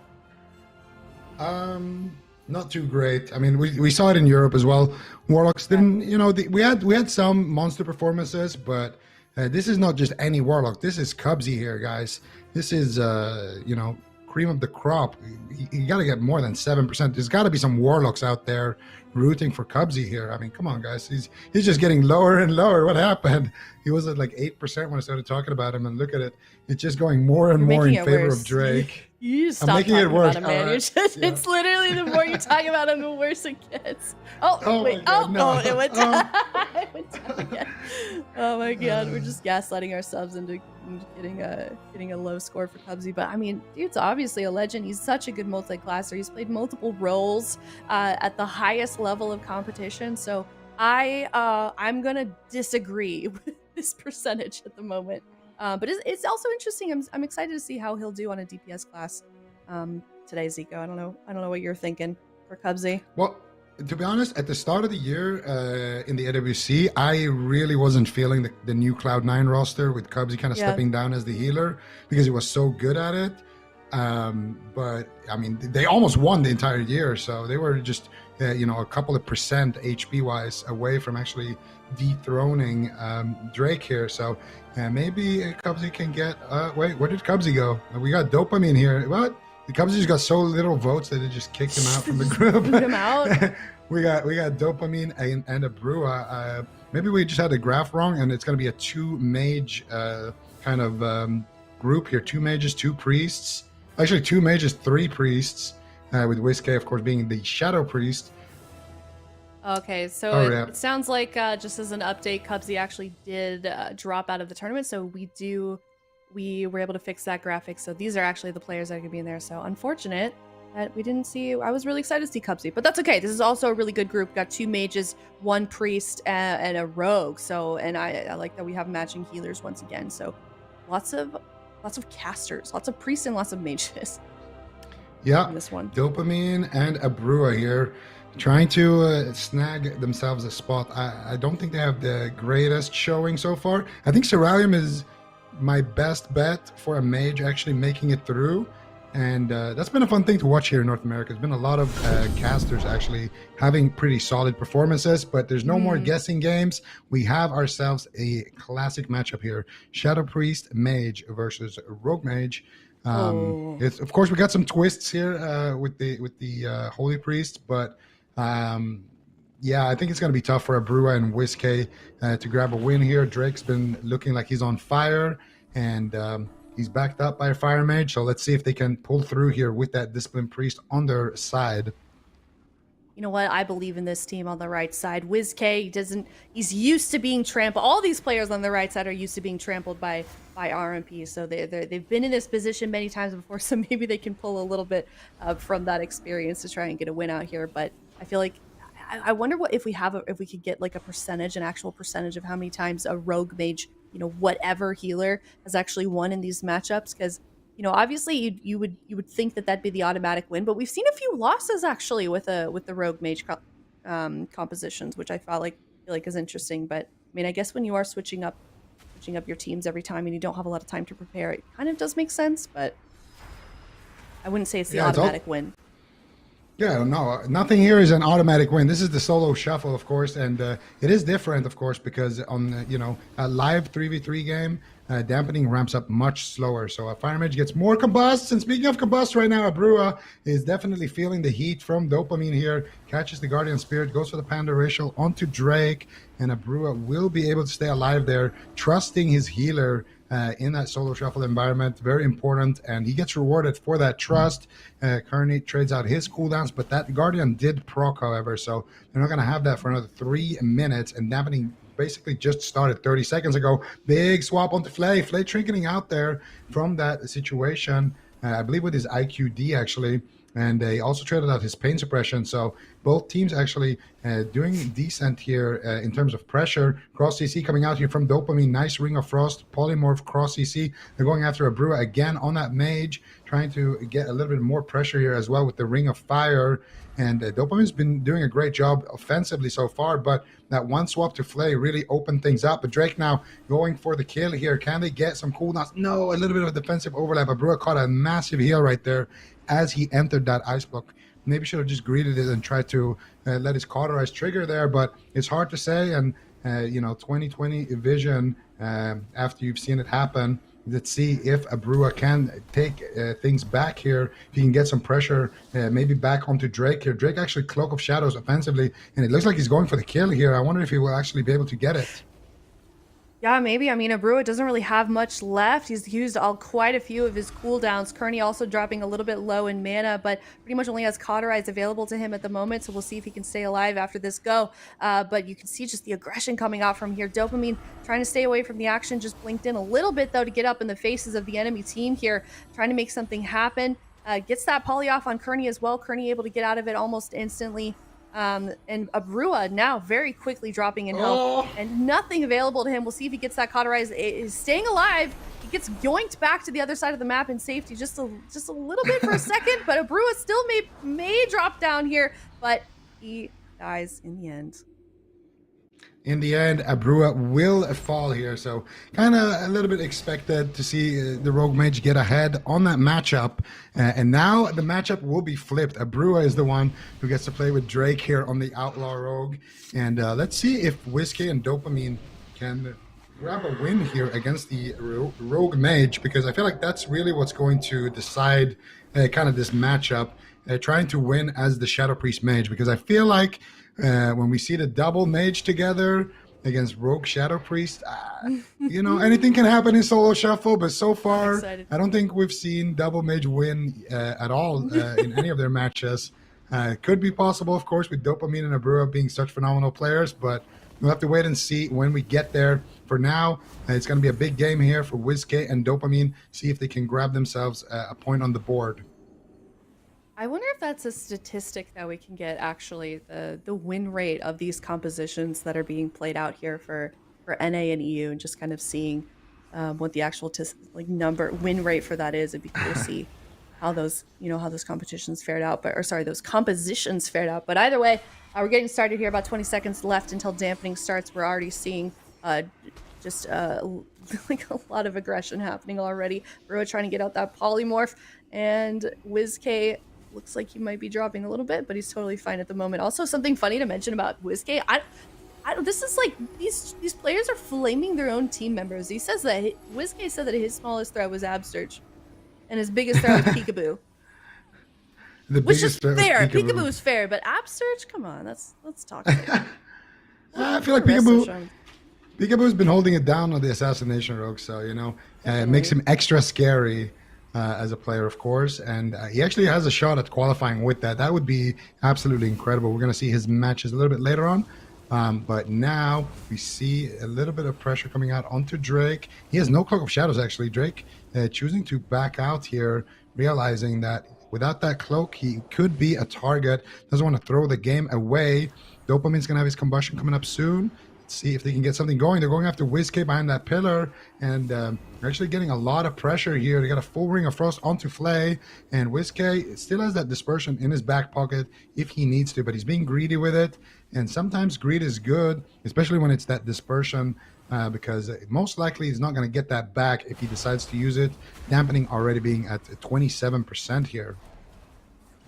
Yeah, very true. I love it's definitely a tough choice to make when you're not familiar with your players and with how quickly these games are going and how quickly dampening ramps up. It's like actually when you want to make those goes when you want to dump all of your cooldowns to try and make something happen here, because you just don't have a lot of time to make those plays happen. If you mess it up the first time around, like you said, Zico, you may not have time for it to reset and go again. That being said, Wizkx dropping in health. Fley pretty healthy in terms of mana right now, but he was caught just in a little bit of a CC at the moment, but he's going to be able to top off Wizkx. But if you look on the other side here, Drake is also in trouble just a little bit, but he's going to be pretty aggressive towards Wizkx, not backing off at all. We may just see Wizkx go down here in the next couple of seconds, almost 50% dampening. So things are not looking good for our Shadow Priest friend here in this matchup. And Wizkx, no points on the board either just yet. So he really needs to get a win out here within this match if he wants to hope to qualify for Championship Sunday. And this just may be his last chance within this round.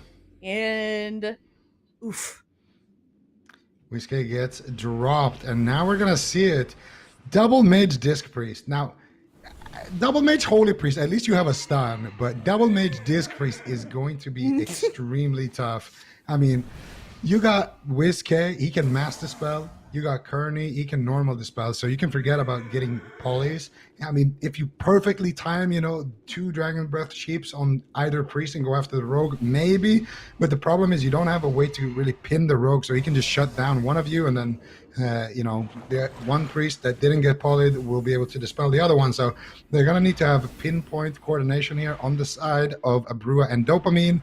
And honestly, this is going to be a really tough match for them. It would be a massive upset if they can win this one with the double mage, but they are 2 phenomenal mage players, and maybe they can find themselves a win here. We got a sheep onto Curney here, and Fley actually in a fear, already taking quite a bit of damage. Drake in a panda ratio right there, and Abrua already feeling the heat right now on the side of those double mages. But Drake actually did use his Cloak of Shadows there, so not too bad of it. Actually, I think that's from last. That's definitely from last round. Abrua burning down, and he has his ice block available still. It would be disastrous if he had to use it, though. Still, getting that cauterized, definitely a big win for the Rogue Shadow Priest.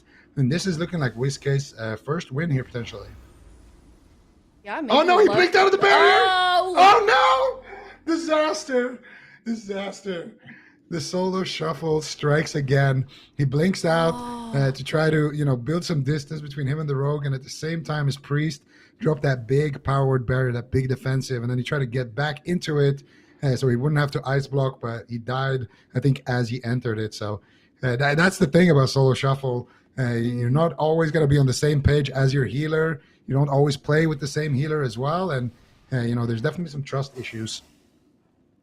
I do hope that no one's blaming each other in comms or anything, because I imagine this could be, just throughout the day, some of these situations are frustrating, but I mean, it just really comes down to how quickly everything's moving. You're not really, familiar with each other too much. Sometimes you may get lucky and play with a former teammate or someone you queue with on ladder or something like that. So, I don't know. Oh my God. What? And speaking of which, Fley, that is the quickest death I think I've seen at all today, and maybe even yesterday, dying at about 18 seconds. What happened to Fley? It's such a good round last time, and now he's just not able to get much done at all, Zico. I think he got silenced on his trinket there. I'm not sure exactly what happened, but a big play. That's the first time we see the Shadow Priest mage side beat the Rogue mage side. And I was actually about to say that I didn't even say the prediction. I just thought the prediction, and then immediately got cursed. Sounds like I was gonna say Drake. I think he's going 6-0 here, but I didn't even utter the words before he got cursed. Oh, you cursed him in your brain. That's how powerful your caster curses are. Goodness. Yeah, I'm gonna stay away from the predictions from now on. This is not ideal. But of course, a big win there for Wizkx, and they're going after Curney again. Here comes the silence. Curney trinketing out there, and he should be able to stabilize. That's the exact same setup that we saw onto Fley, and Curney actually does survive it. So really nice read there by Curney, but he had to trade out a lot. But now, Dopamine and Drake, they have a chance to get aggressive.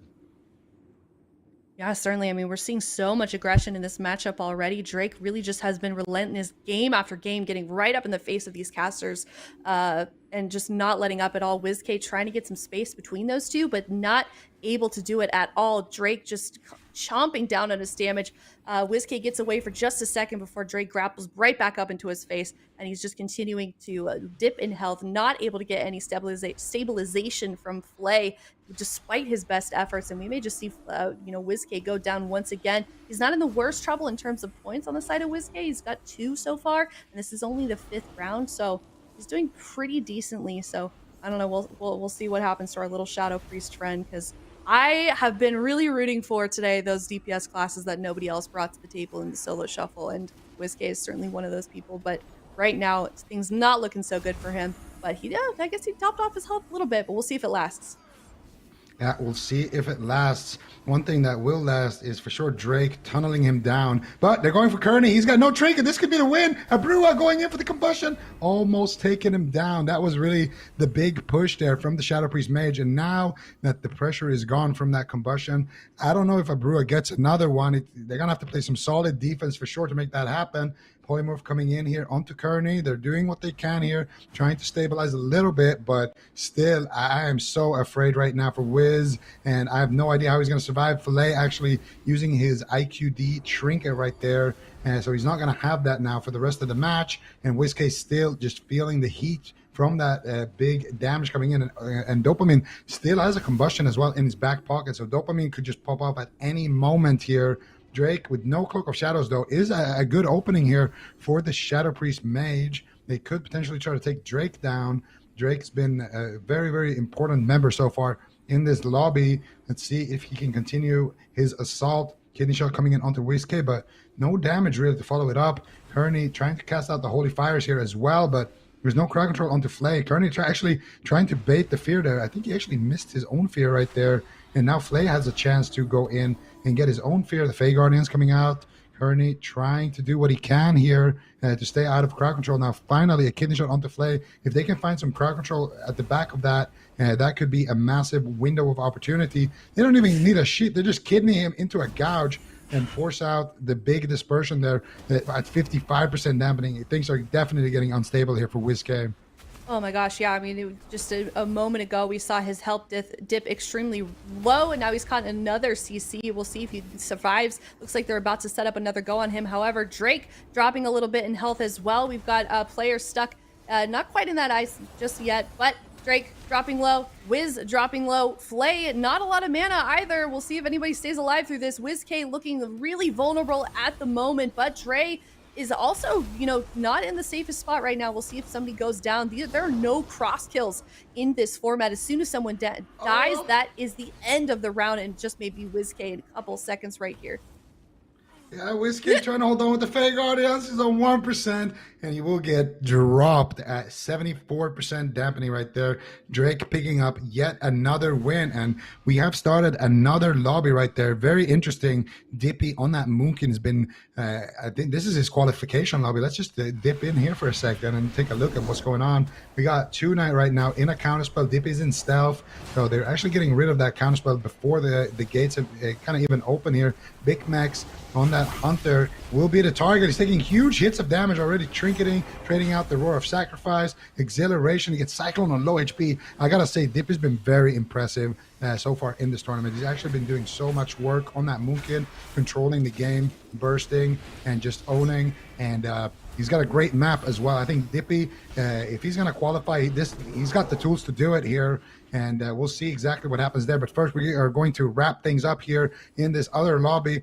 Game number 6 here. Will Drake pick up a 5th win? I think it's pretty safe to say that Drake will qualify with those 4 wins that he picked up. He had, I think, 9 earlier as well. So nothing is safe, but he's definitely in a really, really good position. We'll see, you know, how the other lobbies play out, of course. But Drake definitely looking good so far. No Cloak of Shadows, though, in this particular game. It would be nice if you could secure 1 more win just to be completely safe here and maybe even top the leaderboard heading into Championship Sunday. We'll see what happens here as he is fighting again against Double Mage. The odds are definitely in his favor. Oof, Dopamine almost dropping there, but he was able to get that ice block just in the nick of time. But I mean, you're right, Drake, definitely no stranger to victory. He's already doing super solidly well in this competition. 4 points would be really good. I mean, even if he lost this matchup right here, it would, you're right, Zico would put him in a pretty solid place. We'll catch up with where they actually are, these players, in terms of the, you know, with the rankings and the points after this matchup, since this is the last one of this round. We do have another one going on at the same time with, you know, Zico.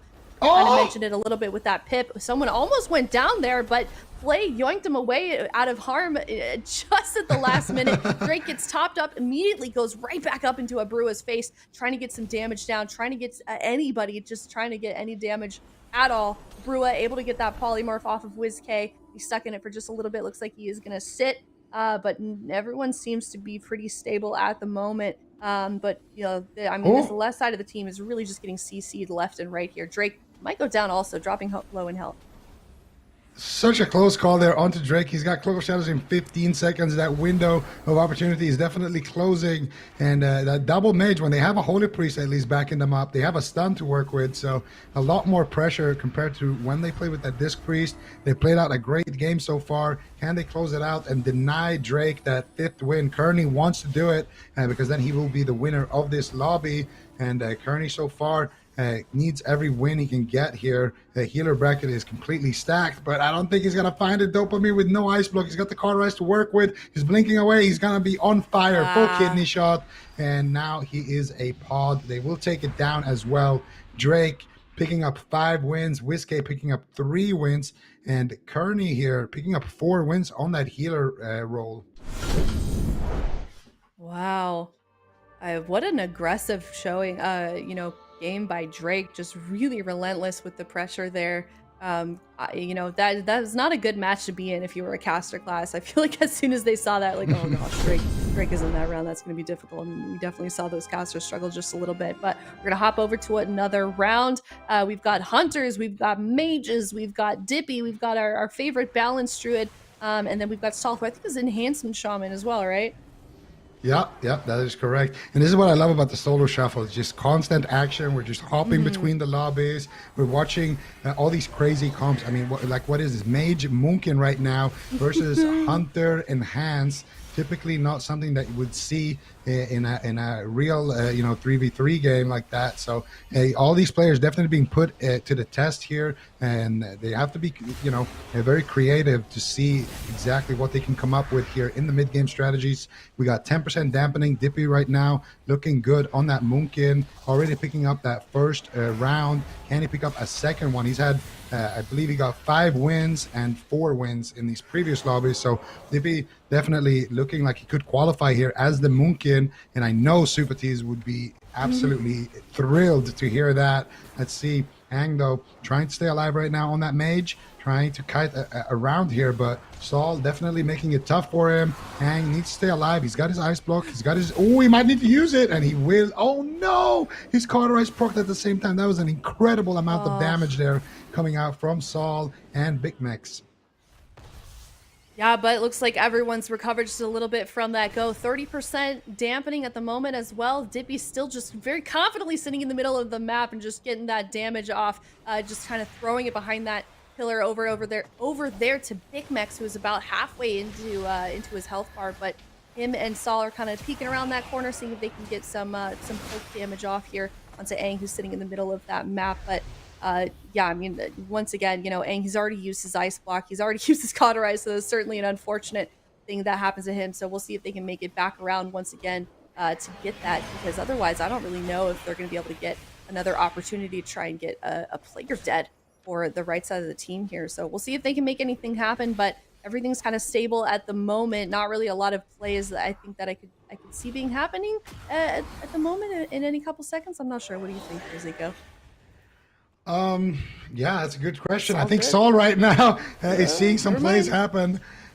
Saul actually will trade out his trinket right there. Gets Cyclone. I love these low Cyclones from Dipi, but Aang also definitely a target right now. Tuna's in a trap, but he pre-Iron Barks it. Nicely done there by Tuna, but at 57% dampening, Aang is going to need to try to stay alive somehow, some way, by just not taking too much damage, because any damage that he takes will be extremely difficult for Tuna to heal. Aang trying to blink away, trying to buy some time here. Dipi looking for the Cyclone onto Saul, manages to find it, and that should buy Aang a little bit of breathing room here. Tuna trying to power through here with the big heals, but now caught up in crowd control. He has a trinket. He might need to send it here on that freezing trap. He actually trinkets out of the stun there on the last second, and Aang still taking a lot of damage here. Aang's got no cauterize, remember. Just trying to stay alive. It's a bit of a race. Nice bash there onto Saul, but I don't know for how long. He blinks away on 1%, trying to use this map to his advantage. Aang actually popping off with the combustion. Can he take the win here? Bicmex going in for the kill, but Bicmex falls. Unbelievable. What a race.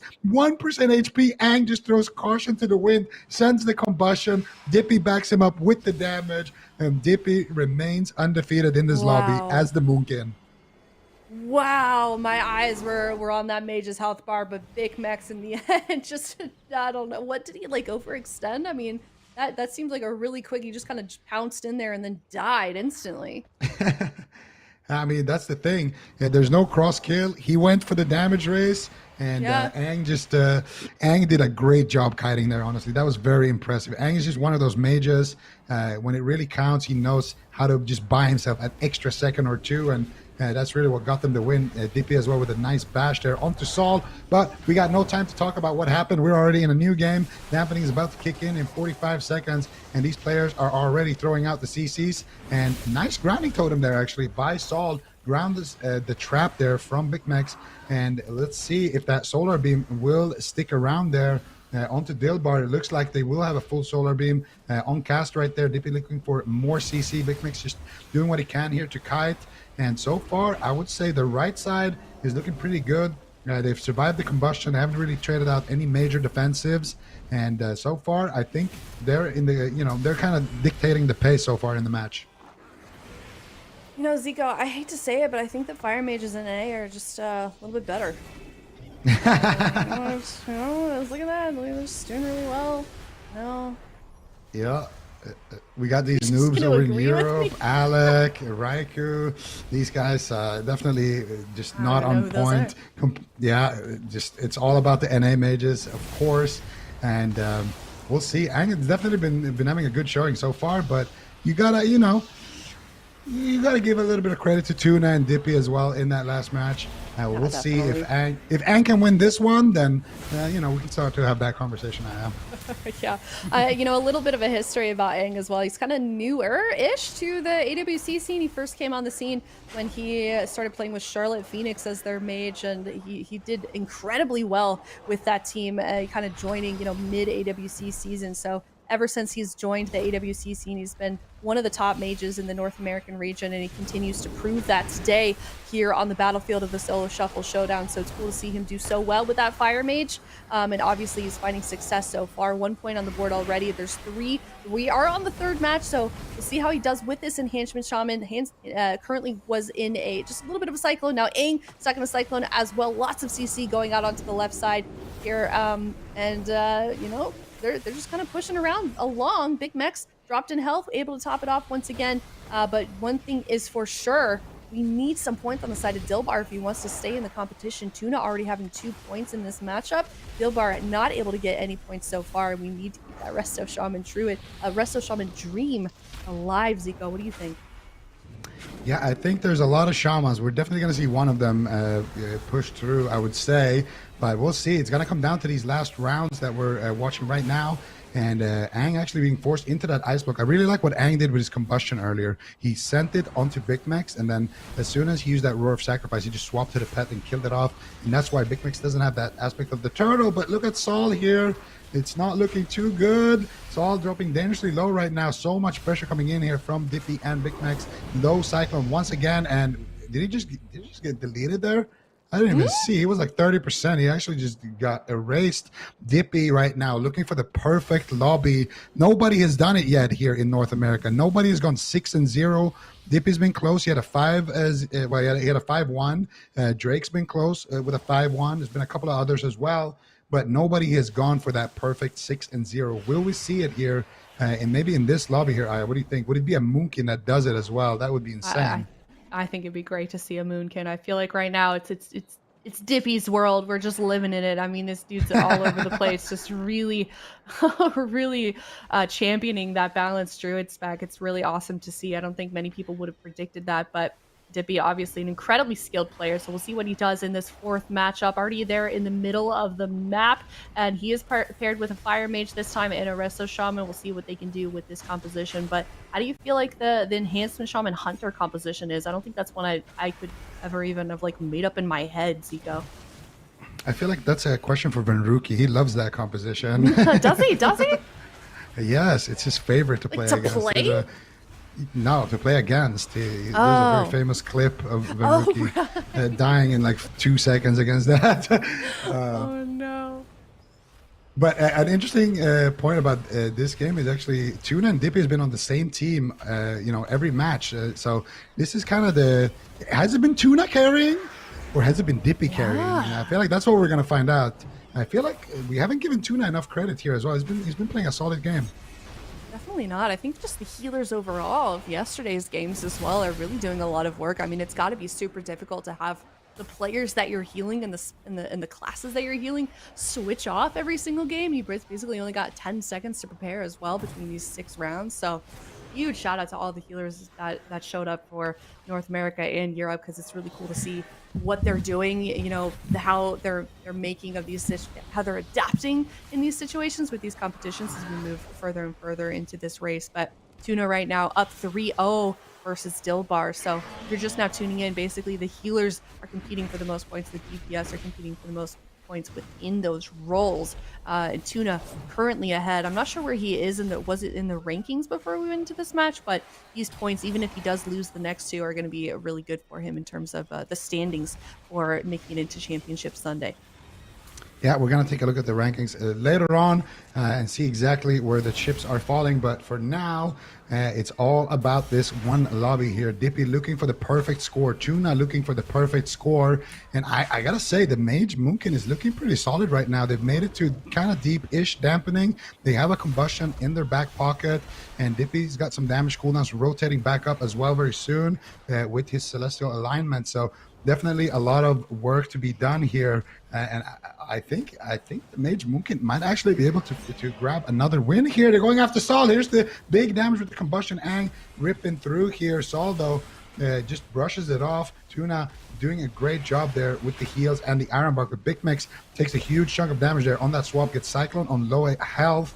And Dipi, look at his offensive positioning here. He's just between Saul and the rest of his team, just being super annoying with the damage onto Bicmex, with the Cyclone now onto Tuna. Now they're going after Saul. Big hits coming in here. Saul realizing the trouble that he's in, trades out the Astral Shift. Should be enough here, but Dipi needs to be careful. He can't overextend here. He doesn't have a lot of defense. He doesn't have a renewal or anything. He has a Bark Skin, really. That's about it. Dampening is extremely high right now. Tuna, what is he going to do? Dipi actually eats the trap right there. No. Beautifully done there. Dyllbar should be able to keep him alive. He still has that Spirit Link. Spirit Link, doesn't care about dampening. It just distributes the health from Dyllbar and Aang back to Dipi in this case. So I think Saul might just be biting off a little bit more than he can shoot. Saul does actually manage to stabilize. Dipi getting low here. Dyllbar has that Spirit Link Totem, will trade it out, and that really is the final moment in terms of defense here. Dipi getting out of a bash. Can he stay alive? They're going after Bicmex. Bicmex trades out the aspect of the turtle, looking for the trap, but he just can't go for it. Saul will get dropped, and unbelievable. Mage Moonkin takes another win. Dipi takes the lead in the lobby. This is insane. I mean, it looked like they had absolutely nothing left, not only to keep them alive, but to just throw at the other team. They still managed to make it work. I mean, that was an incredible way to end things. Okay, we were curious about it last time since he was always with Tuna, Zico. Now can we infer that it's Dipi? You think that's safe? I think Dipi has definitely been the carrier of this lobby here. I'm sorry, Tuna. Oh well, Tuna, he still has pretty awesome. If Tuna wins this, he can tie up. He still has something to say here. But the thing is, Tuna usually doesn't go too well in sand environments. I feel like if we were on like Valorant sewers or something, Tuna would have a higher chance of winning here. Makes sense. Yeah, I get it. Kind of a little bit out of his element. I guess so, but it looks like using that trank to try. I'm sorry, yeah, you're right. I'm sorry. Listen, I casted too long with Sid or something. Oh, okay, then you casted too long with Sid. He's rubbing off on us. But that being said, early on we saw Tuna trading off some cooldowns in order to get his health back up.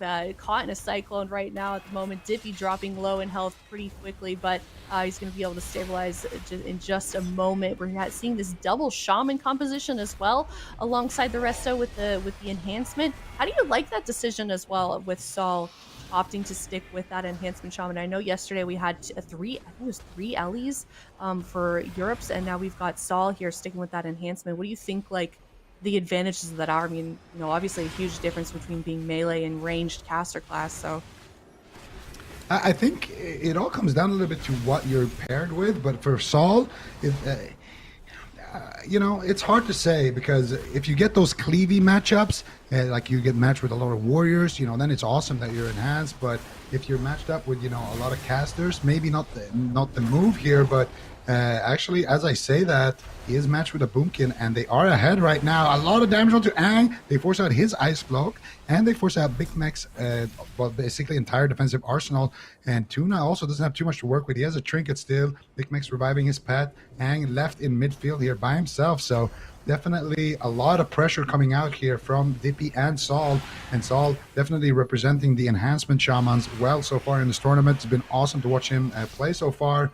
A lot of exciting matches with him in it. And this one could go the distance here as well.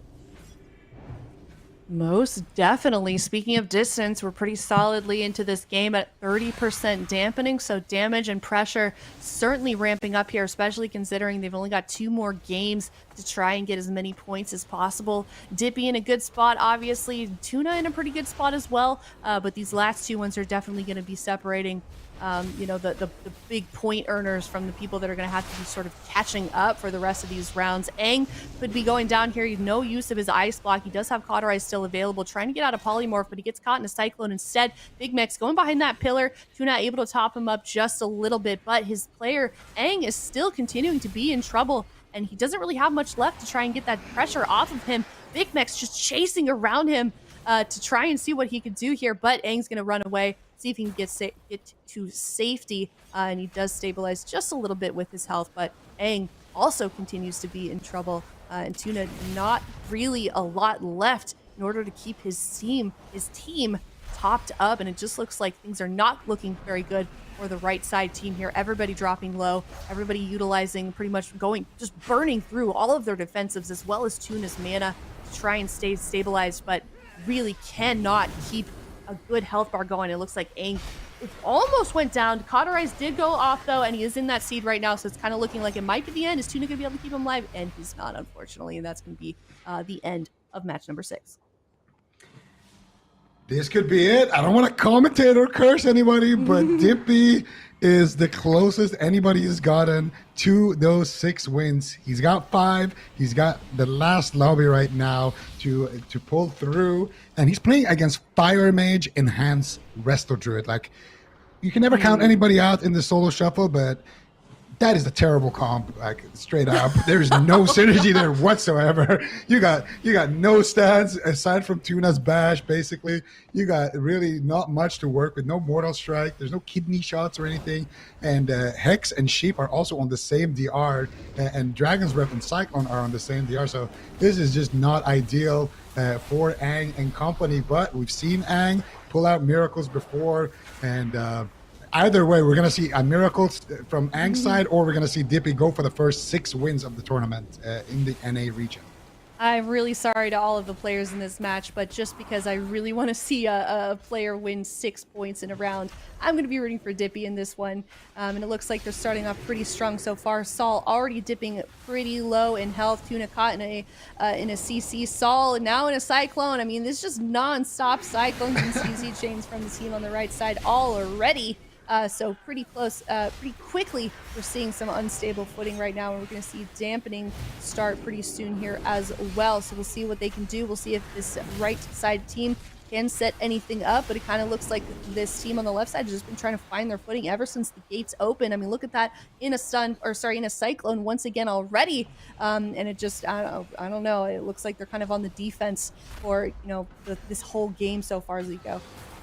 Yeah, they're definitely on the defense, but it's not too bad. They still got a decent amount of cooldowns to work with here. It's really up to Bicmex and Dipi to push in now and force the issue. Tuna trying to dodge the traps right now. Bicmex actually powering through with big damage right now, and there is the stun. Will he land the trap? Look at everybody just dogpiling on Tuna right now, like a bunch of sharks here, and Bicmex, I think he actually held on to his trap for now, realizing he's probably not going to be able to land that one just yet. And is that the Joss theme? Keep going. Yeah, keep going. Tuna right now, not looking good. Tuna, what are you going to do? They're surrounding him. They're looking for it. Tuna goes into broccoli form. There's the trap, but he actually breaks it. And Tuna will be able to stabilize for now, but he catches a solar beam right there. Actually wasn't on cast though, so Tuna will be able to stabilize. Saul though dropping quite low here as the sharks are surrounding his team. I was hoping the timing on that would work out, but maybe I'll start singing it next time. But yeah, we may see Tuna. No, he's okay. Never mind. He's going to go behind that pillar, top himself up just a little. So things are looking okay for them so far. However, not okay for Saul. He might be going down here. They go, da-da-da-da! Okay, there. I got it. I think that's how Perfect that ends. timing. I'm not sure. Yeah, thank you. You nailed it. And Dipi nailed it as well. He got 6 large wins in the lobby. Look at that. Dipi, our first player in NA to grab a full 6 out of 6 solo shuffle. Awesome work here. Yes, me too. You want to clap with me? Yeah, a round of applause. Oh my God, are you doing that arm All thing? right. Yeah, exactly. I'm doing the Zico clap. Dipi, great work, man. Great work. Yeah. You have earned Super Tease's achievement and eternal respect with that performance. And let's see who won between the healers. They actually tied between the healers. Dyllbar and Tuna gonna be tying up here. We'll see. I know there's gonna be some other healers who are probably happy about that. Oh yeah, for sure. These healer competitions, the competition is really, really tight. I feel like we're seeing a lot of ties, a lot of really close calls. It seems like for whatever reason, the DPS, it gets really top heavy within those individual matches, but it's not rare that we're seeing these healers actually end up with the same amount of points at the end of the match. So we'll see where they did end up in standings. We're going to take a look at DPS first though, and look at that Dipi up at the top there with 15 points. And then we've got Drake following closely behind with his rogue at 14 points, and then Bicmex representing the European region. So thank you so much for coming in and subbing for us, my guy, at 11 points. And then, we're a pretty solid group. We've got another caster class as well. We got Dopamine still down there and Wizkx. So we've got a few more caster classes at the moment here for North America compared to Europe's one that we ended up at yesterday. Dipi at the top over Drake right now, over the Outlaw Rogues with the Moonkin. Who would have thought? Moonkin seem actually really nice in the Solo Shuffle environment. I feel like it's kind of like the LA Shamans that we saw yesterday. We didn't really expect them to do well, but Dipi's been playing phenomenal, and Moonkins actually seem pretty good as well with those low cyclones, with the control they bring, with the CC, the burst. Just seems like a good time. I might have to reroll Moonkin here. Don't tell Supa. I have to say something really funny real quick. So I went into chat because I wanted to type your little Zico clap emote, and I noticed that Dipi probably hasn't said anything all day. He just goes, follow my Twitch. So follow Dipi on Twitch, I guess. Give some love over to him. So obviously super great performance. But yeah, now we're going to take a look here at the healers. We've got two priests up at the top there tied for 11 points. But it is Fley that's going to be in first just because of those first place finishes. And then I love the Resto Shaman representation that we're seeing with North America, Zico. Yeah, and my guy Brain, he's gonna need to have a big performance as well.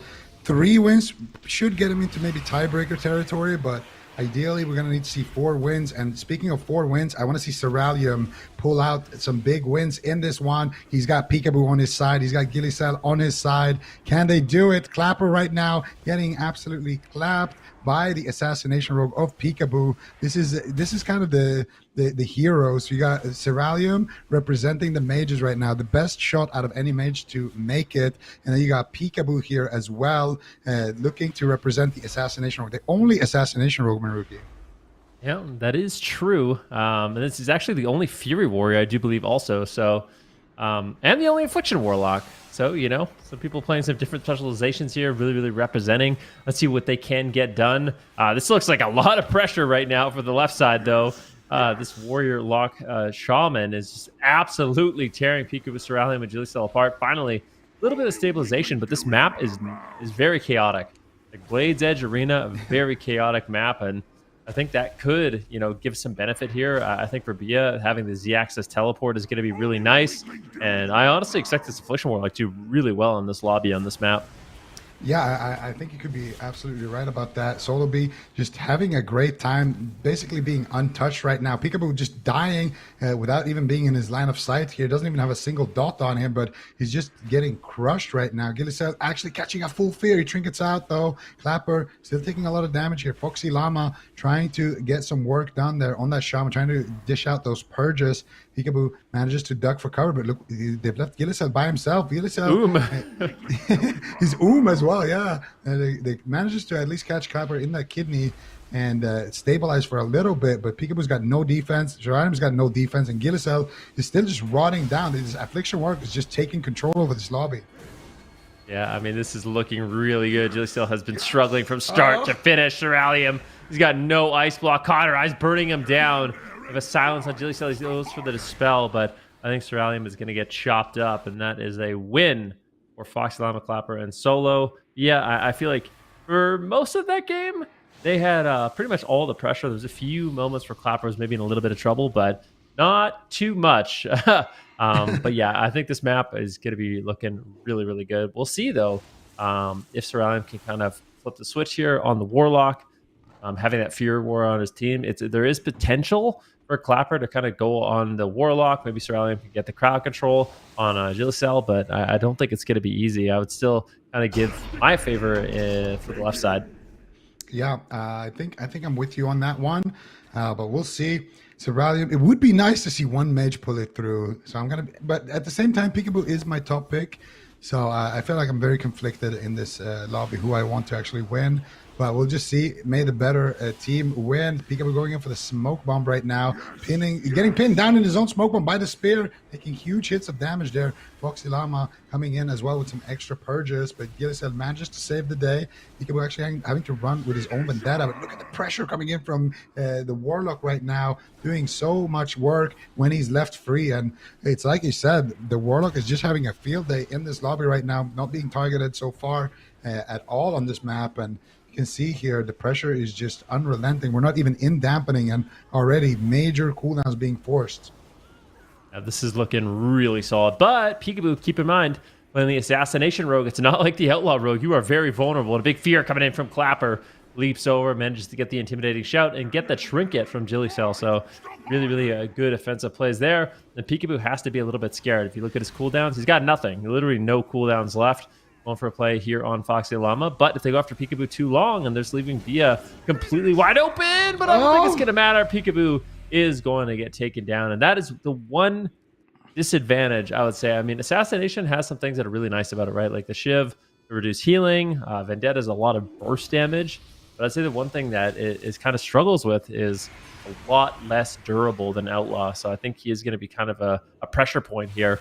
We'll see if Clapper and Pikaboo can actually take down this mage lock.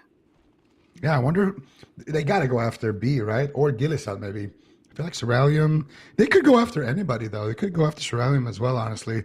We'll see. It's interesting because there's a lot of matches like that where you don't really have too much experience in the matchup, so you don't maybe know what the optimal target is, but they're going to go after the Affliction Warlock this time around. B's been having way too much fun in this lobby. I think it's a good choice. B's going to be triggering out of that first kidney shot. No Vendetta committed, though. That next kidney shot is going to be absolutely deadly, especially with that smoke bomb available for Pikaboo, but he's taking quite a bit of damage here so far from that combustion of Ceralium, so Pikaboo is going to stabilize a little bit. No Cloak of Shadows, though. Needs to be careful. That next kidney shot is coming any moment here. Oh, he's playing the gateway with the knock. He just knocks the entire team here, and they will pin him down with the spear. And here comes the smoke bomb. Here comes the damage. B, I don't know if he's ready for it. No. Or he's just getting deleted, and he will get crushed right there. He will get clapped right there, actually. Yeah. Smoke bomb's pretty good when the druid's across the map. You just caught the kidney shot. You got Shiv on you. You've got the warrior chopping you up as well. I mean, that's just overwhelming amounts of damage. Unfortunately for Bia, there's really not too much he could do there. Gilysel had all of his cooldowns, so he was actually there, and he could have connected the Iron Bark and the Nature Swiftness. I think that would have been a little bit different, but that was a really, really good clutch play there by Pikaboo, able to secure the win with that smoke bomb. And now we're going to have the RLS. So Foxyllama, Bia, and Pikaboo going up against a Warrior Mage Druid. And so far, Foxyllama is way ahead in this match. And I feel like this is another matchup that he could win. Gilysel definitely needs to kind of step it up here in these next 3 games. Yeah, I completely agree. I think Foxyllama so far has been having a fantastic showing, and he's going to need to pick up as many wins as possible. And right now, I feel like he actually has the compositional advantage. Nice shutdown there on that Dragon's Breath CC attempt from Ceralium, and that will put Foxyllama on the R. But that means that the RLS should be somewhat safe here. Ceralium going for that combustion anyway. Foxyllama, is he in the ring of fire there? He is, actually. So he breaks out of that first polymorph. Ceralium just rotting down right now. Cauterize triggered, trying to hold on to his ice block. Pikaboo taking a lot of damage here as well. Pikaboo still has some cooldowns to work with. I believe that Cloak of Shadows cooldown is from that last game. Or it definitely is, because it's only a minute in. So Pikaboo has that Cloak of Shadow as well. And let's see if they can get that pressure that they need. So far, Ceralium already down a major defensive, and we just entered dampening.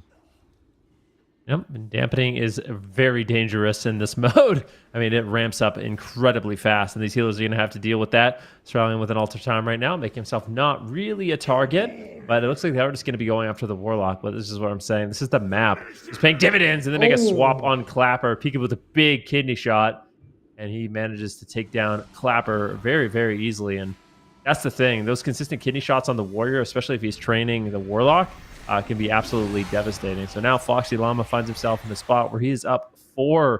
Do we think he can do it once again? I mean, they're going to have the Resto Shaman, Fire Mage, Assassination Rogue. I feel like this could be a comp where they could either take down the Warrior with a lot of aggressive purges or take down the Warlock. I do feel like Foxyllama has a good opportunity here to put 5 points on the board. Yeah, I completely agree with you. And I was just looking at Pikaboo's score. Pikaboo had 7 wins heading into this. If he wins this round and the next round, Pikaboo will land at 11 points. Now, 11 points. Ooh, Clapper getting deleted in the opener, baby. Pikaboo with a very aggressive opener there with the rest of his team. They do force out the Trinket, the Iron Bark. Full blind sap here onto Gilysel. Gets sapped on his Trinket. Pikaboo making some work right now. There's the growth. There's the cap totem. And they continue the chain. They will. That's the move. Pikaboo. That's the move, baby. That's the kind of plays you expect from Pikaboo. Really, really aggressive opener. He blinds Gilysel and then instantly vanishes. And it's like, okay, well, if you Trinket, I'm going to sap you. Then he waits, he waits, saps him, then instantly saps the Trinket. Just an absolute nightmare. Pikaboo's a menace on that Assassination Rogue, and as a result, Foxyllama, I mean, he's happy to pick up a win like that. Question is, can they do it as Mage Lock Shaman? You know, composition that we used to see all the time in previous versions of the game, but Shaman just not really the most picked healer with double caster, so we'll see if they can actually make it work. It would be impressive. Pikaboo really, really needs to win this lobby. If Foxyllama can win it, he will be the one who gets 6 wins. The second player here, actually, and the first healer, I think, across both regions.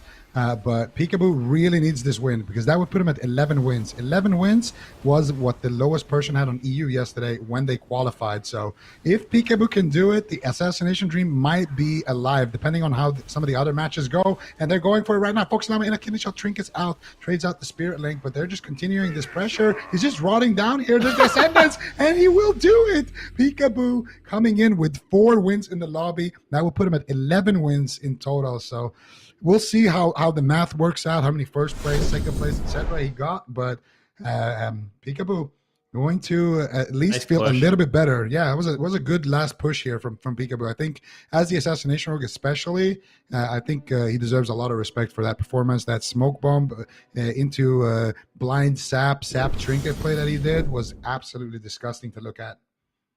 Ooh, look at this. We're hopping into a new lobby here. And Palumor just about to go down. He vanishes out, and we do have the Ret Warrior Resto Shaman. See you actually in the lobby with Trill once again, but Palumor looking like he might get dropped. This is just unbelievable damage. Meepmonk really struggling to keep his team alive.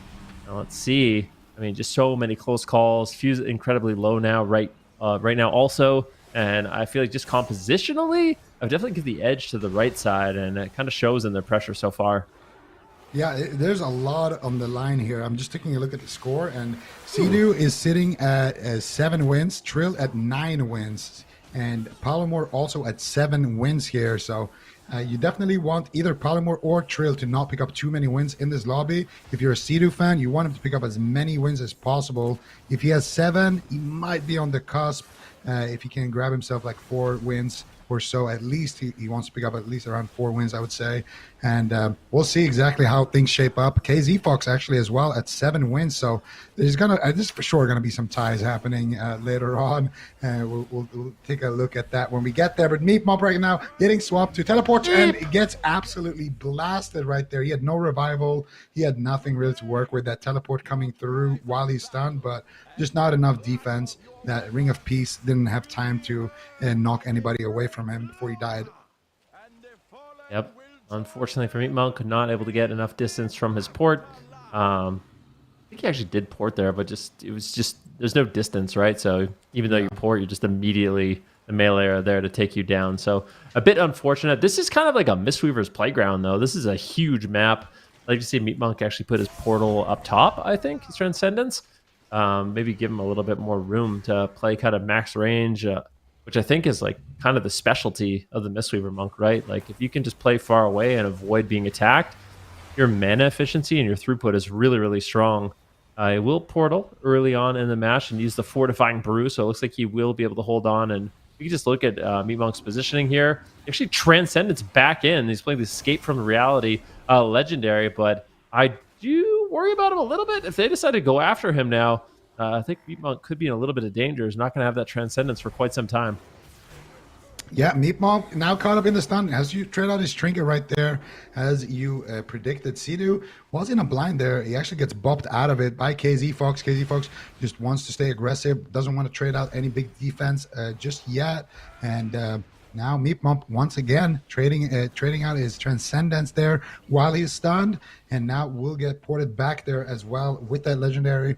Now they can reconnect here. Meep Monk, what is he gonna do? Trades out the Life Cocoon and of course that big heal. And now he should be able to stabilize for now, but really has nothing left to work with. And there is a lot of pressure coming in here from Fuse. KzFox, if they can connect one more time, it will be lights out here for Meep Monk. And Cdew is making it possible against the double outlaw. They're actually swapping to Palumor. He gets stunned with the Hammer of Justice there, trinketing out. Gets washed up out of stealth. Fuse on the I think Palumor got erased there, right? Look at the score. Yep, that's what happened. Yeah, all right, goodbye, Palumor. There's just too much pressure on Meep Monk. He just couldn't keep everybody up at that point. And I really like that. I mean, put the pressure on the Mistweaver Monk, and while he's kiting and kind of flailing to live, you just go after someone else, right? And then it becomes kind of a nightmare for him to keep multiple people up. So Cdew taking a bit of a commanding lead for the healers, and now we're actually going to have Fuse and Trill pairing up.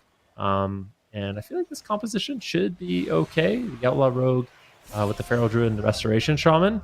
I feel like just in this particular lobby, in these cleave comps, I just give Cdew such an edge over the Mistweaver Monk. It just seems like the Mistweaver Monk is really, really vulnerable to being kind of like trained down, especially with this positioning. I think if he had the Z-axis, it might be a little bit different, but this just seems like so much pressure. Cdew right now in a kidney shot into a full blind. Is he going to trinket? Fuse trades out the Bark Skin. Trill trades out the Evasion. So DPS are going to trade, allowing Cdew to sit this crowd control, and this is not a bad start for the right side of the screen. But KzFox is getting low. There's a full blind on Meep Monk. Well, the Divine Shield comes out. KzFox has that available, so his last kind of lifeline going to be used, but now with really no cooldowns left, I'm a bit afraid for him. Yeah, absolutely. Palumor, though, getting absolutely blasted. Gets the Life Cocoon there, and now KzFox is going to be in big trouble here. He's got nothing to work with if they decide to swap back onto him. Trill, though, taking a lot of damage here, making sure that he vanishes out safely. A lot of synergy here between Trill and Cdew. And Cdew, earlier in that blind that he sat through, actually had his Rock Elemental out, keeping him in combat, so he couldn't get sapped. So Cdew's been making a lot of plays here. You can tell he wants it. He needs as many wins as possible. Heading into this, he only had 7 wins, so now at 9 wins total. Trill getting dropped here, but now getting aggressive. Out to KzFox, can they purge him? Do you need to purge this and try to take him out? Cdew trinketing out to throw out the purges. Doesn't get the Blessing of Protection with that RNG. Nice wind cheer, though, coming in from Cdew. Trying to stay aggressive here, but he's got no defense himself. Cdew might actually go down here, playing too aggressive, just trying to stay alive. Beautiful heals coming in, beautiful counter pressure as well from the other side, and nice kick there by Trill. KzFox in a kidney shot. That's gotta be it, and it will be another close call right there. And Cdew and Trill will pick up the win right there. Now Cdew, this is a comp he's very familiar with. This is a comp he loves to play. This is his favorite comp. Trill too. He's playing with Trill, playing double Outlaw Rogue. This is this is definitely something. I think they have a lot of experience with this one, so. I would give the edge to Cdew's side once again, but Fuse and KzFox, I've seen the Rep Paladins do decently well into the Outlaw Rogue. You have a lot of kind of immunities with the Divine Shield, with the Blessing of Protection, to kind of get out of those stuns, and the Blessing of Sanctuary. So a lot that KzFox can do in this match, kind of free his team from the Outlaw Rogue control, but we'll see if they're actually able to get that done. Yeah, and Palumor still looking to pick up his first win here. I think he has a great shot at actually getting it right now. And if you're a fan of Pikaboo, you don't want Palumor to pick up any wins here, or as few as possible. And let's see if they can manage to keep him down, or if he will rise to the occasion here. He only has, actually, Palumor can only pick up a maximum of 10 wins at this point, if I read my notes correctly. And that's good news if you're a fan of Pikaboo. Bad news if you're a fan of Palumor. because I do believe the cutoff will be a little bit higher. Meep Monk right now dropping dangerously low once again, being greedy here with his cooldowns. Might need to trade out the life cocoon.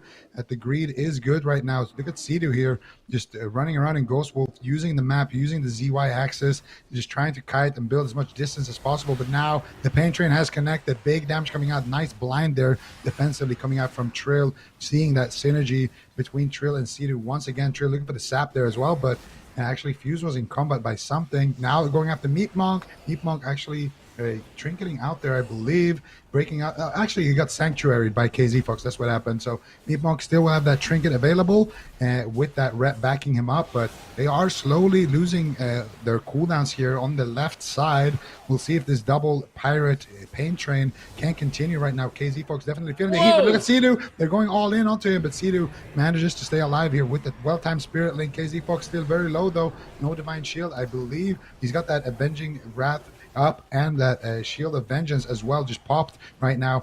Fuse and KzFox taking huge hits. Cdew, nice fake cast there on the kick of the Feral Druid. Cdew getting a few heals out as a result of that, and that might be what bought him enough time. But Cdew so low again with the astral shift. And I mean, we've seen this movie so many times. If you're a fan of Cdew, you're probably used to the heart attacks that this man gives you at this point. He survives another close call right there. Also calculated as well, right? Like Fuse right now in a kidney shot. Cdew just barely holding on time after time. Another hammer of justice lands. Is that a preemptive earthen wall? I see it is. That's probably one of the main reasons why Cdew is alive. A beautiful earthen wall totem, really bolstering his team's defense. But still, might just die. This is a crazy amount of damage KzFox is putting out, and they take Cdew down. He was not going to get a perfect score, but now he has Fuse and Palumor on his team. Meep Monk is looking for his revenge. And still, I mean, there's still 2 rounds left. Meep Monk could tie this up, which would be very impressive. I mean, he was down in an 0-3 deficit. If he can win 3 in a row, it's going to be looking a lot better for him, at least. Yeah. Let me think here. So for Trill has 11 wins combined right now. Trill wants to get probably a win here and then a win in the next lobby. KzFox is at 10 wins total right now with those 3 that he's picked up so far. So if they can keep KzFox down, it's going to be very key here. I feel like if the left side wins here, that's what's going to shake up the bracket the most here and kind of deny the most amount of people kind of entry to that 11-point kind of soft cutoff that we had. It was the last spot in EU, so it's by no means a guaranteed cutoff or anything like that. You're not guaranteed to make it if you got 11 wins, but that's what it took in Europe at least yesterday. Let's see if they can manage to do it here. Once again, Cdew is going to be the target of choice here. Trill tunneling down his healer, exploiting his weaknesses against him here maybe. Right, let's see. Cdew right now going for a hex. He gets caught into a kidney shot. Nicely done there. And I think pressuring the Shaman is not a bad idea in these matchups, especially if you don't have the rep paladin on your team. It'd be really difficult, but this pressure is very overwhelming. KzFox has to trade the Divine Shield. It's a big victory there, but I feel like the rep paladin with the Resto Shaman gives Cdew so much comfort, and when he's on the other team, KzFox has developed the strategy of just train the blue. It's a very complex strategy. We haven't seen it too much in the past, but just train down the Shaman as much as possible, put him in a stun, and hopefully you can just kind of one-shot him in it, and if you're not getting peeled. So we'll see if that ends up working out. Trill taking a lot of damage, though, getting bursted down. That's going to be another win for Fuse, Palumor, and Cdew. A point on the board. And that's actually Palumor's first point, so it's going to be really important for him as well to try to pick up a win. But more importantly, I think Trill's in a little bit of a better position right now in terms of overall points. So the Palumor, KzFox, and Cdew can win. They're actually going to deny Trill some much needed points. So right now, KzFox is at 10 points. Trill is at 11 points. So if KzFox wins here, he will tie with Pikaboo and Trill. If Trill wins here, he's going to be able to kind of dodge that death trap. So this is a huge game for Pikaboo to win. I'm not sure what Fuse standings are. Fuse also at 7 wins before this, so Fuse has 11 wins. If Fuse and Trill wins right now, they will both be tied at 12 wins apiece, and they will also climb 1 spot over Pikaboo on that 11-point range. and also deny KzFox a little bit of entry as well. So a lot rides on the left side, kind of winning this one. And for Cdew, of course, he wants to get as many wins as possible as well. He only had, I believe it's 7 heading into this. So Cdew definitely needs this win as well. This is really do or die for everybody who is going to make it to Championship Sunday. We won't even know after this matchup is played. We need to see what happens in the others, but definitely want to give yourself the best possible odds here by grabbing this win on either side. Meep Monk getting dispelled actually there on that Hex by Fuse, and now they're looking to turn their attention here onto KzFox. KzFox taking huge hits of damage here, needs to be careful. Spirit Link coming out from Cdew in the nick of time, but I'm not sure if it's going to be enough here to actually get them the win that they need. They need to get some pressure here offensively. Fuse also dropping a little bit low here. Trill had to use his evasion there, so some signs of lives here from the left side, but now Meep Monk in a kidney shot. Do they have any follow-up for it? It doesn't look like it. Meep Monk has no trinket, and that next blind will be deadly from Palumor. Very, very available soon. Yep, let's see if they can actually secure it. It's going to be really, really scary, like you said, Paul, or Meep Monk with no trinket. Trill also with no trinket. All you have to do is connect the blind in 10 seconds with a kidney shot on Trill. And I think that's the game. They have the perfect win condition. I don't know. How are they going to stop that? I mean, Fuse maybe is going to have to peel it like crazy, but we just need to see that kidney shot. There is going to be a vanish cheap shot. Hammer of Justice on Trill. Kidney shot on Meep Monk into a full blind. Oh. Trill vanishes! Oh, no! I really feel like they kind of dropped the ball there. Palumor went for a kidney shot into a blind, but if he had just kidney shot Trill and just blinded Meep Monk, there was nothing Trill could do there. That vanish saved the day. So a bit of a misplay there from Palumor, KzFox, and Cdew. But let's see. Palumor, he needs to hold on a little bit longer. He manages to get out of the stun, trades out the evasion, trades out the feint. And that is going to be enough to survive, I do believe. But at the same time, Trill is incredibly low. This is a race to the finish between these two teams. Round 6, who's going to get the points? Disarm now on Trill. This is really high intensity, almost 40% dampening at this point of the game. Both these healers are struggling. Trill gets the full kidney shot on Palumor. Cdew is there to back him up. There's a rake stun. Fuse going for the game-winning Cyclone. Cdew forced to trade out his trinket, but it does not have any emergency healing cooldowns. Meep Monk goes for the paralyze on Cdew to slow him down even further. Cdew almost completely tapped on mana. We have a kidney shot on Meep Monk. They're just going for Fuse, but got the survival instincts if he needs it. Is he going to trade it? He does. There goes the survival instincts. Fuse looking to put another point up as well. If he gets 5, that's going to be massive for him. I think they might be able to do it. Palumor's low. I don't think Cdew has the healing, and he does get touch of death. Meep Monk there for the game-winning play. A beautiful push. And honestly, this is just a really well-fought lobby. Fuse and Cdew going to be the victors. But I think Trill's got to be a little bit happy, at least, with the points that he was able to earn. Yeah, absolutely. Trill was sitting at 9, so that will put him at 12. So he will be in not the worst spot, but the big one here is got to be Fuse, man. What a comeback. We didn't see any Ferals really do well yesterday and today so far, but Fuse coming in now at 12 points. You can see them tied up right there, and look at Pikaboo. He is not looking too good here, but at least for Pikaboo, Palumor and KzFox both ended up under him. Those two guys were direct competition to him.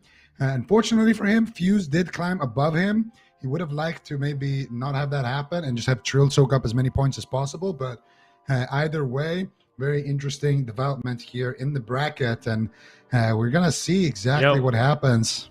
Yeah? That's kind of what's crazy is Calvish right now is currently in the top 8. He hasn't played his last games. Yeah. So he's in a really good spot. I mean, Calvish, if he picks up, 3 wins, it's a guarantee. 4 wins is like 100%, but yeah, it's looking good for Calvish there. Definitely excited to see. And we can see for the healers, Foxyllama still in kind of a commanding lead. But the healers we still have yet to see are Gekz, Waylor, Absurge, and Brain. So they still have an opportunity to earn some points. And I would say kind of the best bets for that would be Absurge and Brain. And they're going to be going head to head. So that's going to be really interesting to see who pulls out ahead between those two healers, because I think both of them have been having a really great day. Yeah, and Brain is my pick for a top healer here. Brain, you gotta make me proud here. He's the only paladin in the tournament right now, healing paladin, of course. And Oh my goodness. we are wasting no time. You know, we saw Jellybeans and Dilly Jellybeans and I think Bicmex won as double hunter earlier. Jellybeans been holding it down with the marksmanship, and yeah, this is just gonna be interesting to see here. We got Axtin on that feral druid. Playing with Calvish here and Gekz. I don't know, man. What are you thinking here? I feel like actually, wait, Dilly has a mending bandage. I actually think it could be kind of good in this matchup. Yeah, I mean, I'm not sure. This is a really interesting lobby because you do have some good comps. This is the weirdest comp, right? But you're gonna end up seeing like Rogue Hunter, the Thug Cleave, as well as the Feral Hunter. So you're gonna have Jungle, you're gonna have Thug Cleave. And then, of course, this matchup with a double hunter is a bit bizarre. But yeah, also 2 priests going head to head. We have a Discipline Priest, a Holy Priest. Let's see who does come out ahead. I don't know who's going to win this one. Double hunter just looks so goofy. But you have Jellybeans kind of like the sniper in the back on that marksmanship hunter. And then Dilly is going to be the one that can actually like go in, poke, maybe go for crowd control. And it's just so fun getting to see some of these players you never see play together try to find a victory.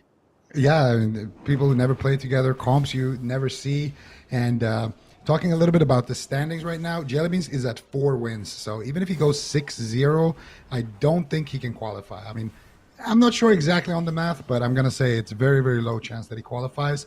And Dilly at 5 wins. Dilly needs to go 6-0. If he loses a single match, then he most likely will not be qualifying. And even if he wins all 6, the chances are, let's just not say great for him. For both of these healers, Gekz at 5 wins, he's going to need a 6-0 performance, and Waylor is at 3 wins. So even with a 6-0 performance, I want to count Waylor out of the healer competition. How dare you? I mean, it is what it's the math, right? But we there's not too much qualification here on the line for these guys, except for Calvish. Calvish is sitting at 9 wins. He wants to grab at least 3 to feel. Actually, if he grabs 4, I would say he's probably safe for qualifying. So Calvish, he's really the one who needs to step up here and kind of lead the team. And Jellybeans and Dylan, they're just playing spoilers here. Jellybeans taking a lot of damage. The mending bandage coming out. The grip comes in from Waylor, trying to keep Jellybeans in the fight. The Jellybeans been pulling out some miraculous plays to actually survive. We've seen him do the feign death camo, kind of hunter vanish a couple of times, and actually won them some games earlier. So it's been very fun to watch. And Jellybeans is going to be here blessing us with the damage, coming in now with the resonating arrow. Look at him in line of sighting, trying to get some aim shots, but he gets stunned up, and I really fear for Jellybeans right now. It's not looking too good. He's taking so much damage, but Dilly is there to back him up, knocks them away with the explosive trap. Actually, a bursting shot coming out there from Jellybeans. And these hunters, they're definitely here to play, man. Yeah, they really are. I kind of am surprised I haven't seen any BM hunters. I feel like with that, just like the pacing of the game and how strong like consistent damage and mortal strike effects are, the BM hunter could have been really good in the solo shuffle. But Jellybeans, I don't know if he's gonna be able to live. Waylor, it's disorienting roar, and Jellybeans, there's no way, right? And Jellybeans, how does he always do it? How is he alive? What is going on? He gets a double knock. Keeping himself alive for a little bit longer. Look at Waylor in a prime position. He lives at 1% health. I just don't know how he consistently does it. Kidney shot. This is it, right? Mame on Jellybeans. Kidney shot on Waylor. Jellybeans. I mean, you've defied expectations already in this round. I don't think you can you can win again. But I think that was kind of like the wackiest comp. We will see that again with a different healer. So we'll see Gekz, Jellybeans, and Dylan at some part. But now we're kind of going to like some really standard comps. Like these are probably like the most standard comps we've seen so far in this competition. Yeah, actually, kind of interesting here. You got Calvish and Jellybeans playing that Thug Cleave, and they are playing against that jungle. So this is pretty standard stuff. And I would say I would put the jungle ahead, but still, this is not a regular 3v3 lobby. This is the solo shuffle. Anything can happen. Dampening is ramping up so quickly. And one player making a mistake is that's it for everybody. Yep, here we go. Jellybean sitting in stealth, and he's playing the Kyrian, right? He's got the resonating arrow, so he has a lot of damage. But the problem is everybody knows it. That's one of the things when you're queuing solo shuffle on live, the range of experience is pretty high on players. So something like the resonating arrow is really, really effective. But when you're playing against Calvish, Dilly, and Axtin, they know exactly what you want to do on that hunter. and they're going to try to shut it down every step of the way. So we'll see if Jellybeans can actually get off that damage, because if he can, it's going to be lights out, but he might just lose in the opener. Big damage here on Jellybeans. Waylor getting aggressive, playing the Kyrian. See if they can actually get the damage going. Jellybeans just going for counter pressure, almost one-shotting Dilipoo there, but it looks like he will be able to survive for the time being. Waylor really struggling to keep him alive. That's going to be the aspect of the turtle. It's a really, really nice push there by Jellybeans and KzFox. Yeah, and they still got more CC here. Right now, full freezing trap on Waylor, full freezing trap onto Gekz, full cyclone onto Gekz. They're continuing on the chain on the side of the jungle, but where is the damage? Jellybeans still with that aspect of the turtle, doing a phenomenal job kiting, moving around the map here, and he's going to have that double tap coming up here in about 15, so Jellybeans will have a big hit of damage there, potentially. KzFox also looking to reset his blind here and look to get some pressure onto Dylan, actually. A lot of damage coming in. There's a scatter shot, and Dylan right now dropping quite low here. No CC anymore onto Waylor, though. And Dylan still dangerously low. Dylan just gets deleted from the game. Waylor with basically no heals right there to throw out, no guardian or any like emergency buttons right there, and the damage is just too much. And we are going to see the Thug Cleave come out ahead now. Will Jellybeans win as the jungle now, or is Thug Cleave just superior in the matchup? Like, what do you think here? Is this just KzFox's world and we're all just living in it? Like, are we just going to see the Outlaw Rogue go 6-0 here? Because I feel like out of all the compositions, I don't know. Maybe Jungle can win. Like, I feel like Jungle has a fair shot, right? Like, yeah, it has a fair shot, right? We could see Axtin get some wins here. But yeah, KzFox so far are looking like kind of the all-star of this match. We'll see if Jellybeans and Axtin can switch that up and actually pull off a victory here in match number 3. So far, Gekz is ahead as well. So Gekz has been looking really, really good on Discipline. I think Discipline has been looking better than Holy from what we've seen so far. It's just super solid. I think it deals with dampening a little bit better with kind of the emergency cooldowns that it has. And we've seen these Discipline Priests put on like quite a performance for us today. Yeah, absolutely. And look at Jellybeans right now. Already taking huge hits of damage right there. Full fear onto Gekz. Gekz breaks out, I believe, with Will of Forsaken right there. And here comes the Resonating Arrow. Aim shot coming in. Doing some work here. Jellybeans trying to get some pressure, but looks like he's going to be the one under pressure. KzFox definitely making a stand here right now, but he is taking some hits, dropping quite low. No evasion there for KzFox, but it's going to be Jellybeans once again under pressure. Aspect of the turtle will trade right there, and there's more CC here, potentially full fear coming out there from Gekz, and that will be the Will of Forsaken of Waylor, and Jellybeans with nothing left right now. KzFox just hunting him down, and because Waylor used that Will of Forsaken, actually, he might have the IQD if they go for that full blind. He has it available. KzFox just waiting for the DR here before he can send it. Waylor trying to predict it here, and there it is, full blind. And Jellybeans, how on earth are you going to survive this? There's the full trap. Jellybeans trying to stay alive, but even Gekz is there powering through with the penances, mind control being casted out, and there's no way you can survive that 20-second plus CC chain coming out there from KzFox and company. And this could be the 6-0 lobby here for KzFox. It's definitely possible. Well, so far, 2 people have a perfect score, right? You have Gekz with a perfect score, and you have KzFox with a perfect score. Now we're going to see who has been the real hard carry of these matchups, because I think this might be the first. Yeah, this is the first time they're not playing together. So far, they played together every round. It's been Gekz and KzFox as kind of like a power combo in this match with the Outlaw Rogue and the Discipline Priest, but only one shall survive this match. Who's going to pull out ahead? Waylor going to be able to pick up his first win, or are we going to see the Discipline Priest jungle kind of just own here in this game number 4? We'll see. I think we will. I think. Well, yeah, we will. No, just kidding. I think KzFox will be the carry in this one, but I think Gekz will pick up another win later on. We'll see. We'll see what happens. Right now, both hunters out of stealth. KzFox immediately target acquired. Going to be the hunter. Dylan. Oh, the kidney shot there. On his disengage. Dylan looking for the trap here. Look at KzFox. Oh my goodness gracious. You saw that? That was absolutely dirty. He used his hook there to eat the trap while it was already traveling. Some fancy footwork here coming in from KzFox, who right now is at 12 wins. There's the full blind onto Gekz. Gekz, though, with a nice play as well with those pre-Fey Guardians. Here comes the damage, though. The Resonating Arrow is down, but Jellybeans getting shut down on it.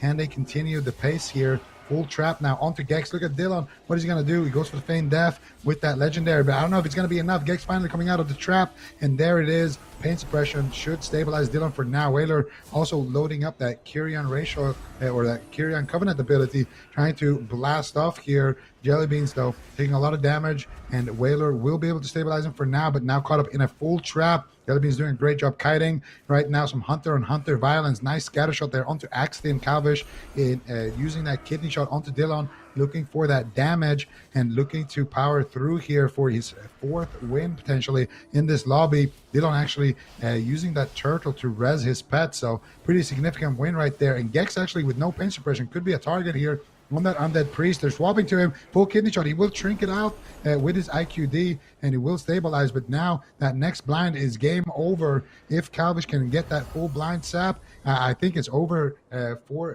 Dylan. Now let's see if he can do it. This is a really close match with 30% dampening. We'll have an inevitable conclusion here shortly. Jellybeans, can he survive? He's playing max range. Big damage on Dillipu, though.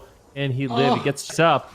Jellybeans caught into a cyclone right now, but KzFox still doing work. It's a gouge over on Gekz. Do they have any follow-up? Dilly gets gripped away, and I think Dilly should be able to survive. Big aim shot, though. Huge aim shot onto Dilly. He's trying to line a sight desperately. There's a full blind. Dilly does get dropped, and it's looking like KzFox. KzFox kind of the MVP of this match so far, up 4 wins. Basically, anyone on KzFox's team has just gotten a win. So we'll see if that trend continues and if Waylor and Axtin can kind of keep going with that success, because they are going to be going up against the double Hunter comp. And I'm not going to lie, the last time we saw it looked really rough for Jellybeans, kind of just getting trained here. Yeah, I kind of believe in the double Hunter. I actually believe in the double Hunter. You do, huh? I'm just trying to hype it up. I believe too. Yeah, me too. Same. Yeah, come on, man. Come on. Read between the lines here, bro. Double Hunter definitely have a chance here, guys. Jellybeans on that marksmanship Hunter. He's going to have a good time. He's trying to stay in camo as long as possible. I actually like that. Just wait for dampening. Try to get a freezing trap. Resonating arrow, double tap, just send the damage. Gekz going for a priest fear right there, and they're actually going to open up onto Gekz here. They don't want dampening to stack up too much, and those shadow sites actually spawn at 30 seconds. You can see they're already up, so all the stealthers are kind of forced to open up. KzFox trinketing a scatter shot first global here, just to get aggressive with that kidney shot to get some value, and already the bleed cleave is doing some work. Jellybeans already on the back foot. But they did get KzFox's trinket. I think KzFox might be getting a little bit too confident right now. Sitting at 13 wins in total, and he's definitely feeling himself in this match. Yep. At this point, for sure. And I mean, Jellybeans, you can see just what a struggle it is for him to get off damage. He's stunned. Both melee are just all over him the entire game. Marksmanship hunters are kind of like pseudo casters, I guess. They have to get up, some casted damage. They get gouged on the rapid fire. It's a nightmare. You get kidneyed on your aim shot. I mean, that's no good. So as an outlaw rogue, your main job is actually to just make the hunter miserable. That's what you want to be doing. You want to dismantle them. You want to gouge them. You want to kidney them. They're actually opting to throw the kidney on the healer with a maim on Jellybeans. The Jellybeans has to trinket turtle. So his major defensives are gone. It's done. And they overlapped actually with pain suppression. So this is a disaster for the right side. They're going to have to find a miracle kill here. And maybe they can on Axtin. There's a full trap right now on Waylor. But look at Axtin. He's already behind a pillar. He's 100 yards away behind the pillar. He wants nothing to do with the fight while Waylor's in CC. Yeah, but now Axtin feeling himself getting aggressive here, and there's a big swap to Gekz. Can they take him down? Gekz will get deleted, and we're seeing another big lobby right there, and that one has big ramifications for the qualification. You got Brain and Absturge, two very, very well placed healers right now in the standings. They will be going head to head, and there's going to be qualification on the line for them. And we're going to take a look at exactly where those players are standing. I think Mez has 6 wins. So Mez probably going to need at least 5, at the very least 5 wins to make it. Prev also sitting at 6 wins. So Mez and Prev are both tied there in that bottom right lobby. But we're going to finish up this lobby here for KzFox. KzFox has an opportunity here to actually go for the second player to get 6 wins to get a clean lobby here. Can he do it? We'll see. They're still waiting for that opener. 2 priests just basically casting on each other. KzFox maybe playing with the idea of opening onto one of them here. Waylor actually getting feared, and it looks like they want to go after Gekz here, and we're going to see if they can take him down right now or if they're just trying to bait an opener. It looks like so far they actually are committing a little bit there onto Gekz, but now finally Jellybeans is out, target acquired, kidney shot has been pressed, and KzFox is already doing devastating damage there. He catches a big heal there from Waylor. Waylor actually kicked right now into a bash, into a trap here by Jellybeans. KzFox almost eats it again there. Would have been absolutely amazing, but still a nice try there from the young blood here on the rogue. Let's see if they can keep it going here onto Jellybeans now. They need some CC onto Gekz. If they can find it, it will be huge here for the side of the Thug Cleave. Yep, definitely. Let's see if they can do it. Jellybeans doing an excellent job so far in this game, kiting and trying to just get away and make space. Axtin's been backing him up quite nicely as well. KzFox, he does have Vanish, so we still got his trinket, still has his Vanish. The full blind or kidney shot right now onto Jellybeans. Gouge on Gekz. Great crowd control coming out by KzFox into a trap. And they are really trying to set up here. Gekz with a preemptive barrier. Vanish cheap shot coming in from KzFox. It is just never ending, and Jellybeans is forced to trade out the turtle. And that is the power of the Outlaw Rogue. When you have a player as good as KzFox, he's on a class like Outlaw. I mean, you just have so many tools to get crowd control, but you have to be careful. Might be overextending. Big damage here by Jellybeans, but KzFox able to just feint it off. That's going to be a grip on Jellybeans, kind of bringing him to safety. And KzFox actually not feeling super confident right now. He doesn't have many defensive cooldowns, so this is one of the first times in this series so far we've seen KzFox actually just stop, like put the brakes on for a second, you know, like get to the pillar, you know, recover a little bit, because he's just been go so far in this series. Yeah, and now he's got his evasion, so he's feeling himself once again. The Terminator is back, but look at Jellybeans actually getting some damage here with the resonating arrow.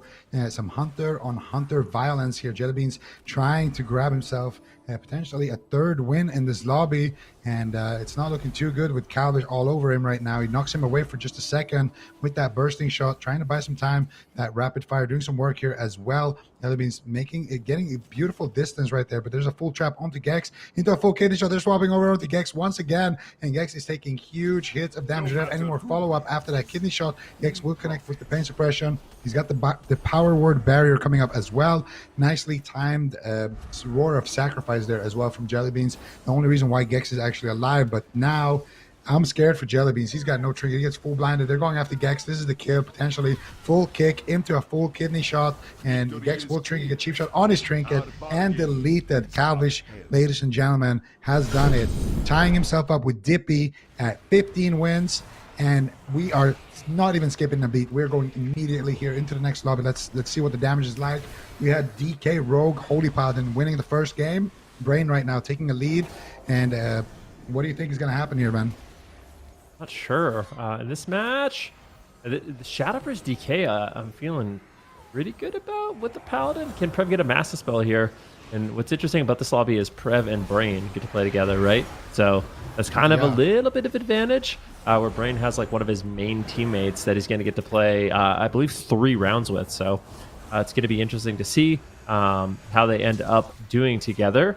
But so far, they're going to be holding on. Aiden, Mez, and Brain were able to claim the first win of the game. Wealthyman really struggling here to get a lot of pressure, but at the same time, Prev might go down. He's got dispersion. You are so greedy. You are so greedy, Prev. I can't believe he lived there.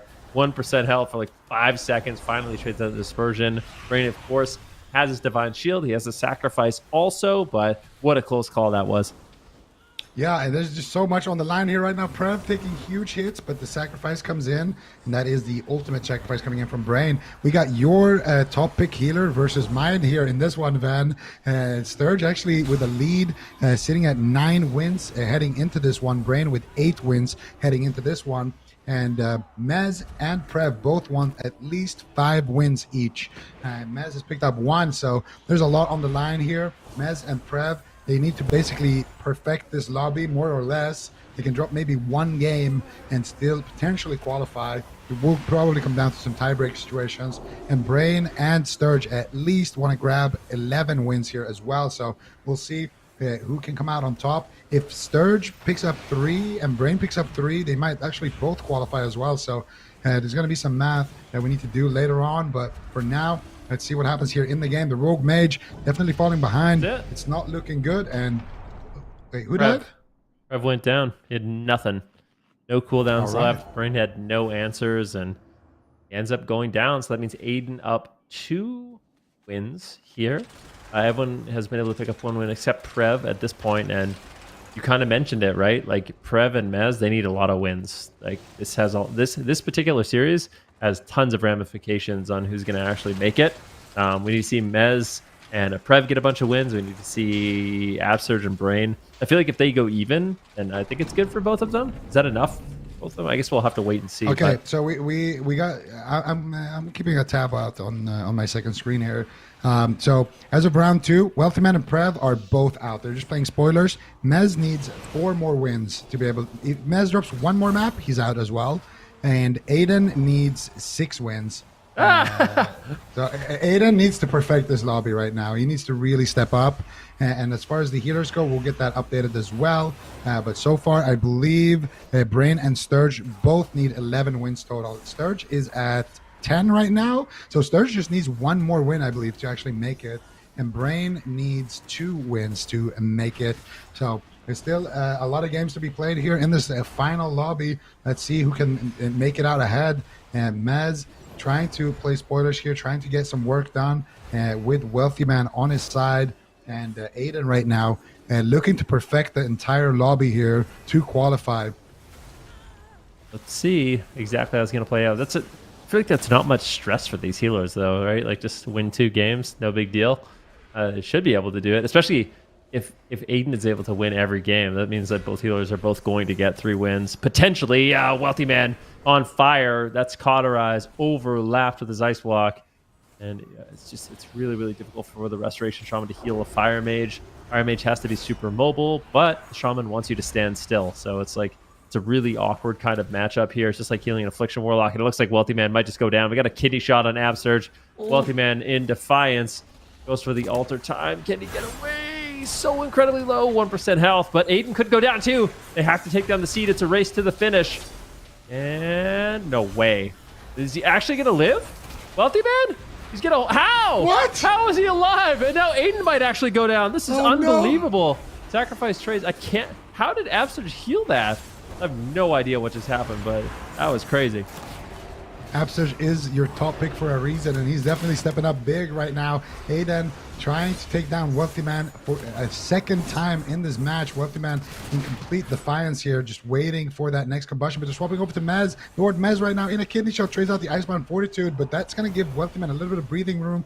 Gets the sheep there onto Prev, and Wealthyman just so good at running. And Mez still not completely topped off yet, though. He's not feeling too safe here. You can tell he's trying to avoid the fight a little bit and just slowing everybody with that Chains of Ice. Prev, though, taking huge hits. He's got his dispersion, but if they can get some uptime on Prev or Aiden, that could be a way for them to win. But right now, Mez is just so far behind. They're swapping to him, but Aiden, though, getting crushed under pressure, vanishes out, catches a massive heal from Brain, and they're pushing in for the win. Can they get it? Mez, I think, will get dropped right there, and Aiden keeping the dream alive.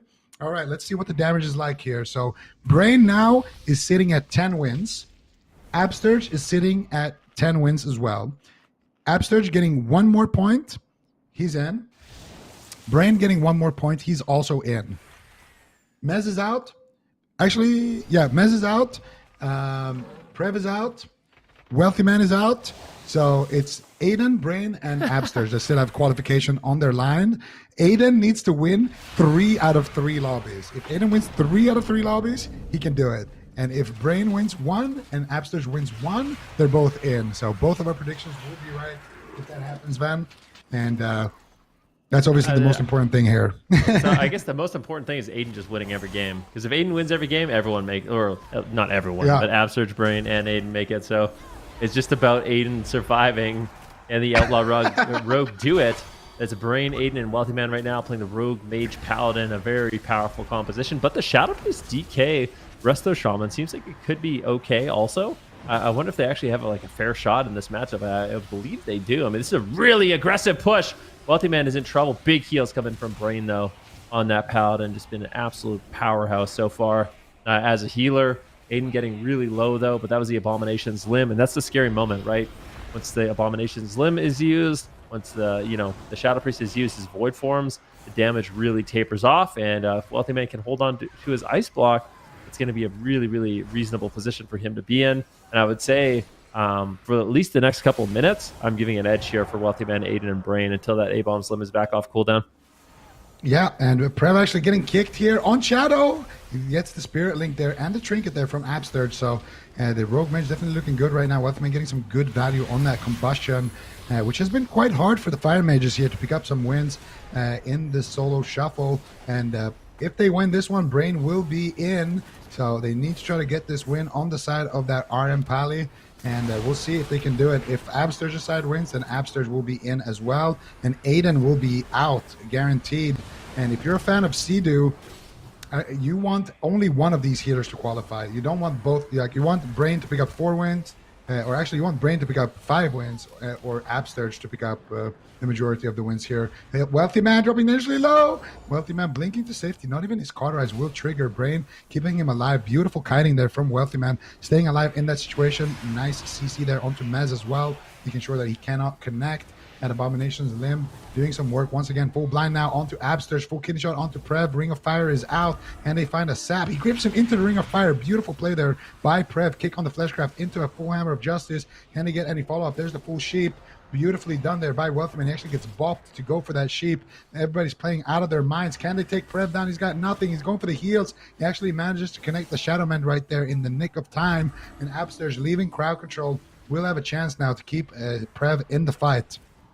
Yep, let's see. Wealthyman, this is the Abomination's Limb I was talking about at 43% dampening. It is off cooldown, but Wealthyman just positioned so far away. I think he's going to be able to hold on. That was his alter time. Prev just isn't there to dispel it or back him up, and they do not get that much use out of it. Prev just trying to escape, but Brain is there to try to get the follow-up crowd control. We got a gouge on Absturge, and there's no healing left. Prev will get taken down. And that means Aiden gets another win. And I feel like this is a decent composition for him as well. I feel like he might actually be able to pull this off. Zico. I mean, he's playing Outlaw and Holy Death Knight Resto Shaman into kind of a caster cleave. I feel like this is okay. Yeah, this is crazy.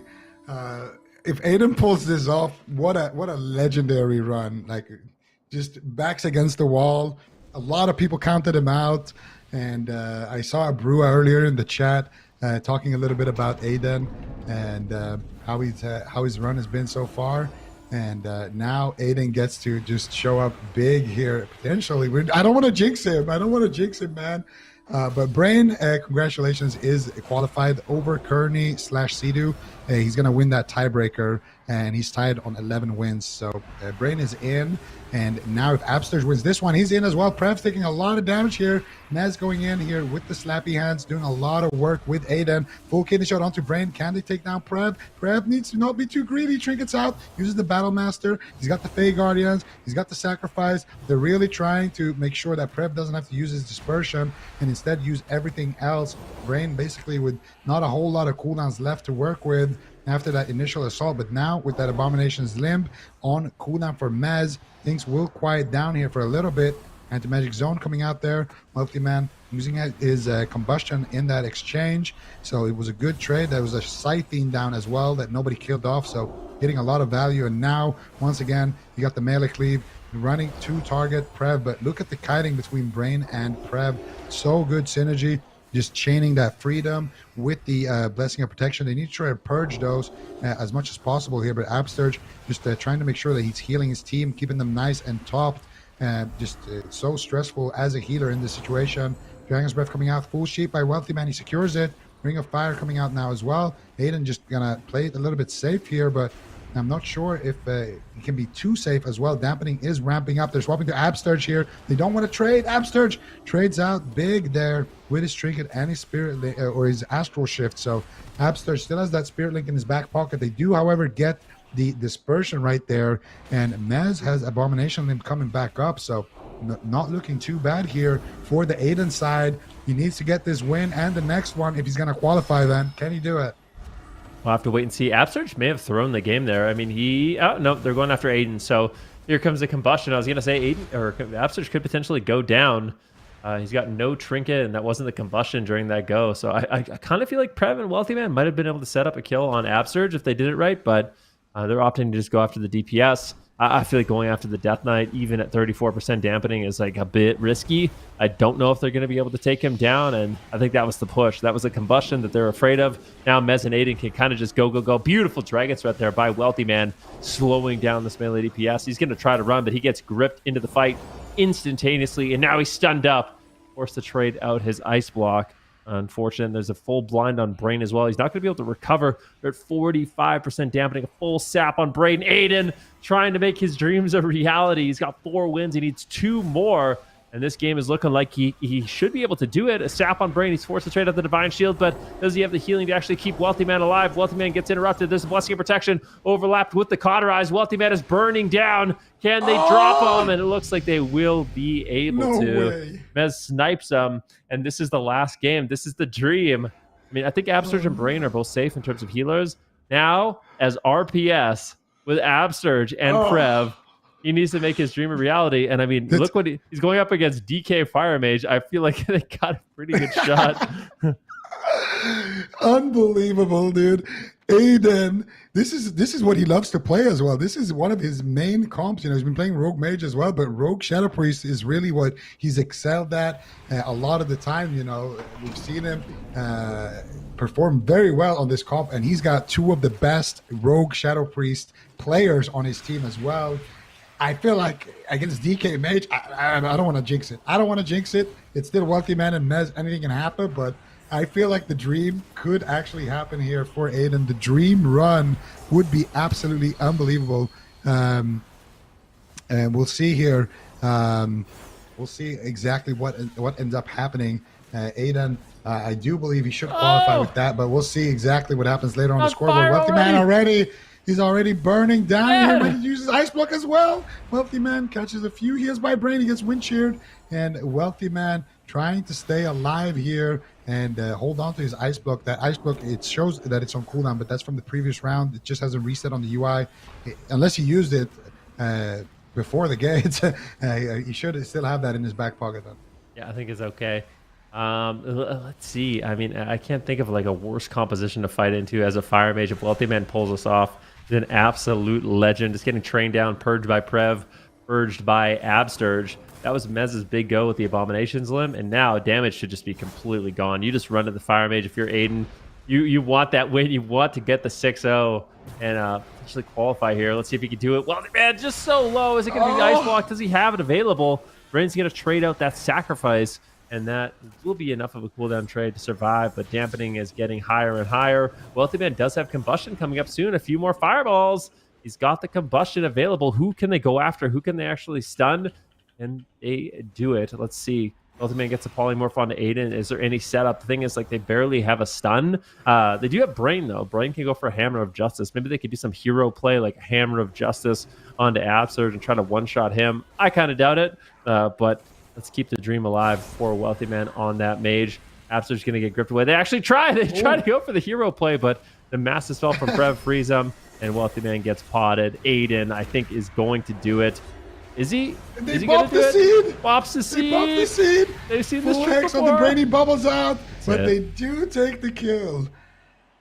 Yeah. All right, we're going to have to see exactly because I feel like if you got 11 points, which is what Aiden is going to land at, we're going to have to see exactly where he ends up landing because there will be some tiebreakers. I feel like between him and Pikaboo and KzFox maybe.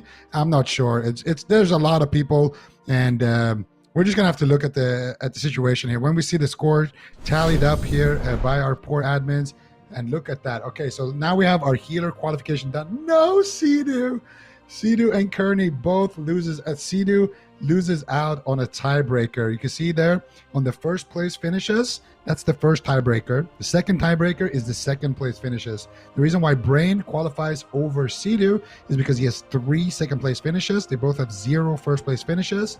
And that's the tiebreaker that puts Brain ahead. Now for Fley, he also has 11 wins. You can see the same thing there. You can see the tiebreakers right here. So if you have more first place finishes, you have the same amount of wins, you're in. If you have the the same amount of first place finishes, but you have more top 2 finishes, then you're in. Which is what just happened there between Brain and Cdew.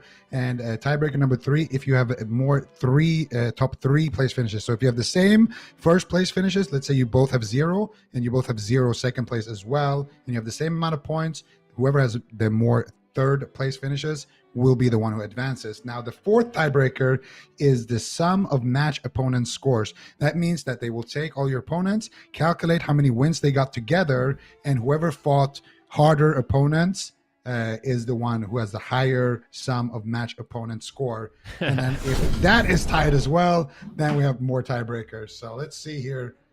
No, Aiden! Oh. He loses. He Look at didn't the make it. opponent's strength. He didn't make it. He loses on the 4th tiebreaker, dude. Or Aiden. Wow. But he had a great run. Aiden. I mean, that's definitely unfortunate, but you can see, okay, so our top 8 is going to be Calvish on the Outlaw Rogue, Dipi on the Moonkin. That's a big surprise of today.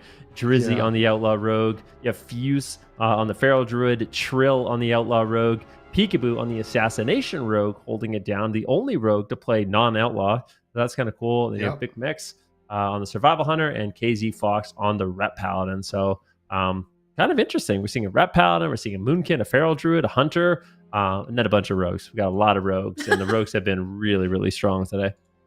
Oh my goodness, dude, this bracket is insane. A Moonkin, a Ret, a Hunter, a Feral Druid. I mean, this is, we expected some of the rogues, but even one of the rogues is Assassination. There's only 3 outlaw rogues that made it. Look at one thing to note too, just looking at it, look at Fuse and his opponent's strength. He's fighting like the strongest players in the game. Look at It's a significant margin between and the look at rest of Dopamine those. too. Opponent strength 97. Like, geez. What? What's going on here? Dopamine get the rough groups. The group of death. You got the groups of death. Let's see, how the remainder of the DPS finish. You have Palumor, Clapper, and then a lot of the Fire Mage. This is very similar. It's so interesting to me. Fire Mage is very well represented in the AWC with comps like RMP, but in like a solo shuffle environment, in both regions, they just had a really difficult time actually performing and putting up points. Yeah. Definitely. I mean, we even saw Wealthyman try some Frost Mage. It didn't go too well. Man, what is going on with these mages? I feel like mages got I mean, what's going on here? Aang, sum of opponent strength 102. So I think that what that is, I think that what the sum of opponent strength is like a bit skewed because I think it's like the points that their opponents got. So if you just lost a whole bunch, your opponents got a lot of points, right? That's true. Yeah. So all the mages just fed their brackets. Wow. Definitely not a good day to be a mage. I saw a screenshot earlier of Alec from the player Discord, and it was just like, wait, can I play literally anything else but mage? I made a mistake. So that, we saw him play yesterday, of course, but here's a look of the North American players that we've got. And, obviously a very, very solid mix, very different as well, contrasting from Europe. But I mean, overall, how do you feel like today went, Ben, in terms of just like the show up of, DPS players? When you look at Europe, how do you feel like that compares? Comparing the two regions, I mean, the first thing that immediately, a big difference. There's a lot more elemental shamans in Europe. So you actually have Zipai, who qualified in the top 8 as DPS. And then in North America, I think the big surprise was kind of Dipi as well. Was there? I don't think there's a Fury Warrior that qualified in North America, and there was a bunch of Fury Warriors that qualified in Europe. So those are kind of like the DPS differences. Similarities, Outlaw Rogues. Lots of Outlaw Rogues in both regions. And I think going into this tournament, a lot of people kind of expected that to be like one of the most powerful specializations. In terms of healers, a big difference is there is a lot of resto shamans in North America. There's tons of shamans. And I think overall, they had pretty solid performances. It seems like that extra aggression is really, really good. But we'll have to see how that ends up working out for them in the finals.